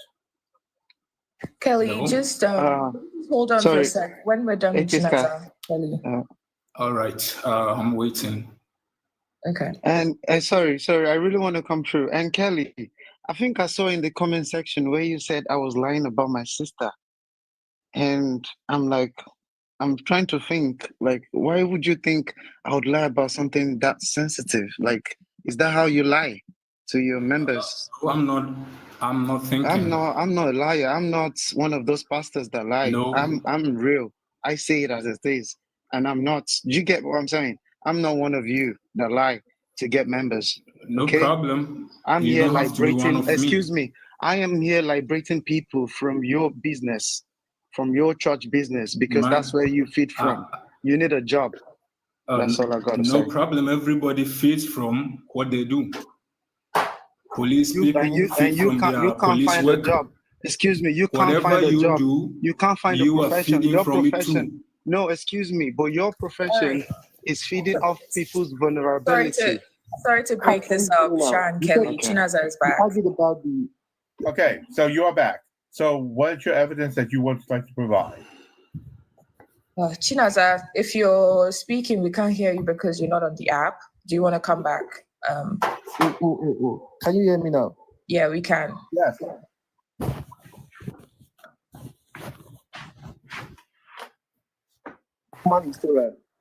We cannot hear you when you're off the app. Have you heard of anybody named Annals? A Roman? No. Child cheese.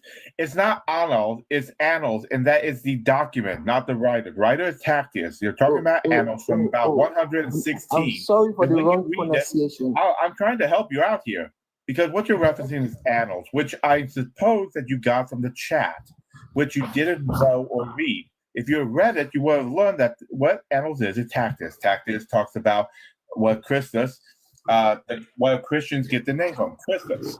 who supposedly was executed by Pontius Pilate. However, he states in this statement that it is a most mischievous superstition.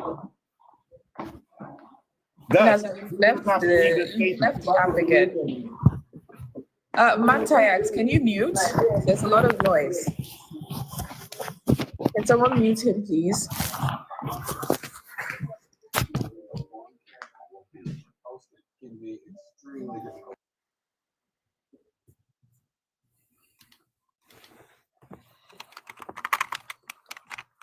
Chinaza, you're gone again. Do you want to come back to the app and speak? We can't hear anything, and Kelly is dying to speak here. Can you hear me now? Yes, we can. You've got to stop leaving the app. The minute you do, we don't hear anything. I cannot share my screen. I would have loved to share my screen, but sure, I don't have to share the screen. I'll read it. Consequently, to get rid of the report, Nero don't hated for the abominations called Christians by the populace. Christus, from whom the name has origin, suffered the extreme penalty during the reign of Tiberius at the hands of one of our persecutors, Pontius Pilate, and a most mischievous superstition, that check for the moment again broke out not in Judea, the first source of evil, but even in Rome, where all things hideous and shameful from every part of the world find their center and become popular. Tacitus, flat out states that this idea is a most mischievous superstition.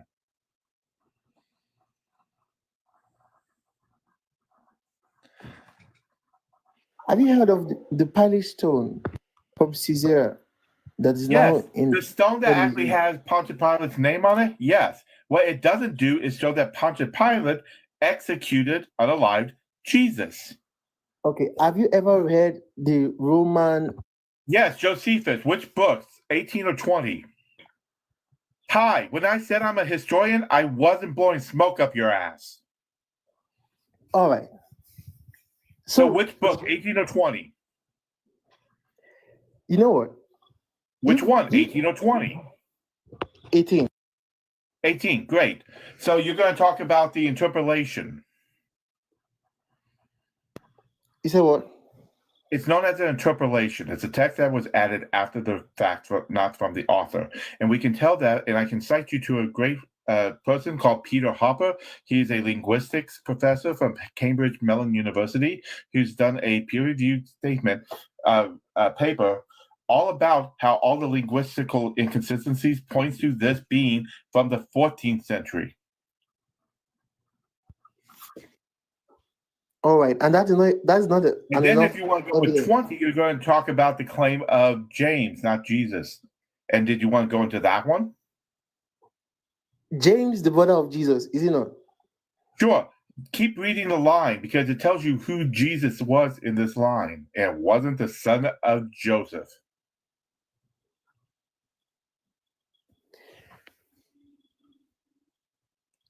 As far as I'm concerned, Jesus is a bastard because nobody gets pregnant by the Holy Spirit. Mary cheated. Now, I'm going to wait until he actually can come up with evidence that Jesus existed. He was so confident. He was so ready for it. Mm.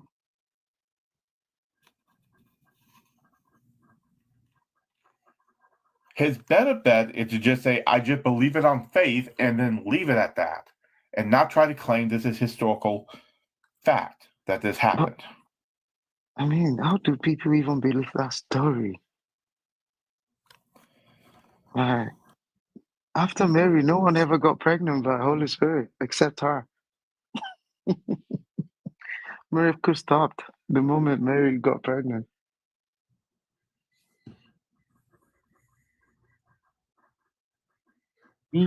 And if I go out on the app, I can read and. Sure. Which one did you want to read? Are you going with Antiquities of the Jews? There's an article released in Wikipedia. It's an open source information. Yes, it is released. That's a reliable source, Wikipedia. What is it that Wikipedia is telling you? I know it's not an enough. You might not take it as an enough or a valid place to get some information from. But it says something that I got him going to Wikipedia, folks. You said what? It's kind of sad that you went from scholarly sources all the way to Wikipedia. You're going in reverse. Chinaza, can you at least acknowledge that all of your sources so far have fallen through? If you do not want me to go to use scriptures, so Chinaza, you can't. So here's the reason why you can't use the scripture. The book, the Bible, is the claim. You can't use the claim as the proof of the claim. Do you understand? I do understand that. Okay, so that's why you can't use the Bible. I do understand that, but that means all other religions are false there. Yes, that's what we're saying. Welcome to atheism. Yeah, we don't believe those either. Nevertheless, I believe it is because. Nevertheless, we're not going to let you just slide right past it. I'm if you notice, I am an African man, so you might not. I don't care if you're an African man. You think that's going to make any difference on how I approach this? Let me speak now. Nevertheless, that doesn't mean that because these things were done, let's say 2,000 years ago, and they were not properly documented. That doesn't mean that they haven't been. So why should we believe it if there's no evidence for it? A lot of scholars have indeed proven that Jesus did it. You've just gone through the scholars. You've just gone through the scholars, and they've all been proven false. So, most scholars where? You've called how many scholars? Don't say most scholars. When you say most, you're insinuating majority. Dating from which is currently Italy. Name one. Have indeed. You know what, Lilliput, you know what, let's bring it down. Chinasa, let's leave the scholars alone. Can I ask you some questions? No, Sha. He needs to. This is important. He needs to get to a point of acceptance. That's not acceptance, but he needs to come to a point of realization. All of this falls right through. I was just gonna ask him that. What does Jesus do for him? No. That's not a good angle with questions. Christians. No, I'm so sorry. Don't do that. He needs to come to a realization that this Jesus, there's no proof. There's really no proof. If there was a man Jesus, there's no proof that he was God. The writings that you follow are not first-hand accounts. They just bear the names of these so-called disciples.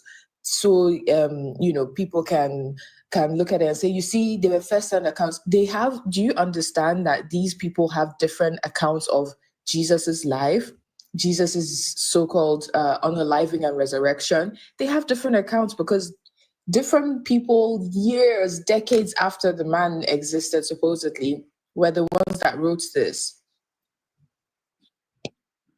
Chinaza, you're out of the app. We can't hear you. Maybe we're gonna move to somebody else.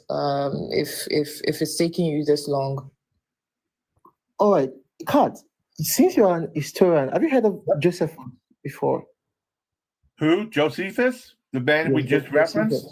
Yeah, the person I just referencing, Book 18 and Book 20 of Antiquities of the Jews.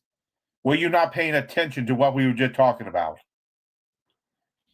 Your accent is quite difficult to understand. No, it's not. Because you agreed with what I was saying. What happened? Were you not listening to me when I was talking to you before and you're just kind of nodding and agreeing and hoping that you could get in another one? Not just. Yeah, we did that one too. We did both of them. Look, Pat. Look, did I not just go over Josephus? You did. That was the last point you guys went over. The existence of Jesus twice in his writings. Do you agree with that? Yes, Book 18 and Book 20. So is that enough? One of them is an interpolation. I pointed you to a scholar, Paul Hopper, in his writings as a linguistic expert on how this was from the 14th century, not when Josephus wrote it. It's an interpolation.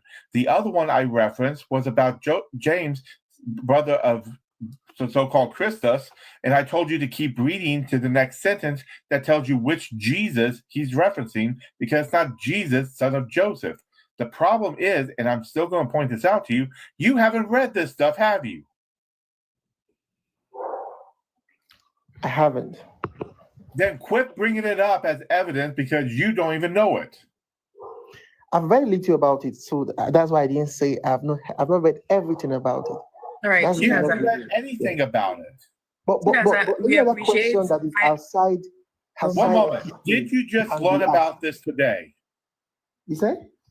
Did you just learn about this today? About the existence of Josephus, Tacitus. You just learned about this today, didn't you? I've learned about it. I've heard about them. I was taught about it, but it was like a sermon.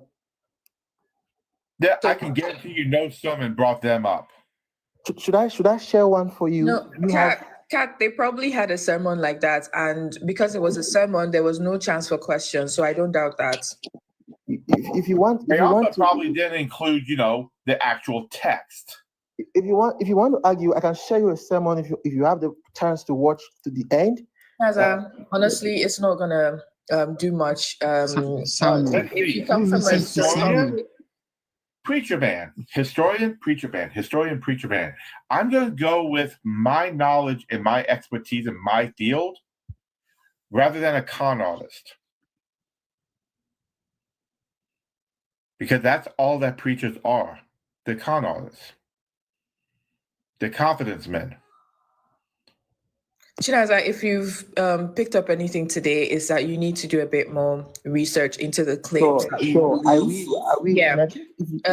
And when I say that, right? Listen, sorry, one second. Going to be heard from time to time. I would love to join. That's good. When I say do more research, right? Don't put yourself in an echo chamber of looking at just sermons or Christian materials, right? Because if you look out there, you would see criticisms for some of these authors. So the things that Kat has explained to you and why those so-called scholars and those texts fall apart, you will see the criticisms and you will see facts backing it up as well. So it's not just hearsay. It's not just people saying, no, we don't believe you. It's people bringing up evidence for why some of these things fall through. So yeah, do your research. Come back anytime. Thank you so much. Welcome.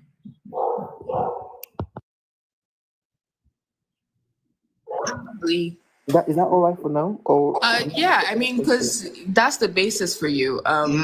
If you can't believe in Jesus, if you can't prove the existence of the Jesus, there's no conversation you can have further.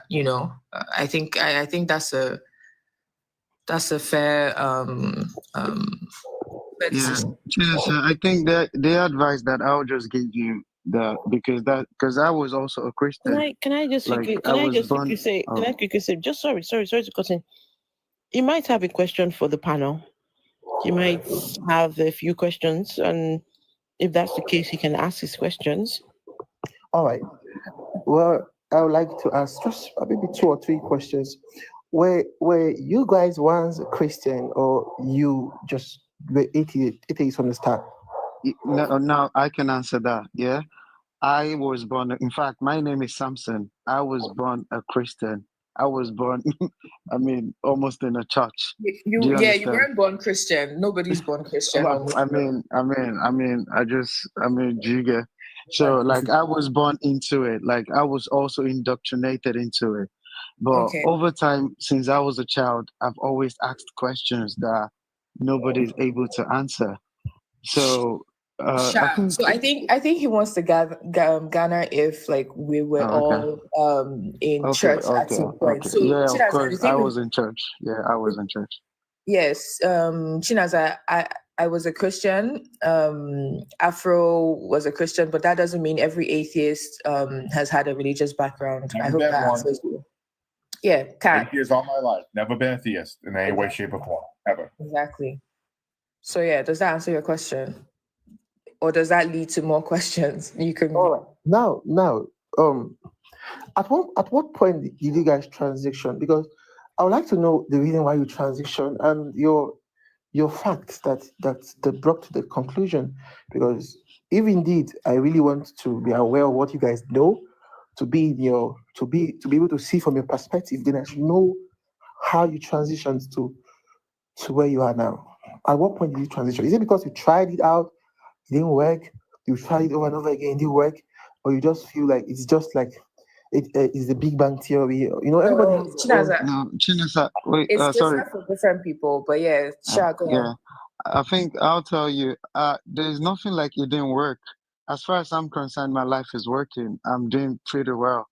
So it's not like I wasn't into like as I told you earlier, it was indoctrination. I just figured out the lies and I left because I can't be a party to all those all those crimes and all of the things that are embedded into Christianity and all those religions. I don't want to be part of that. You do get me? Like if Christians want to go to heaven, they can go with all those behaviors and all those things in the Bible. They can go. I don't want to be in their heaven. Do you understand? That's why I left, if that makes sense to you. Afro, are you still on? Afro? Yes, I'm here. Yeah. Do you want to share how you left the church? It's not there's not one particular reason why. There's a whole load of reasons, but I guess to narrow it down, I would say that my son came to me and said he does not want to be a Christian anymore. He was 9 years old. 9-year-old autistic child says, "Mom, I don't want to be a Christian anymore." And I said, "What? Wait, sorry, what did you say?" He said he doesn't want to be a Christian. So why not? He said he was, he learned about how Jesus died. And he heard there was a lot of blood everywhere. And, it was very, now I'm not quoting him verbatim, but I'm just trying to, just let you know how the conversation went. He was trying to say he learned about Jesus's death and how, how cruel things went. But for him, it was all the blood. And for him to identify as a Christian means he has to agree and accept that story. And he said, "Mom, I do not like blood." I said, "I know you don't." He said, "So he can't be a Christian if he will accept this story." Then I was still a Christian, and I was trying to say to him, "Look, as Christians, we have to believe the story." I said to him, "Do you like your Christmas? Do you like Christmas?" Because my son loves Christmas. I said, "Without Christ, there'll be no Christmas. And without Christmas, there are no Christmas presents. So if you're going to not be a Christian anymore, then unfortunately you cannot have any Christmas presents." But my son was looking at me, the look on his face like, "Mom, why don't you understand what I'm trying to say?" Because I was trying to, "Oh no, you can't." Because in that moment when my son said to me that he didn't want to be a Christian, this vivid image came to mind of me in heaven and my child in hell. Hey, I said, "No way." Anyway, cut long story short, come away from the conversation with my young man, and he looked very unsatisfied. He looked like he was disappointed in me, and I did not like the look on his face. He said, so I went away thinking, okay, you know what? My son is struggling with the idea of this horrific nature in which this Jesus died. So I started asking the question, did Jesus really need to die? Was that death, was it necessary? Was it really necessary? And then come to find out that Jesus' death was not necessary. Jesus was forgiving sins without the death on the cross. People will be brought to him and he will say to them, your sins are forgiven you. So if Jesus was forgiving sins before his death on the cross, then why? Why so evil? Why was all of that what he went through? I said, no. Okay, and I started asking, could Jesus have done it a different way? Because now my son is struggling with the idea of this death and blood and everything. Come to find out, Jesus and his daddy, all they needed to do was just say one word. Oh no, one sentence. We forgive. That's all they needed to say. And we would have been forgiven. That's if they are what they claim that they are, right? It's just one sentence. God needs to just say, I forgive.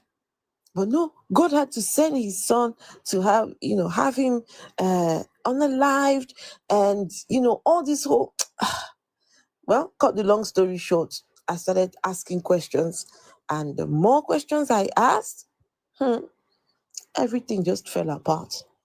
Now, that was just one of the reasons. There are other reasons as well. So loads of them. And if you care to know, I've shared my reasons on my YouTube channel. I think I've got 2 videos talking about why I'm no longer a Christian. So that's something that you want to find out about the others. It's on my YouTube channel. Thank you. Thank you so much, Afro. I really love the story. Lily, can you actually give me? I love the way you talk. I love your energy. So I would like to hear your story too. Okay. For me, I think there's no one moment when a switch went off to say, oh my God, I have to leave. It's a series of events. But basically, funny enough, it started after I got baptized. I think it started after I got baptized. I was very committed to reading the entire Bible. And I kid you not, the more I read, the more it started to fall apart. And I was trying my hardest because, I had just gone anyways. But yeah, the timeline, there are times when you ask questions and then you scare yourself back into, oh my God, God said not to question his word, whatever. But so that's why I can't give you a timeline. However, these questions basically covered everything they describe God as. The Bible shows you that he's not. He's kind, he's not. Kids laughed at an old man and bears came out and ate them. What kind of kind God does that? They're kids. Kids don't, anyways, they're kids.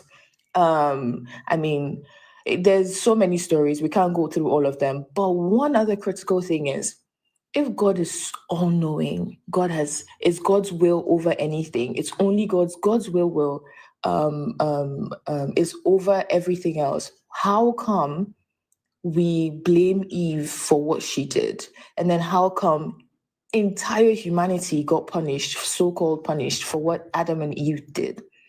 That never sat right with me.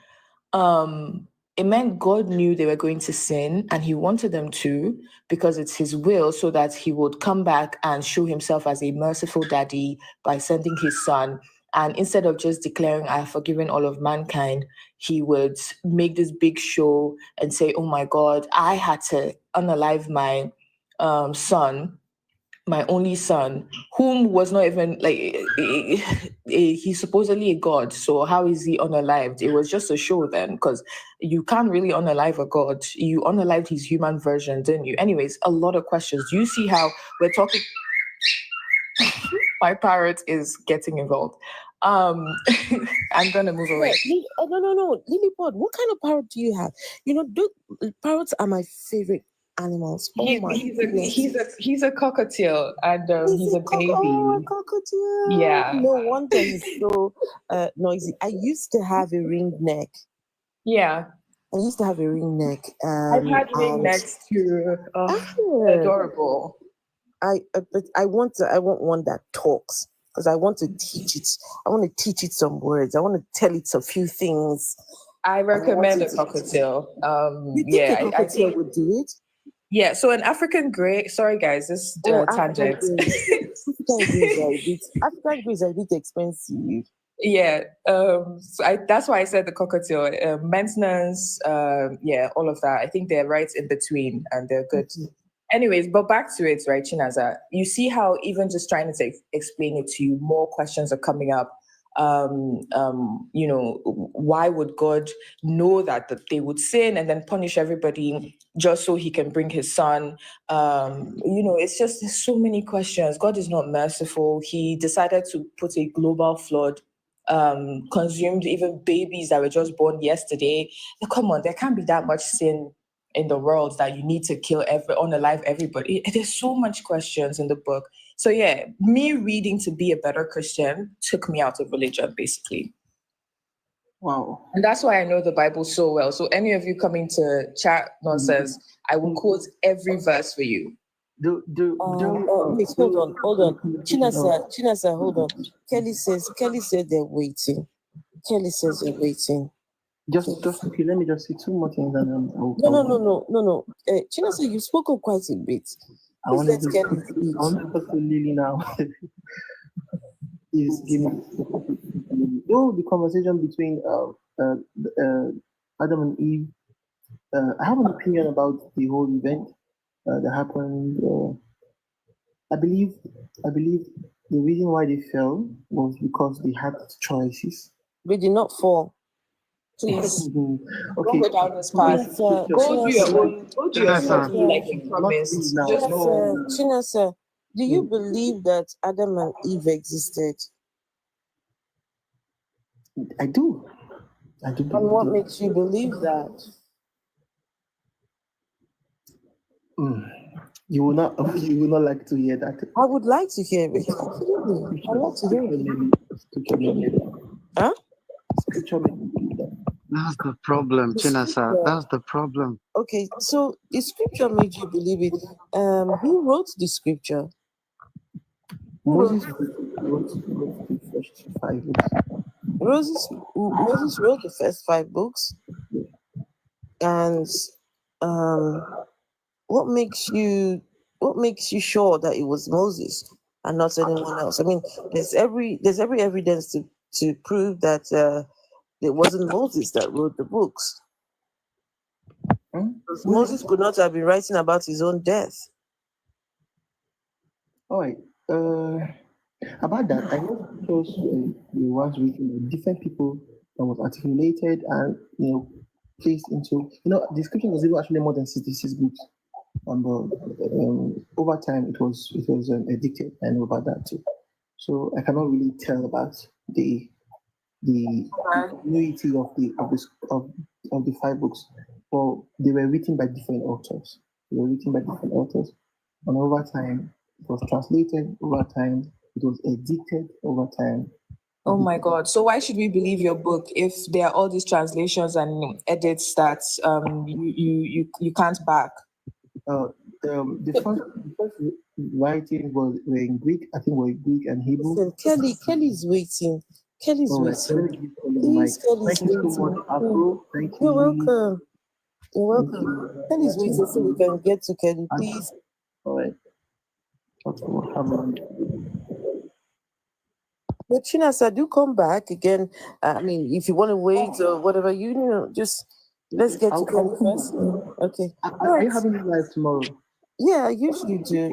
Well, tomorrow maybe we'll see. All right. Go on, Kelly. Hi, Kelly. Please tell us. Finally, I'm here. Finally, are you a Christian?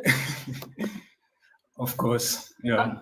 Sorry, we can't assume here. Some of us are atheists, so that's why we ask. Oh yeah, I'm a Christian. Is Jerry Eze your pastor? No, he's not my pastor. But do you watch him? Do you watch his? Are you an NSPPD?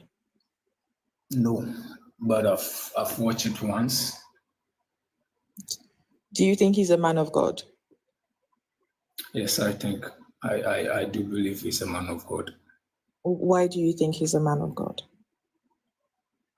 Yeah, because of the fruit he's bearing, because of the things he's doing. And moreover, if somebody says that they are called, we have no right to. Wait, so Sorry? I'm sorry. Did you say the fruit he is bearing, like mango fruit or what? Mango or which one? Is it mango or is it? I'm talking of the life he's living, what he's doing, the impact he's making, What what God kind has of been using impact? him to do. What kind of impact? What impact is it making? Changing people's life, impacting lives, How healing the is sick. he changing people's life? Okay, good. So now let me go to the matter itself. All right. So if you ask me this question, then you are missing a part, because number one, you don't believe in my God, you don't believe in Christianity, and you don't believe in anything that has to do with religion. So anything I will talk about our existence, you will not understand. So I think we should talk about the Kelly, actual thing. you were here just now when some of us said we came from Christian backgrounds, right? So No. Now can you have are this not from there. conversation You with have. us. I understand, but you don't believe that you are an atheist now, right? So you don't believe that. So let's cut off your background. You are no Why did more you there. come up? Why did you come up? You're coming up on the channel of the Good, Afro-Atheist to discuss good. what?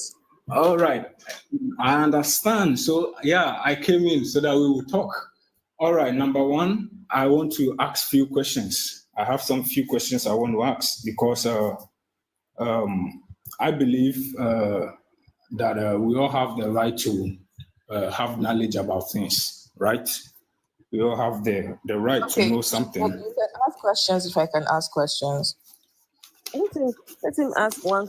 I'm not going to ask questions based on religion. Please ask your question. Okay, my first question is, I've never been an atheist before, and I'm not even an atheist. So, number one, I know you people don't believe in the existence of God. I just want to ask a question: that how did humans came in existence? How did we came into existence? Atheist, please let me address this. Okay. Sure. Please, so we are people that do not believe in God. Right? That's it. That's the only tag, right? The tag is good. An unbeliever in the God claim, right? We do not hold a God belief, right? Right.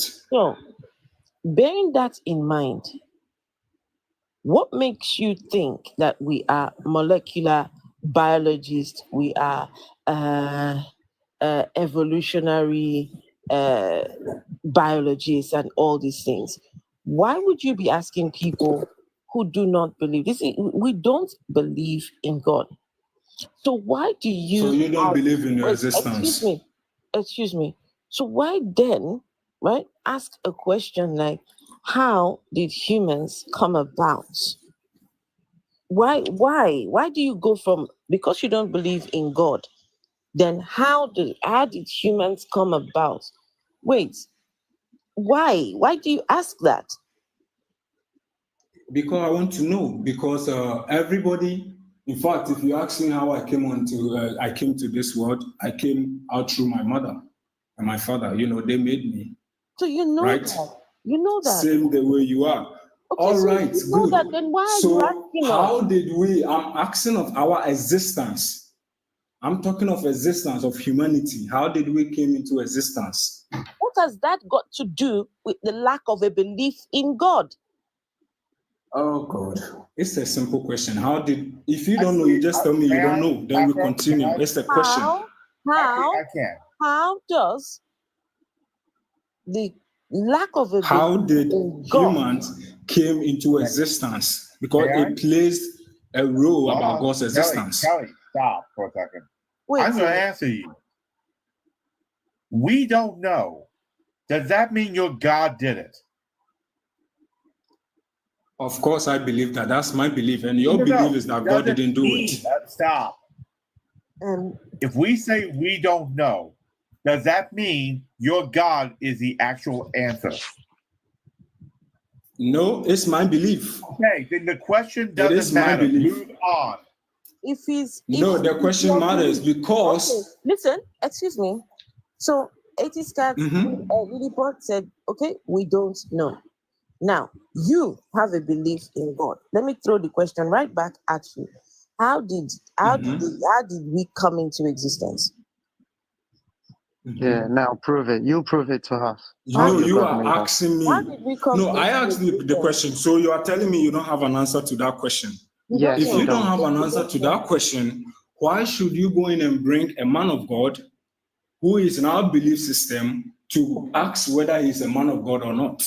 Because number one, you don't believe in God. So why should you ask that question? 1 + 1 founded. Yeah, that's the math that you're doing. How did we come into existence? You believe in God. So according to your belief system, how did we come into existence? Please don't talk about man of God or whatever. Please, how did we come into existence based on your... I put the question you couldn't answer, right? You should let me know you don't know. Okay. Yes, we did. So when someone tells you they don't know, that's not satisfactory for you.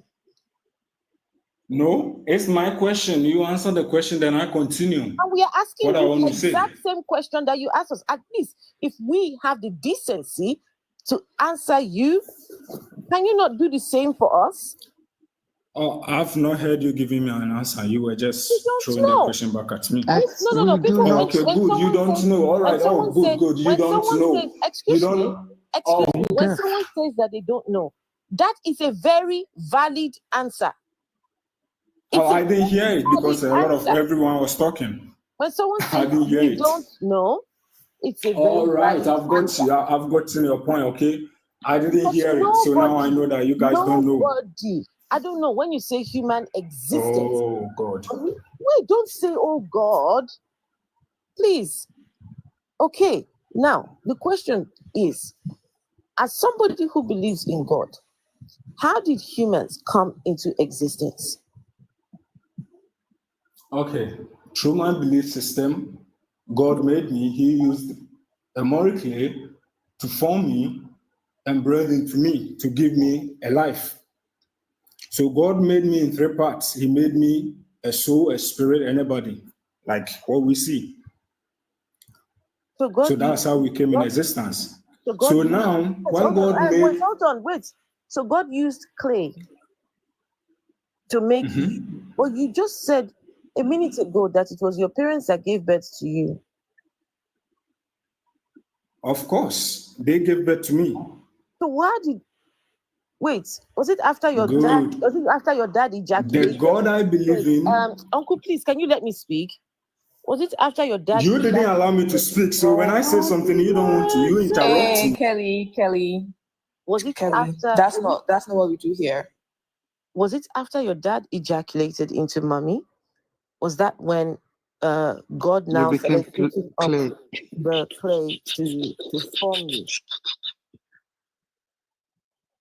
You cannot... I mean, you can't tell us a minute ago your mom and dad had you, and then now God is picking up clay to form you. How does that... I don't know. How does that make sense?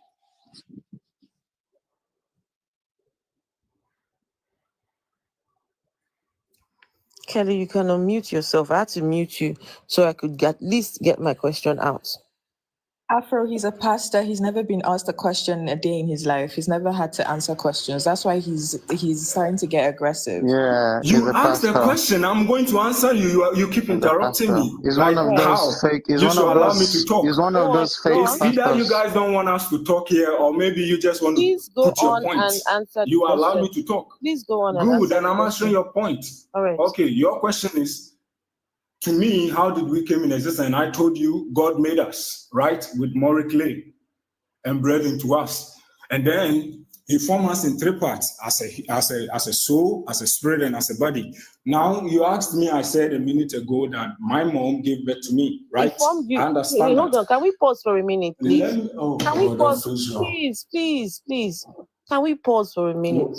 You said God... You have to let me talk. I'm going to let you talk. Did you say God made you in three parts? Of course. So you are made up of three parts? Yes, I'm a body, I'm a soul, and I'm a spirit. What's the difference between the soul and spirit? Yes, and where can we find those? Soul and spirit, where are those? Okay, you can find that in the Bible. No. I mean, you said you are made up of 3 parts: a body, a soul, and a spirit. Where is the soul? Where is the spirit? Okay, so the soul is what makes me talk. So it's your brain. Ignorance. Look at you. You need to Don't go worry. back to school. So your So soul if and you your tell me brain. that, Gotcha. then you are also telling yourself that you are ignorant. So we You are need to talking go about a back to belief school, system bro. here. You Soul is believe what is making you God talk. doesn't exist. Can you listen to I yourself? believe God exists. Oh my God. Good. I believe God exists. You believe God doesn't exist. That is your point. So is the soul I that is making understand you you. talk right now? I'm not here to argue. So is the soul that is making you talk? No, you said the soul makes you talk. Is it the soul that is making you Yes, talk? according to my belief. Your soul, According to my belief. your soul is making you speak right now. Of course. Okay, where's your spirit? Where's your spirit then? Well, my spirit, you cannot see my spirit. Yeah, where is it, Daniel? Where is it? My spirit is in me. Where? My spirit is in me. That's what gives me life. That's why I'm here. That's why I can have the ability to do things. What part of inside of you? Where can I find it? If we say you said God made you into 3 parts. You cannot find the spirit of a man at any point. You can't do an operation and see the spirit of any man. Okay, but you just said that God used clay to form 3 parts. Yeah. So where did I did not say God? Hey, no, stop misquoting me. I did not say God used clay to make 3 parts. Don't hate me. Don't. Hey. Don't do that. Don't do that, please. Okay. All right. No problem. That's not the point. But the point is, you don't misquote my words. You said God. You don't twist my you words. said God used Murray clay, and he formed. You did not allow me to finish what I was saying. So you don't just cut me off and misquote my words and say, what do you know? No. All right, let me talk. Go on, when I was explaining the creation of a man, you did not allow me to talk. You cut me off. Kelly, this is not your church. If you're going off on a sermon, I'm not preaching here. I am not giving any message here. I am not preaching. All right. Don't shout. Relax. Take a breath. No, I'm not shouting. I'm not mad. I'm not arguing any here. My voice is very deep. That is why. So you take it the way it is, please. But it's okay. Keep going. No. Yeah. All Kelly. right. So let me talk about the creation of man. Okay. On my how I believe. Okay. All right. To my belief system. So where do you get this Lord from? Is it in the Bible? What you're telling us now? This is your belief. Of course. Can we find it in the Bible? Yes. Oh yeah. Okay. So is it in Genesis 1 or 2? So we can also maybe go and look at it ourselves. It's in Genesis. What number? All right, let's go to Genesis chapter 1. If you want to know about creation, let's go to Genesis. No, I didn't ask. I'm just saying what you're about to tell us. What I want to know, what verse you get it from.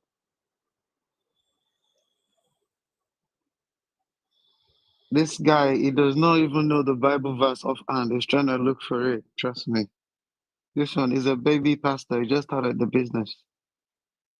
No problem. I'm still a young boy. I'm still growing. Yeah, I know. I can hear no that problem. you just started You're the a business. grandfather. And you know everything. That's not the right business. All right. Go back to school. Go to uni. It's my business. Okay? And whatever you two do, it's your business. And God didn't call you. Nobody speaks to you. You're just lying to your followers. That's the truth. No problem. You are lying to your followers because you are trying to let your followers believe in what you believe. No, and I'm trying to let my followers believe in what I believe. No, I don't have a belief system. You have a belief system that God doesn't exist. Is that not a belief? No, is it not a belief that you have that God doesn't exist? Hey, no, let's be sincere. No, don't you have a belief that God doesn't exist? Kelly. No, that's not a belief. Kelly, wait, guys, you please let me see. If God. Oh, I'm a trader. Somebody said learn trade. I'm a trader. I'm a forex trader. I work for myself. I don't receive anything. Please? It's very late where I am Go now, ahead. so I'm not shouting. People are sleeping around me. Listen. Okay, so we do not have a belief in God. Do not have a belief. When someone does not have a belief, it does not equate to having a belief. So we do not have a belief. So please do not tell us that we have a belief of a lack of a belief in God. It doesn't work that way. Then in the first place, your being of an atheist is not valid because no matter what, you believe that God doesn't exist. If you don't believe that God doesn't, how do you say God doesn't exist? Do you know what? Is it something you are just saying, or is it a thing you believe? Do you know what the definition of an atheist is? Do you know? Explanation, I don't know. An atheist is one who lacks a belief in God.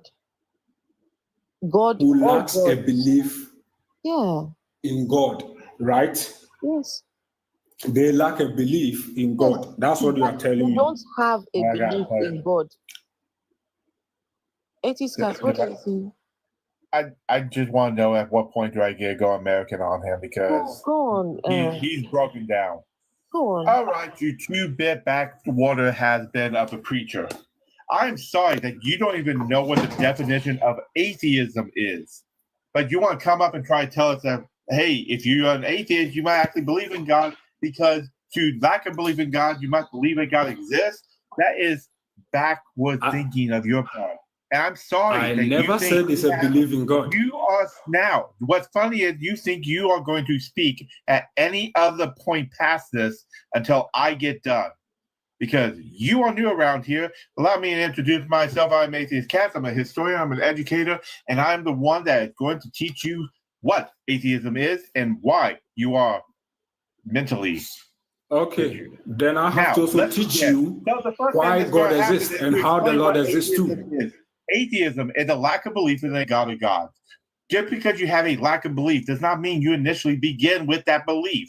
Because if that's the case, then a lack of belief in Bigfoot means you might believe in Bigfoot. A lack of belief in Greek gods must mean you believe in Greek gods. Now, Kelly, I know you don't believe in Greek gods, do you? Of course not, because you are a proud, honorable Christian man, and of course not, you don't believe in any other god. But wait a minute, you lack a belief in those things. And if you lack a belief in those things, then does that mean you actually do believe it? Of course not. What happened here was you didn't like the answers you got because you thought you had your usual gotchas. Now, maybe the people that are around you are that stupid that they fall for that whole gimmick, but we're not. We are highly educated, probably more educated than you can even come close to getting because we didn't get our degrees out of a cereal box, much like you got your